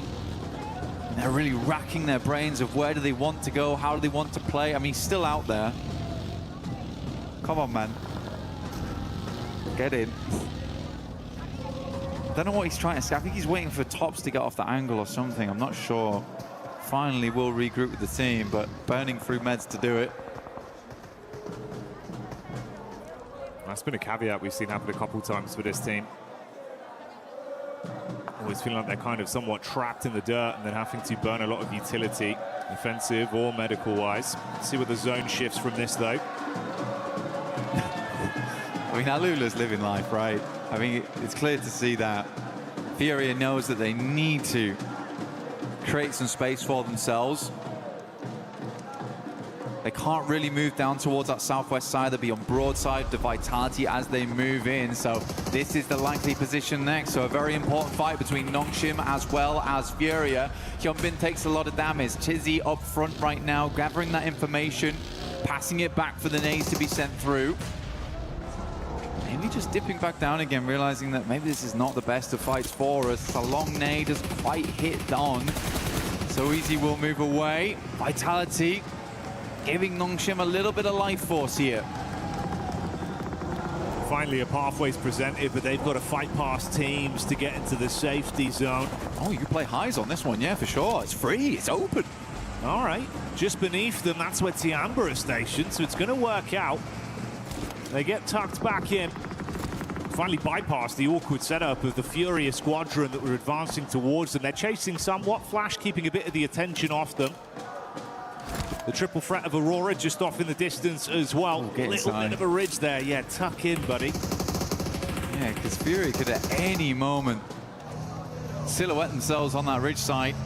Scary stuff, though. But yeah, Nongshim Red Force can play this for the time being. I'm not sure how likely Tiamba's going to allow this to go on without contest. Maybe a couple of nades sent upwards. But yeah, highs and lows here. This is very playable. Usually, Tiamba, when you get a central zone like this, it's kind of the guard dogs for where Nongshim Red Force is playing. But with Tiamba being further into the circle here, much, much better result for them. Yeah, Fury is locked out. So that was a nice swing through from Nongshim Red Force. Some slow decisions today here and there of how they want to play stuff out, but that was a quick maneuver from them. Aurora, Reefus, last left alive here, getting the first aid kit off, and yeah, chicken dinner's not happening. Definitely not likely, as Aurora gains no points on this game. Oh, there you go. That's the final nade coming through. Tops blowing away. Back up as Reese as they get that one on target. So Reefus removed and Aurora, the lights go out. Fury are advancing, though. Looks like they've started to run out of the nades they had available with how many staggered fights they've had, dashing the last few down. It's actually cool because the way Nongshim Red Force layered on that top side as well, it forced a lot of nades out of Fury, but they're just going to send it. It's going for a dry push right now. Nades are being pulled in the meantime. Oh. Beautiful from Hyunbin. Really clean engagement. It's just done. Yeah. primes it perfectly, blows them away on entry. Fury are chasing them for so long, but no, not today. Vitality on that north side. I think they heard the commotion, wanted to get involved on it, but the speed at which Furia went down, I mean, there's just no opportunity. Nate goes in, does a lot of damage towards Tizzy.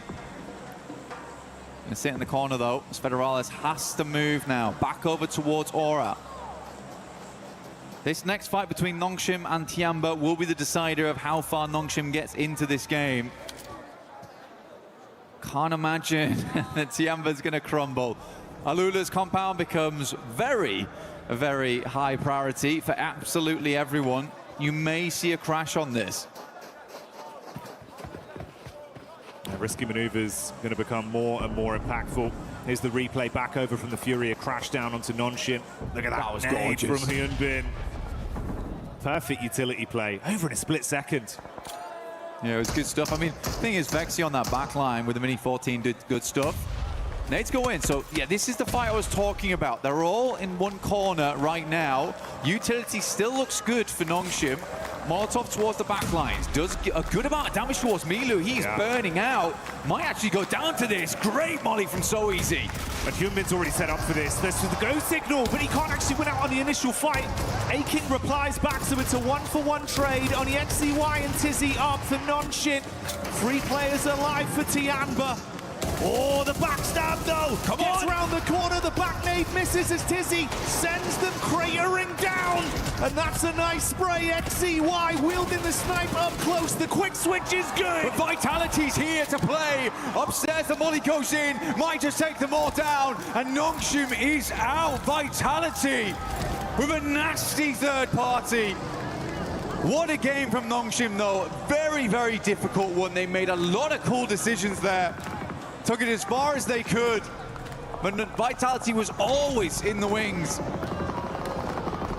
Eyes like a hawk on Vitality as they make that quick adjustment. Oh, S2G as well, bringing the heat straight over to 4-5, so there is no chance to catch your breath now. It's all kicking off. Flash again responding. T24 falls. Vexy upset by Darkin from Ida.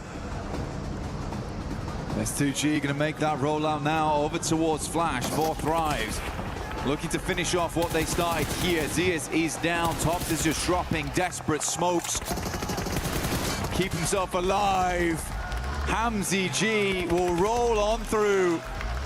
Vitality lose Federalis on the background. Ida pushes forward. Alula holding on to this very, very important compound towards the center. Rita does go down to a nice nade coming through from Axel. Can't believe Federalis is still crawling in. He's got to go down soon. Yeah, there you go. Darkin picks him up.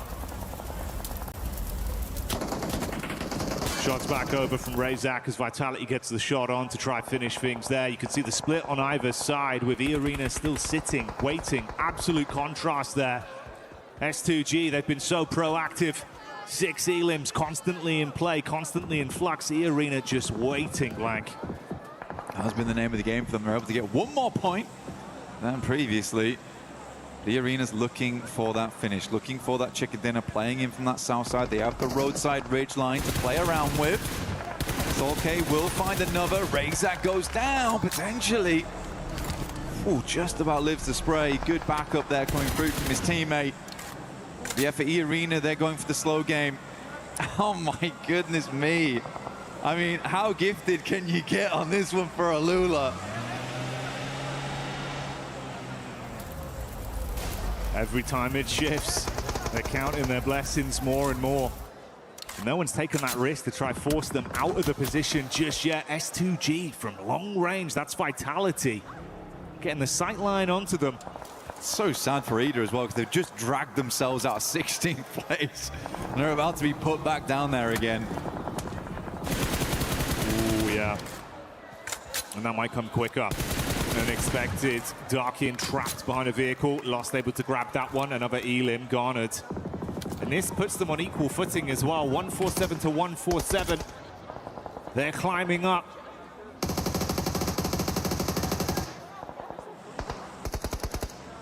Emre takes the knock there. Should be Ida just down now.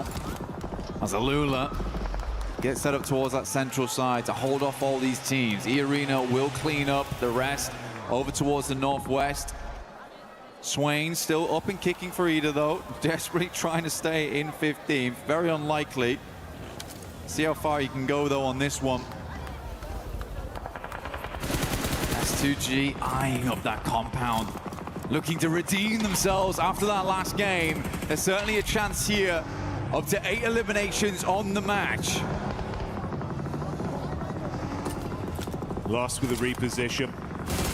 P90 in the hands. It's Mormon that sprays back over to get the final knock onto Ida. They're out now. The squad's being thinned as Hora also take a deathly blow back over. E-Arena finally getting some shots on the nade. Good dash. Oh, mate. S2G. They thought they had that one right on target, but it barely misses. Dude, 2 out of the 3 teams at the end here could smash right here, right now. For Alula, they have a fantastic position to finish this one out. But the likelihood of this ending in this game, Jackie, very, very high. They fought Never so mind. hard, man. The zone moving in again. Alula just waiting, confident. S2G on the back line still. Yeah. I mean, the vehicle's still in play, Blank. I mean, they've just popped all the tires on that buggy, understanding that it's better to have it with no tires than one and dragging as they move it in. It's going to be slow, sure, but maybe better than nothing down the hillside. Vitality desperately hanging on by a thread at this end game. We're getting down towards stage 9. It's going to pull all these players inwards more. E-Arena desperately living on the sidelines. Goodness me, both teams with a white knuckle grip on this game, holding on for that win, for that victory here at PMWC. Okay, 1 vehicle, 2 vehicles in play right now for them that look decent. Smokes are starting to be sent out from either side, both S2G as well as E-Arena. We'll be breaking down the gates of Alula soon. Hamzy G attempts to get into the vehicle. Solke is going to swing wide on this one. The quick repairs have paid off. Nade still being thrown over. Slight shift down. E-Arena running through their line of smokes with their own cars on the move. They got a good sightline blocked off with the smokes they put down, but this has drawn their crosshairs off S2G, but the same will not be said for that squad. Their eyes light up. Bullet shot out downrange, keep the punishment on. Meanwhile, in the midst of all this, Yasha peeks back over. Good work done. 1 player hard flushed out for E-Arena. Neither team wants to make the play. Kamikaze is trying to get in. Hamzy G up front, doesn't go very low. Oh. He goes, what happened? He's bounced off the geometry and gone flying up in the sky, but their dreams might be dashed back down to reality as Hamzy G hits the deck. Punishment play onto Alula. E-Arena with just Joker left alive. Hamzy G trying to keep this game in contention. Lost hits the deck, nade out, air bounce there. Doesn't get the damage through. The last to make it happen. Gravity, the real villain.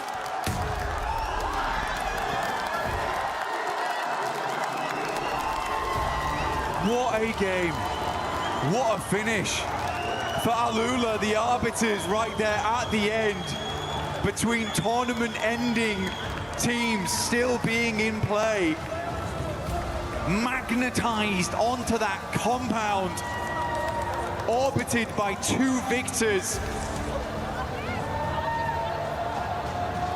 What a disappointing finish for both S2G and the Arena. Not in the sense of disappointing in the gameplay, but just disappointing for them. The circle just was not having it, Jackie. No given, no blessings. Had to fight for absolutely everything. And even when they took the risk, something went wrong. Sent up flying into the stratosphere, buds, and it's gonna get you. A gut-wrenching feeling. Dear me, dear me. Great tracking though from Alula. Give him that. Weird angle, but ready for it instantly. One more game then.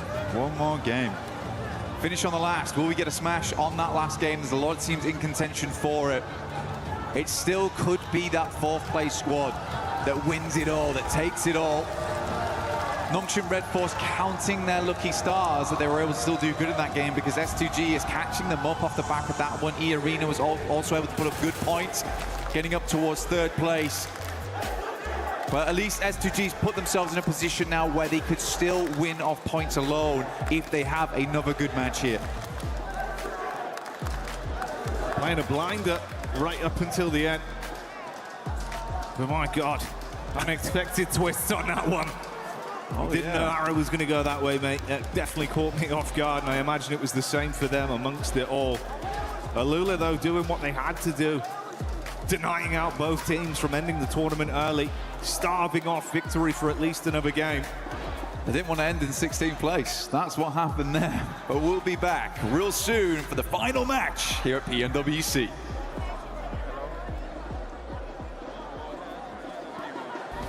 Play is in our DNA. Whenever we let it out, it becomes our superpower. Now imagine an entire city being built to supercharge it. Kadir City, powered by play.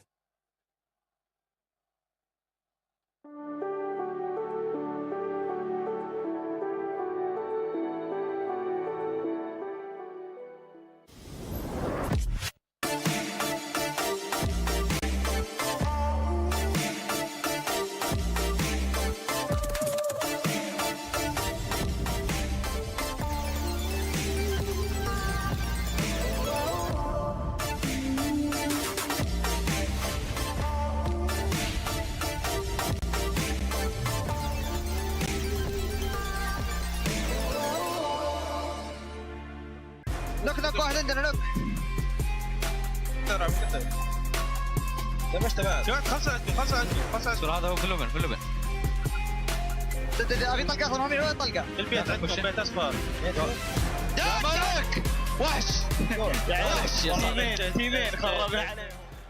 When you least expected, Al-Ula Esports takes us to the final match, which is going to be upcoming here at PMWC at EWC 26. Welcome back, everybody. My name is The7WG, joined by Lace, Maxman, and Neptura.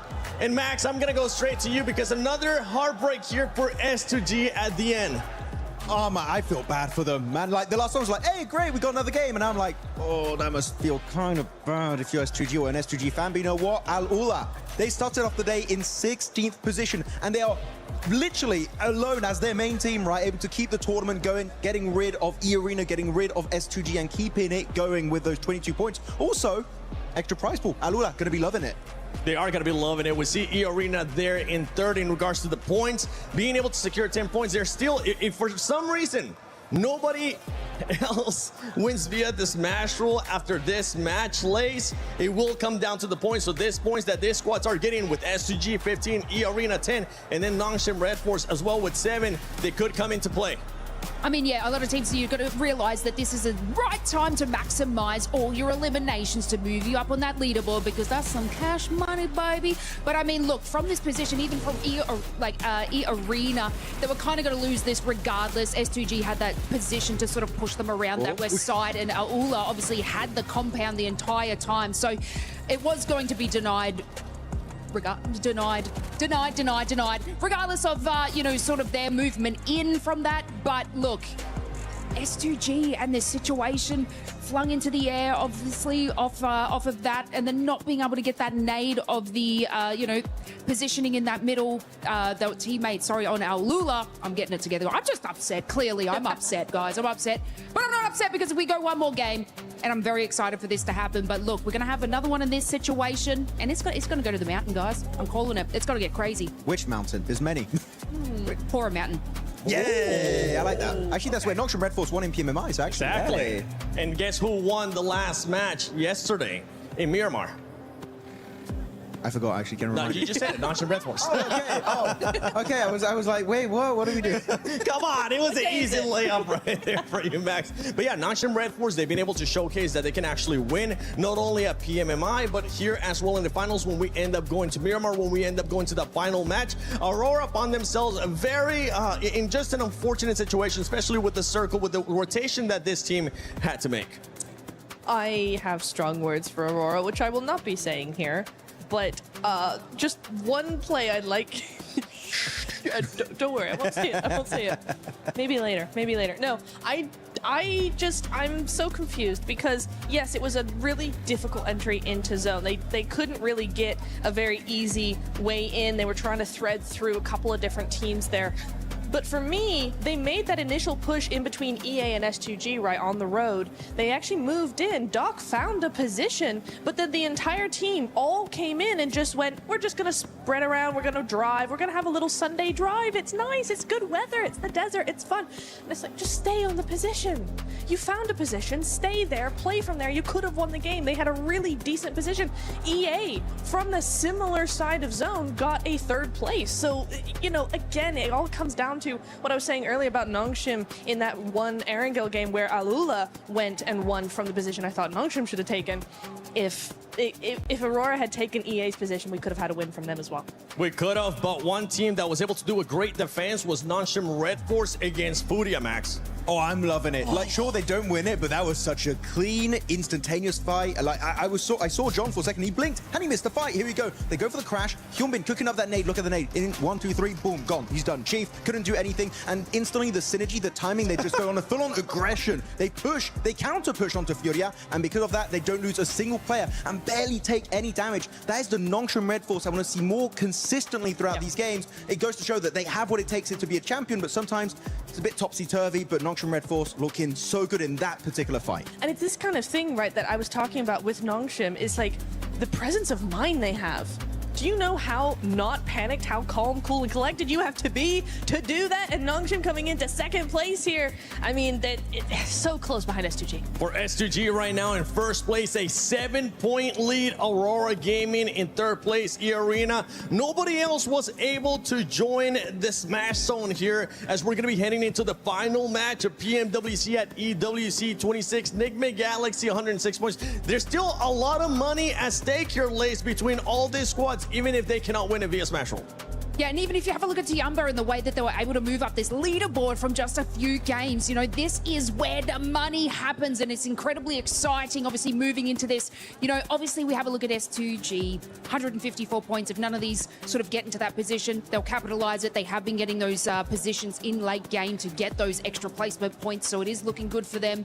But yeah, I've got to hand it to Max. I'm feeling like a Nongshim. I feel like that this is going to be the closeout. S2G have had 2 opportunities, and I said you only get 1, so the third one may not happen. This is looking like one of the best finishes we have had at a global event for PUBG Mobile Esports. S2G Esports, we know they're going to be showing up, especially right now with the 7-point lead that they have. Nonchalant Red Force showing that they can win via Smash Roll. They could be challenging as well, not just via the points. They could be challenging for the win. Aurora Gaming, we know what that team is capable of, Max. In E-Arena, all they need is just one match, even if they have been kind of non-existent today. Yeah, today's definitely been a bit of a slow one for the side of E-Arena, but look at the top of the rankings. 3 wins, 3 wins, 2 wins, and 2 wins for at the end Aurora Gaming and E-Arena. We've been threading the needle. We've been barely missing out on this smash ruling happening for these teams, but now I feel like it's finally time to get the smash ruling on Miramar. These teams, sure, maybe a few fumbles here and there, but they're going to throw everything at the wall and hope it sticks and finally become your PMWC 26 at EWC 26 Grand Champions.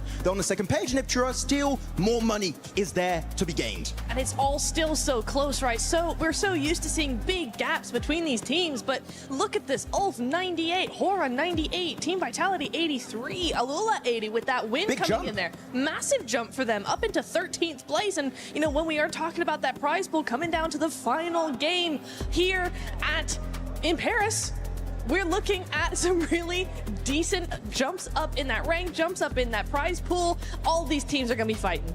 Yeah, I want to take a look at the top 5 players so far, though, because that MVP, it's not going to be coming from the winning team. It can come from a different team as well. But right now, it's none other. Usually, we're used to talking about human. Max, you might have a new player to fanboy over because Tizzy is popping off. To be honest, out of all the players on this team, I'm really happy Tizzy has been, in particular this last game, got so much done in Miramar. Loving how he's been able to perform. Of course, Hyunbin, big fan of him. But Sleepy, the fact he's up here is quite surprising, but also not so surprising because his damage is very high because he is right, Nipchur, usually a long-range player. Mini 14, DMRs, he's going to be using it, so that's going to be buffing up your damage quite a bit. But I got to say, quite surprising that Scarface is up there, knowing Ulf is quite low on the rankings. I mean, I think it comes down to who's the clutch player in a team, right? Even if the team isn't doing too well, he can still be the one getting the knocks, getting the damage, getting that survival time as well. Scarface has often been a solo for that team. We've seen it from several teams, actually, where that last solo lasts until third, second place, gets that damage, gets those long-range shots, just trying to pressure teams. And so, in that way, yeah, it's probably pretty on par that, you know, they're on that MVP list. Yeah, and I'm just going to be looking at those top 4 teams because those teams, I mean, any of those top 4 teams could end up winning it, whether it's S2G, whether it's Nongshim Red Force, whether it's Aurora Gaming, even E-Arena. You know what? I'll scratch away that you have had a bad day, E-Arena, because right now, this is your moment to shine if you want to be able to lift that trophy, if Ravenclaw wants to win here again. But let's take a look at this head-to-head between Nongshim Red Force and S2G, and this is for today. And you can see which team has been performing better overall, and it's none other than S2G. Yeah, you might be saying the survival time is actually relatively close for the two teams, but the fact that with a similar survival time, the average placement point of S2G is an extra 2 ranks higher compared to Nongshim Red Force is highly impressive. They've been very consistent, of course. 3 chicken dinners throughout the entirety of the finals, also looking good back in the group stage. I feel like S2G, if they just don't have those shaky finishes, I feel like they might be one of the most likely teams to end it with a smash.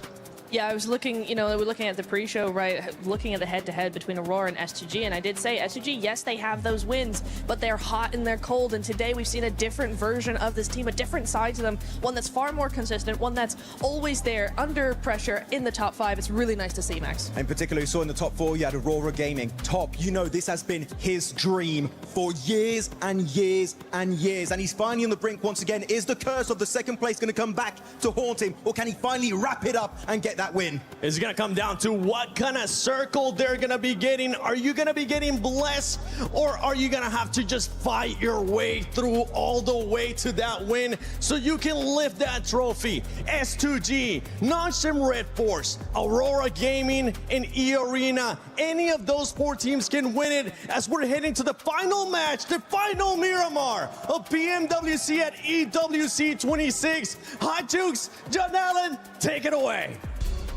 The sword of Damocles swings both ways, and 4 teams now stand atop the pack. Their chance to make history here in Paris and crown themselves the champions with one more chance to do so. Will it be a heavy hammer that smashes the tournament, or will we find a points victory? And we're about to find out in Miramar. You can take a look. E-Arena, so far on the day, haven't put up hardly any points except for that rondo, but it was enough to put them in that smash zone. All it takes is one game, one chicken dinner to become our champions.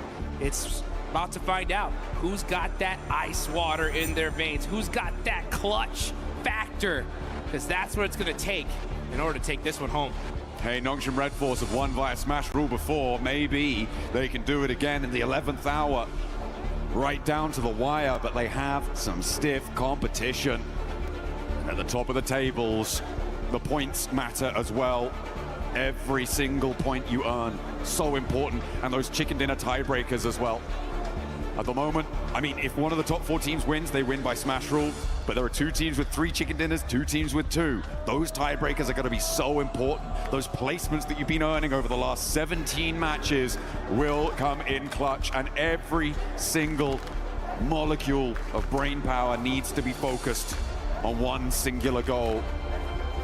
Finding every single point you can. Or getting that win. It's either one or the other.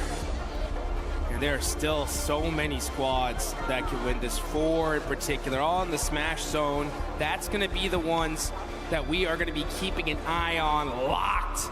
Because I guarantee you, one of them's going to be taking home $500,000. Second place, $250,000. Look around this arena. This is what everybody came for. Not second place, not a good tournament, a world title. 1 game left, and somebody is about to play the most important match of their life. This is it, folks. The PUBG Mobile World Cup at Esports World Cup 2026 live in Paris. We're about to drop into our final match.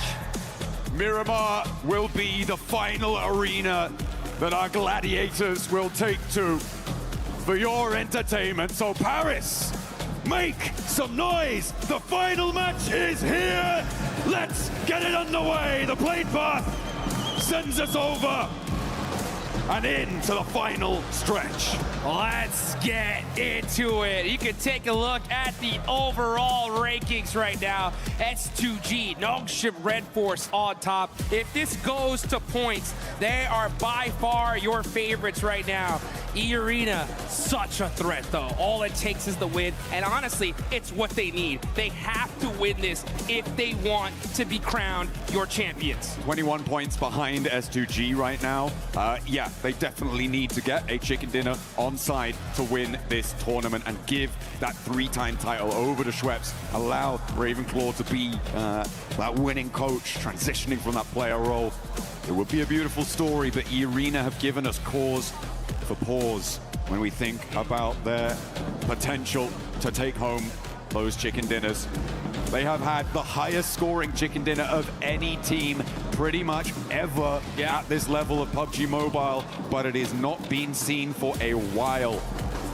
Maybe the pressure will be able to turn things around for them. At the moment, I'm seeing Aurora pretty close to Flash, though, on the hot drop, potentially in the south. Well, speaking of the south, that's where we're headed. The zone going all the way down south. Teams are going to have to get looted up and get moving. It's Reefus with the Winchester. No way he starts this off like this. Oh, mighty close. Team Flash getting away with that. Uh-oh. Nice return fire there from Win. Just say, hey, calm down with that Winchester, buddy. All right?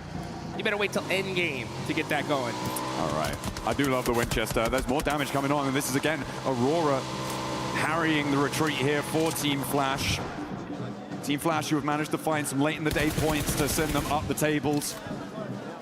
Trying to compete with that middle pack. They are right in and amongst it, in the thick of that 5th through 10th through 11th, actually, melee in the middle to try and jump up on the prize pool. Tens of thousands of dollars on the line if you can do it. Absolutely. It's the prize pool jumps significantly every single placement. And I'll tell you one thing you guys got to do for the final time. Get in the game, get into that lucky spin, and drop one of those exclusive 2026 PMWC tournament sets. Oh, yeah. Get them before they're gone. And looking at these leaderboards, top 4, looking pretty much as a lock at this point, right? I mean, we're going to see these top 4 in that range, right? Yeah. The difference is just where are they going to end up.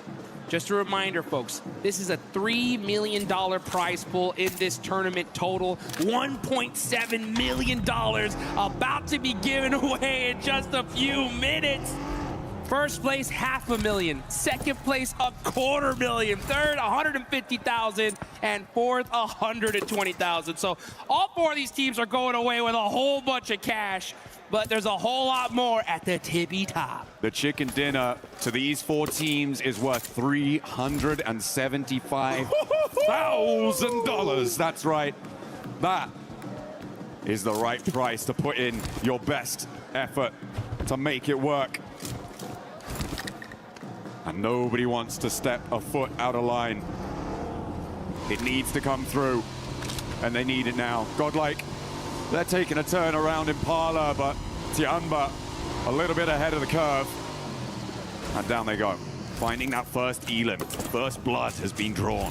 And that is Manya out of this tournament. Great, good signs of life from GodLike. I mean, they had some really big games. It's just the consistency that seemed to plague them here. For their first time at a World Cup, it's so difficult to face a challenge like this. I think they definitely gave it their all. I think time will definitely show them, and they'll get that seasoning going, and we'll see them rank up the leaderboards in the future for sure.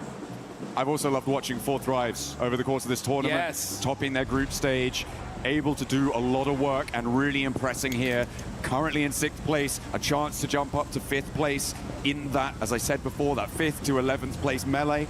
They are very much in flux. But what I think the most important story for me when it comes to 4Thrives is that it was not a flash in the pan performance back in PMGO. They have managed to improve and consistently keep that improvement under their belt.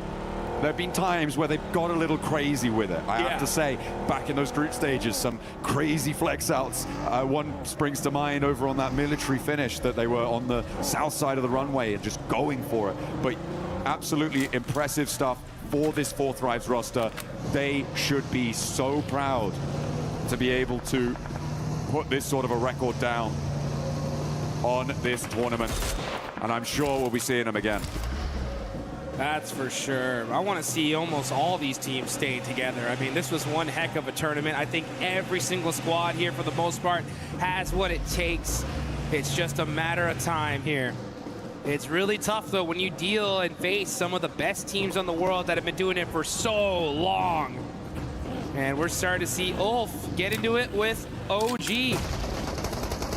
Battle ringing out. Here we go. Let's see if Scarface can put that MVP title on the cards as well, because 2 of his teammates are down. He's going to need to come up big. Him and Aaron playing off of one another. 2 titanic forces on the inside of the compound against 3 players from Orangutan total.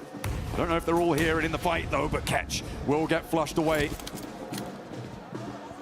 And they are now, all 3, looking to take this fight. Aaron on the outside, but Scarface can't. OG gonna get 4 eliminations.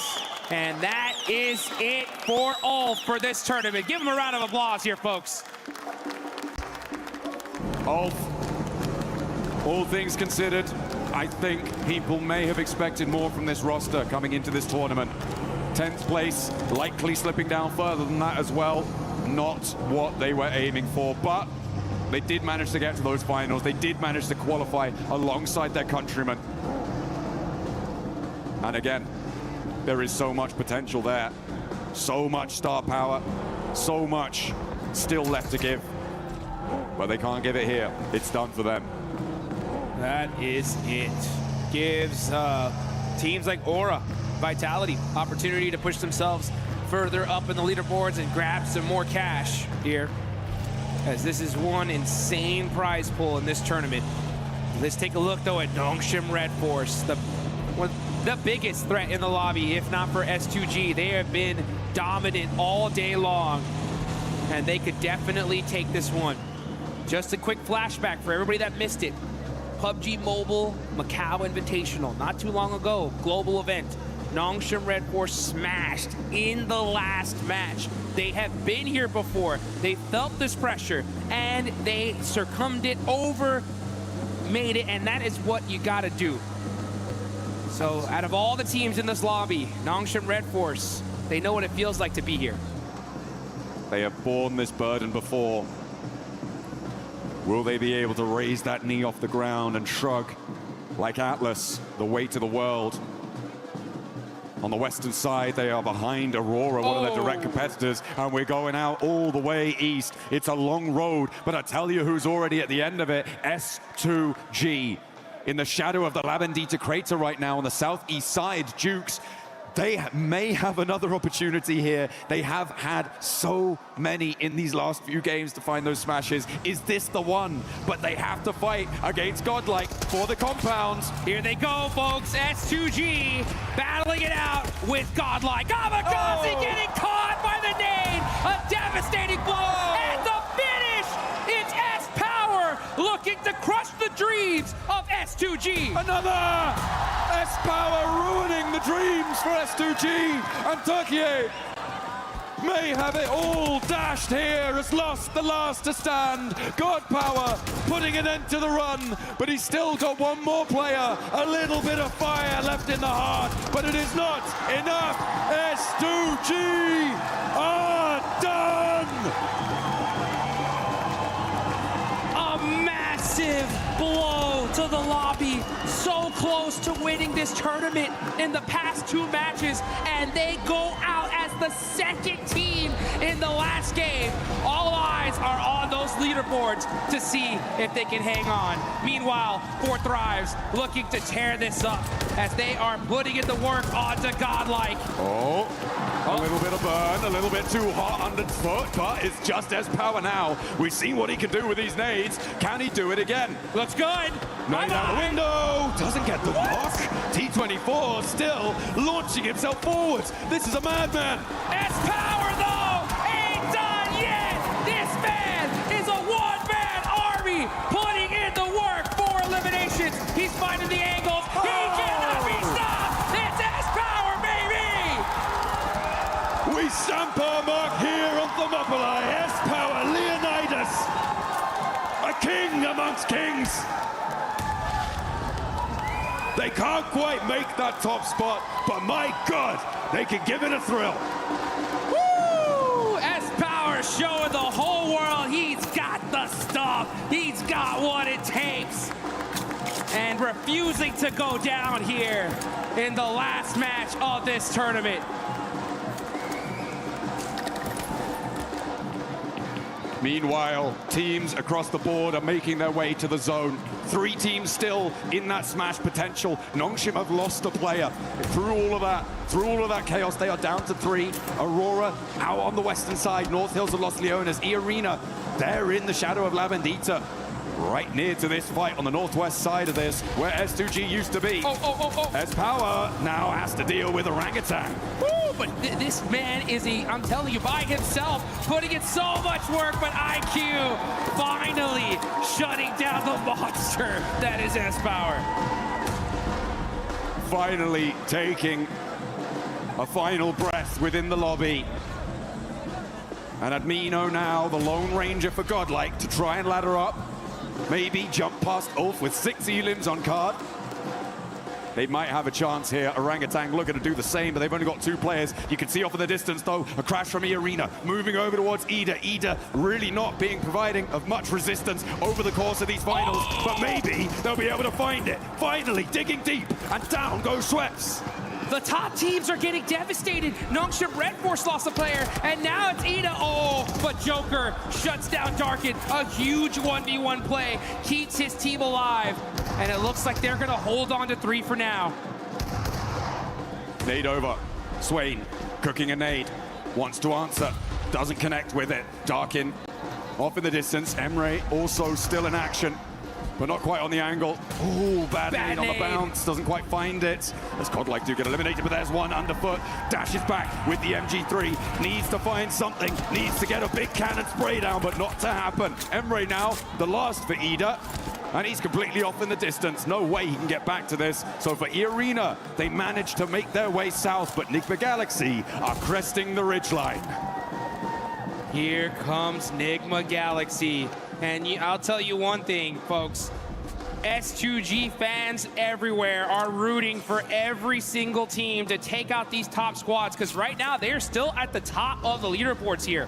It's just these teams below them that can surpass them. They have a little bit of a point gap, but Nongshim Red Force, Aurora, and E-Arena are still alive, and they're putting up points. E-Arena already has 4, but they are down a player. That they are. And on the northwest side, we said before, to win this one, it's likely a chicken dinner needed for them. Aurora with 4 players alive, but they have got the blue zone biting at their heels right next to Horror.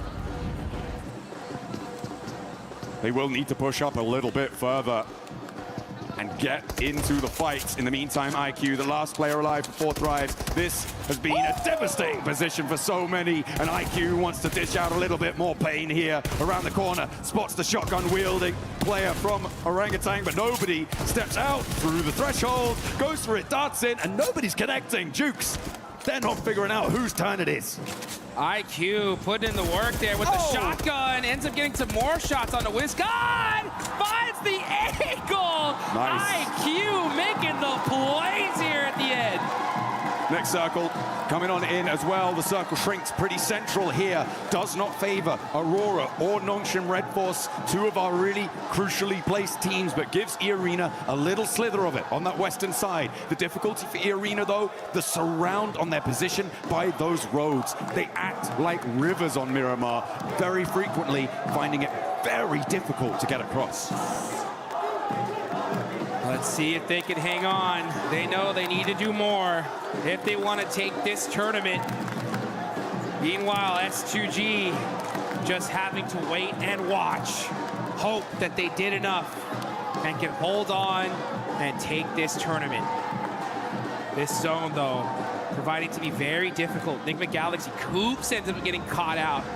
And he is out of the game. Enigma Galaxy gonna have to do it with 2 players remaining. S2G, despite being out, may still be able to hold on. If the 3 competing teams go down, Nongshim have to go down first. On this south side, their approach is not the easiest. They are very spread out right now. I mean, it could be that S2G didn't need a single point in this game. It's possible, but 7 points. 7 points will 100% guarantee Nongshim Red Force. 7-point game from their position on the southwest side. I mean, it's difficult. Lord trying to survive for Enigma Galaxy. Always the bridesmaid, never the bride in these finals.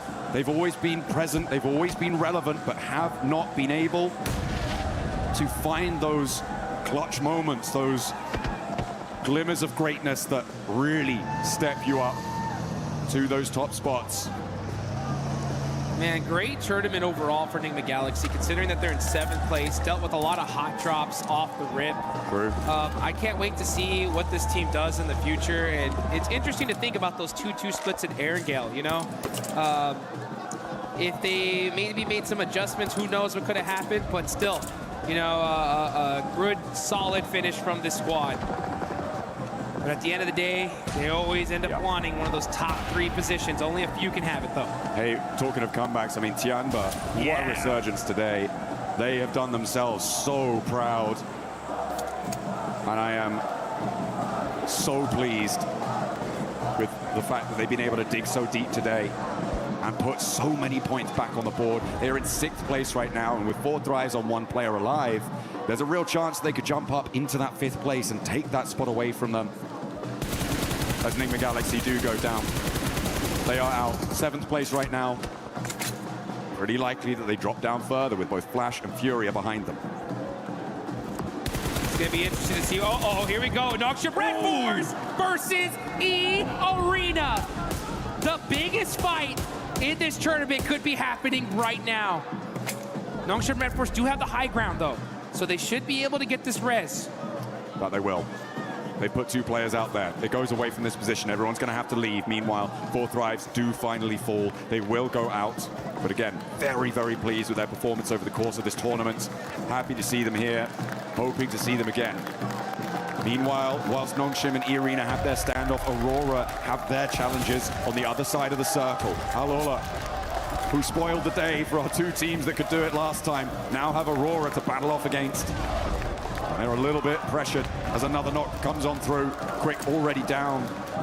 Will not be in the fight. 2 players for Aurora to get rid of before they can own these East Hills. Hey, Aurora Gaming getting some knocks on the Alula, but at the same time, they're saying, thank you, Alula, for that last game. Oh, man. Very true. Did you save us? Because that could have been over just like that. But Aurora, this could have been the opportunity for them. Is looking pretty good. They still have, they're the only team in the top 4 with all 4 players up. And a good, solid position in this next zone. Can't afford to lose a single player. They catch Claws out. And that's another point on the board. Nongshim. Nongshim in trouble. That's Tizzy done. They're down to 2. One of their strongest players now out of the mix, and that is going to leave just Hyunbin and XZY to try and put as many points on the board as they can, but they are dwindling. The fire is being blown, is being blustered, leaning this way and that, started to look threadbare. Oh, the fire starting to look like embers here. It's not looking good for the side of Nongshim Red Force. Losing Tizzy is a huge loss. We saw it earlier on the desk. This was pretty much almost your MVP gone. Now it's up to none other than Hyunbin though, and XZY, still two massive players. They just want to put some points up on the board, but even then, that might not be enough, because Aurora are still there. They can surpass them. XZY with the drive, trying to survive here, find any place in this circle. He finds a smoke, gonna have to hit the deck, and he holds on for now, but everybody is looking in this direction. This 2-2 split from Furia, I'm starting to question it now. I feel like the time is right for a regroup, but they think otherwise. A 2-2 split of this magnitude is so vulnerable when we get in towards stage 6. Teams are going to look to crash. Aurora on that north side, potentially moving up towards Chief. On that edge of the circle on the northern side. E-Arena also now marshalling their forces. I said these roads can act like rivers. Let's see if they've got their paddle. And E-Arena are putting up points in the final game. They are making some noise here. They've got 4 eliminations. They're still rocking a trio. Joker starting to keep his eye on Team Flash. Looks like the fight might be imminent here. But Team Flash got to decide what they're going to do. Joker's going to have an angle, and he's going to tell his teammates, hey, look, these teams are right here. Let's start taking some shots. Bose is on the back line, though. That's going to be the biggest threat for E-Arena. Trying to get a little bit further forward, but Mormon's been spotted. There are only 3 players, remember. A move back up to the top of the hill there. Interesting. To re-bolster the position for Bose, maybe grab him on the vehicle, a run out on the other side, potentially what they're thinking about, but they're up to the road. They have to move further. Nice shots from Joker, though, to be able to buy some time against Team Vitality, because Team Vitality are now looking in this direction. The zone is away from them. This is stage 6. They cannot afford to eat any blue zone here, but they may have to. There's no choice. So many shots are ringing in this direction, and they do not have their position locked down in this next circle. Absolutely not. Really a lot of tenuous positions, and Furia are finally now looking to go for their regroup down to their south. You can see that northern side starting to make that mad dash across. Aurora could potentially cut through it. They don't actually manage to go all the way, but Reefus spots it, gets that knock. They have to get out of the vehicle, and this is exactly what I was worried about for Furia. They held their 2-2 split too long, and now they might be in the boiling, baking deserts of Miramar. But they are out in the cold. Chief now a lone ranger on the position. And Aurora all too happy to slurp that point away, get themselves closer and closer to the top. All too happy and looking all too solid right now. Aurora are looking dangerous. The whole lobby needs to be put on notice. The airburst, Chief, he felt that one. S2G, you can see him. They are hoping and praying here as Chief's on fire, and that's going to be him down. Another point for the side of Aurora Gaming. They haven't confirmed it yet, but finally the flames lick too hot, and he will fall. Ayala and Igor's, I mean, that's it was just they held that split way too long. They didn't go for that regroup in time, and they had paid the price for it. It could be quite an expensive one as well, given where they are on the tables in 9th place. They had a real opportunity to jump up fairly high and get things going, but the southwest side now, Jukes, is looking pretty hot. E-Arena could potentially get involved here if Flash, Horror, and Nongshim Red Force have that scrap. They're gonna have to, because I'm gonna tell you one thing here, folks. This is where Aurora Gaming work their best, with the zone to their backs. Nobody behind them, only needing to focus forward and start putting some points on the board. Looks like Hyunbin's gonna get one, though. The duo of Nongshim Red Force still not out of this one just yet. Hyunbin having to hit the deck, though, buy some time. Can he at least get that confirmation? He does have 2 eliminations so far, but shots ringing out in every direction. It's not looking good here for Nongshim. Oh, it is going to be a tough tough time for them, but they are much more central than a lot of other teams, and these South Hills will need to conclude. Quite inaccessible, but look at the bullets keeping him suppressed. And XZY go down. So close. And if Nongshim fall, S2G are going to be a little bit safer. But with Aurora taking a knock from Alola, the last player alive from it, a second as well. 2 players down from Aurora. Is it all coming crashing down around their ears? They are outside of the zone now as it's shifted. They got 30 seconds on the clock to get these reses going and to be able to support their teammates. But Team Vitality are looking in this direction. They got nothing to lose at this point. And they are looking straight at them. Can Aurora get these reses? They're desperate. They're moving as fast as they possibly can. 20 seconds on the clock now. And it looks like they just might do it. When it comes to Nongshim Red Force, though, it's up to one single player, and it's none other than Hyunbin. He needs a Herculean effort to do it. Aurora getting rolled up on by Furia. Oh no, Dark is down. Top is low. Seoul needs to anchor for them, but he's fallen too. And Aurora are crumbling. Top goes down. It's down to one single player for Aurora Gaming to make this happen. Nongshim Red Force are out. 1 player from Aurora, 3 from E-Arena, and S2G trying to hold on. It's up to Reefus all by himself. They're looking in his direction. He's got to move. He's getting shot up. That's his it. He's got to get the shots. Oh, it's so close. He gets the spray. And there goes the other with the nade. Reefus is down. And now it's only E-Arena who can take it away from S2G. They need a chicken dinner. But down is Joker. They have to hold the middle because they are in the center. Oh, and you could see S2G, the nerves at an all-time high. E-Arena, though, on the move. Full lay down. It's down to the duo. They have 137 points right now. This is going to be very difficult for them, but this duo is still alive. If they somehow steal this win, it's tournament over, and E-Arena will win a world title for Thailand. But it's looking much more likely that Turkey will be able to take that global stage by storm. At the top of the tables right now, S2G denied their chicken dinners, but will still eat hearty tonight if E-Arena fall by the wayside here. They started the day at the top of the pile, but they are getting slowly whittled down with 2 players left. 30K. 30K goes low, but stays up for a moment longer. And these Elims are getting away. They are just slowly creeping down. And E-Arena are low. Down goes Foreman for S2G. It's only 30K who can take it away from them. And he is in the fight. The crowd is excited. They're on their feet. S2G making some noise here.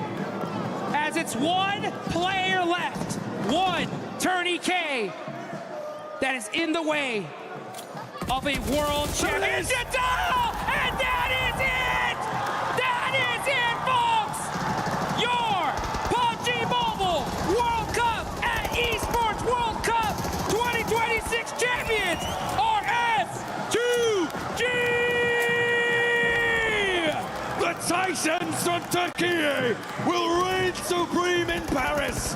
They will take that trophy, they will bring it back, and they will hold their line. Denied so many times today, but in the final moments, they were able to sit back. I don't think they were relaxed, but they will take the top spot. They're gonna go home with $500,000 and plenty of time to regrow those nails on their fingers, baby. That is what I'm talking about. Twice they could have won this. You can see the looks on their faces thinking there's no way we lost this tournament. Are you kidding me? But consistency pays off. They were able to keep it under control. The teams at the top could not go the distance. They did not have the stamina. And Tiamba looking to close this one out, looking like they're in control. And again, what a resurgence from Tiamba in the final day. It's looking like they might take that 5th place just outside of the top spots as they're closing us down. But again, the story is all Turkey, all day, S2G! They've done it! S2G, hang on! And your champions live here in Paris, France. Man, did they deserve it. Working so hard, game after game. Almost winning it by smash. But it's points that hang on, the tears ring out, and let's take it on over to the studio to wrap this one up. Kamikaze and the rest of the squad just shining when nobody was expecting them to become the champions, Max. Turkey back on top of PUBG Mobile Esports. It is going to Turkey here right now. Kamikaze lost. HamCG and Solke making history for Turkey once more. How do they just keep doing it? Solke, since the OG days, is still here delivering performance after performance, and now we'll be lifting that trophy. And such a calculated decision from them throughout every game. 1 chance down, 2 chance down, but it was enough to take the title home. Every single play from S2G was immaculate. Fantastic stuff coming in from S2G. Once they do it, twice they do it. They were so close. They get just a little mistake, a little fumble, but finally they don't get the win, but it doesn't matter. S2G are our champions. What a play, what a game, what a day for this squad. A team that didn't start off too hot in the first day, but boy were they able to bounce back with those wins that they were able to get in the second day, propelling them to the top of the leaderboard and challenging for that first place. We had so many teams looking so good at the top.